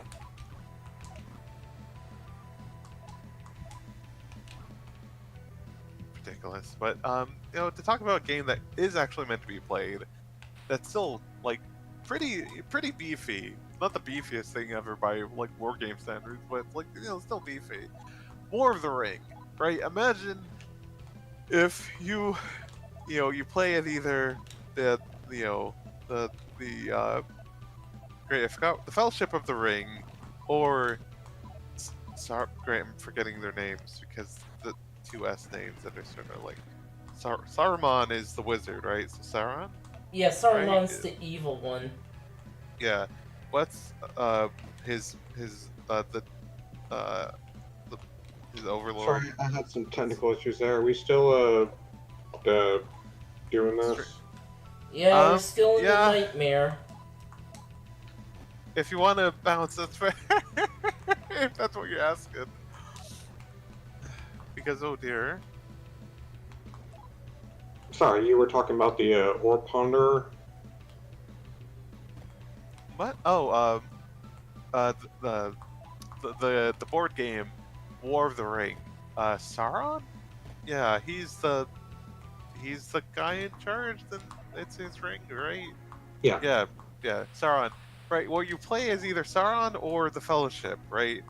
Which sounds weird, but like the idea is, like as the Fellowship, you have to of course try to get the one ring to to the volcano, but also, you can try to like erase an army by having some people dip out of the Fellowship to go talk to various factions. Because like at the beginning of the game, each of like the different towns or whatever, their status is that they're just not like going to war or anything, right? So they're just sort of vibing while like you lead your big army through places. But if you start attacking things, like their status can, obviously go up. And it's a weird mix of like, you can kind of like, it's kind of funny, like you can kind of do some politicking to, like, as the Fellowship, to try to convince people, hey, there's a big army of like orcs and like goblins and other nasties. We should do something about that actually, because like their default state is like, it's fine, it'll sort itself out.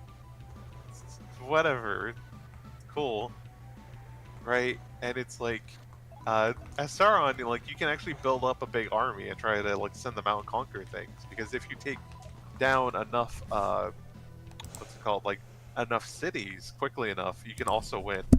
Because, like, yeah, you basically took over everything. That said, it's a funny mix. Who dares disturb my slumber? You shall pay for this outrage. Whoa. Fuck a All boss! the animal. Yeah, wow, a boss happened. Nice, Kitty? well, Sorry, Kitty Cat was trying to poke around at a power extender. They're like, hey, Kitty, you're not meant to play with the power cables. Don't do that's that. very dangerous, yeah. Don't do that. Don't. Sorry, that's not for kitties. But I do kind of remember Balam for two reasons. One, Balam was a boss in Megami Tensei 2 as well. He had a cult, and you had to have like a high enough intelligence stat to fight him. no, interesting. But I also remembered him because he was like the closest thing there was to a main villain in the SMT arc. Like he was the big terrible demon, the Ring of Gaia was trying to summon. Neat. And in the arc, then their attempts to summon him just really fuck things up.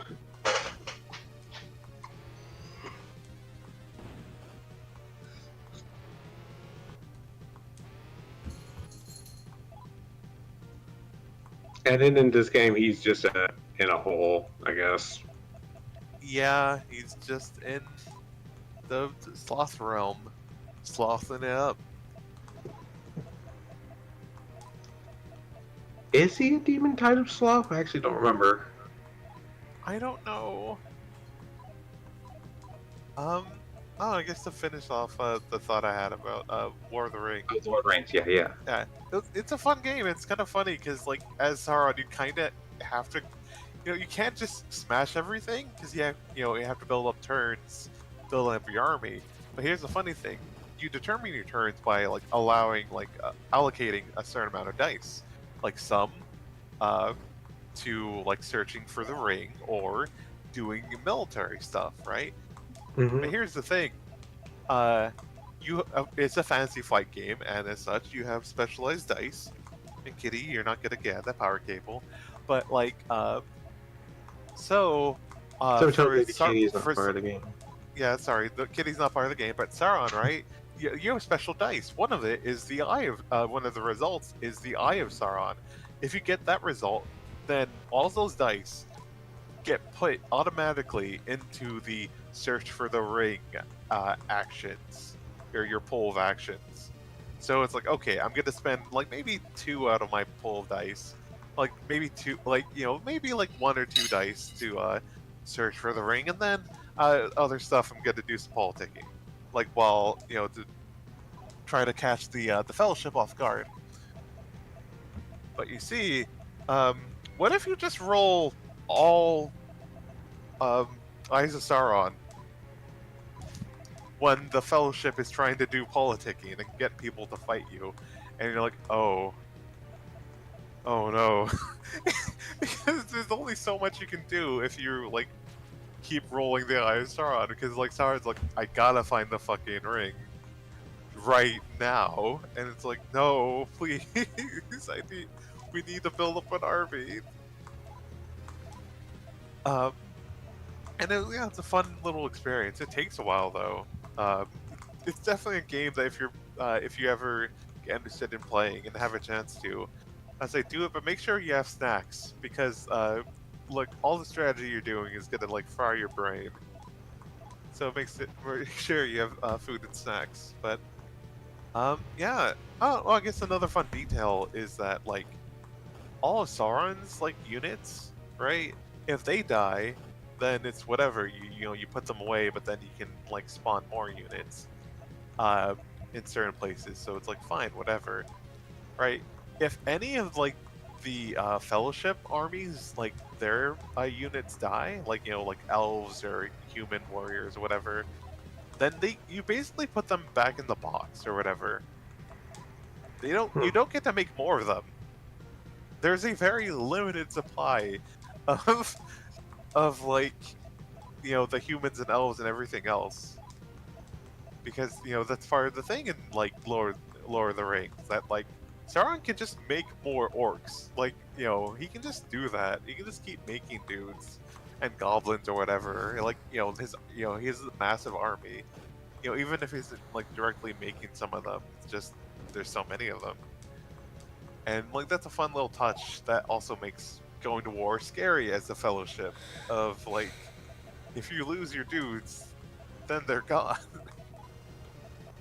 So you But gotta that make does it count. seem a little like the game is a little stacked in favor of the Sauron player. You think that, but there's also game cards that give you special actions, especially during battle. And once I got totally thrashed because my ex-girlfriend was like, where the treants are in the book, right? Basically, I was like, oh, I'll fight the treants here, and I'll like smash them. Because if you can also, if the Fellowship help during a battle, I think it gives them some bonuses, but also that does allow the potential of just killing a Fellowship member outright in battle. I was like, oh, yeah, I'll focus and try to take them down. But she had all these cards specifically that gives you like cool counters when fighting Sauron, like with the tree, like all the tree and specific stuff. And I'm like, oh, all right, now I'm gonna thrash them, and it's like no treants, and I'm like, God, fucking, like no, just like my forces, like all my forces demolished because fucking treants get all their special, like just holding on to those cards from like the beginning of every time she drew them, like just waiting for the chance to fight at the treants, fight with the treants or whatever. I don't think you get treants as units, but it's like if you fight there, there's cards that give you special abilities, and that's sort of like the Fellowship's like main gimmick, is that they're kind of scrappy, and also sometimes if you're at the right spot and you have the right cards, you can if you have your resource lined up, they can pull through and fight punch up a lot. And yeah, no, I just got destroyed by treants. And I'm like, I gotta keep fighting here. Like, this is where all my resources. Like, the sunken cost fallacy. Like, and also, I couldn't just let them take over Saruman's fortress, because if they take a control of enough fortresses or whatever, then they also win. So it's like, fuck. So I was beaten there because she just had the foresight to hold on to every fucking Trent card and just pick a fight there. And it's a silly game because you get a lot of grand strategy, but then something like that happens, or like, I can't wait to build up my big army and spend a bajillion turns moving them across the battlefield. Because, oh god, they have so much to move, so many spaces to move to. And then it's like, nope, all my actions are devoted towards searching for the ring. Like, fuck. I hate it here. Also, wow, this boss is, actually a threat. Like, this is lasting a while. I still remember the first two bosses that you basically just like walked into the room, kicked down the door, and you like walk towards the room, kick down the door, and just blasted them. I mean, they were pretty threatening to me, and like was just getting got I do owned wonder that one. if You continue. I do wonder if this boss was balanced with the idea that you would have spent the entire time waiting to get to him grinding.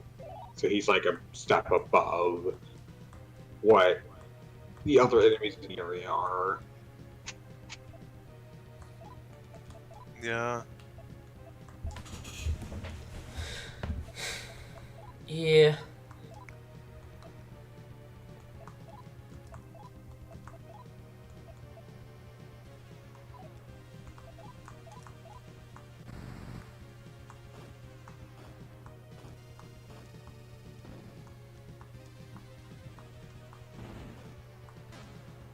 I won.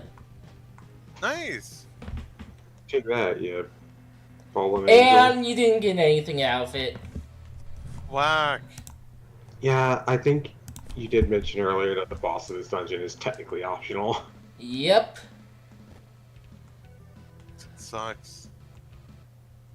Well, that was something. Oh my god, he's upset that his buddy got fuck you. Honestly. Like, it's not my fault that happened, okay?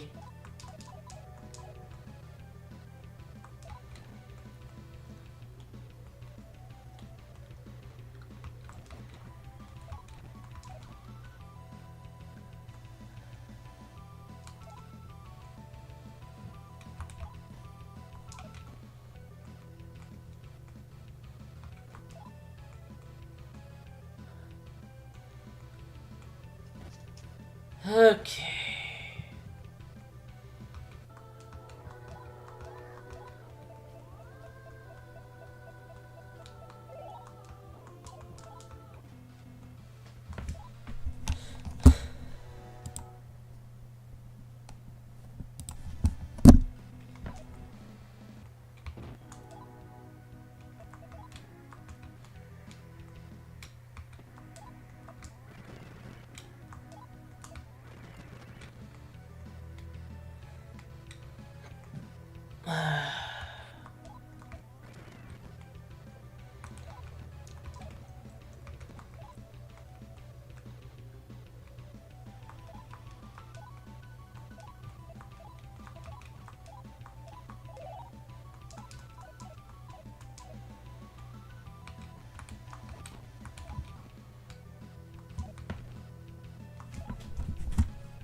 Okay.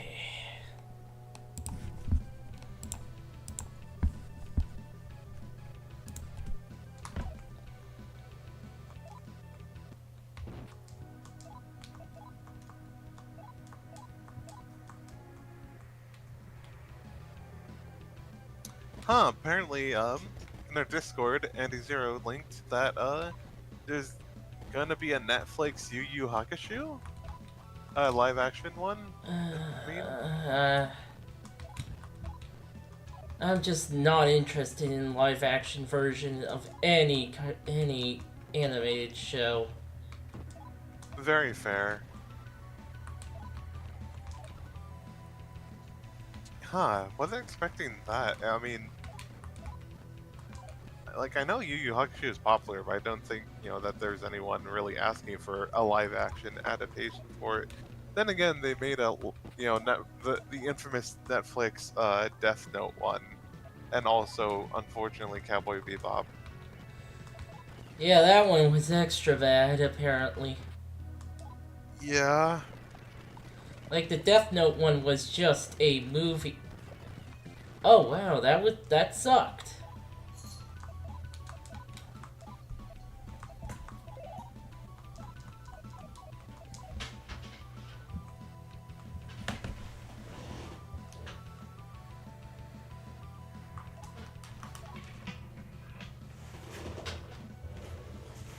Uh...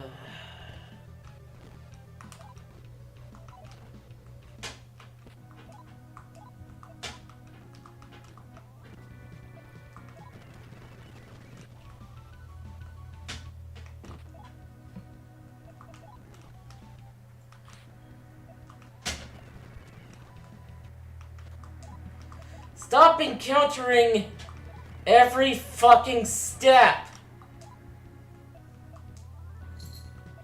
Okay. Okay, you fucking bastards.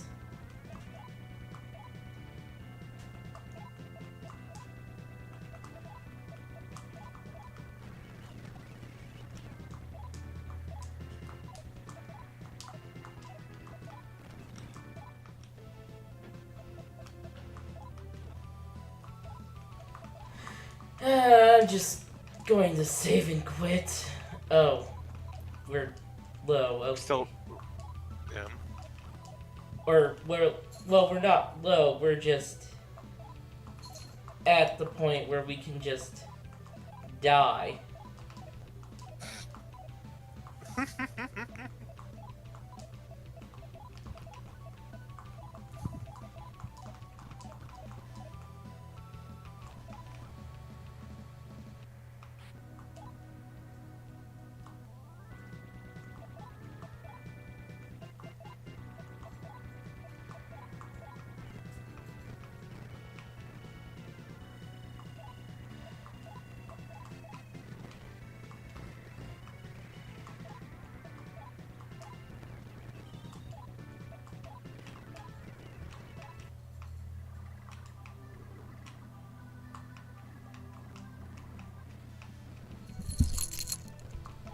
Another lady. This time it's Succubus. Nice. And we got Ares for this. Oh. It's giving a lot in strength though, that's pretty good. Oh, tight. Bailey, get off the dang desk. Don't get in front of the dang screen. Yeah, I'm gonna call it. Yeah, very fair. We are almost done with Sloth, at least. Yeah. We've made progress, despite it all. Hooray!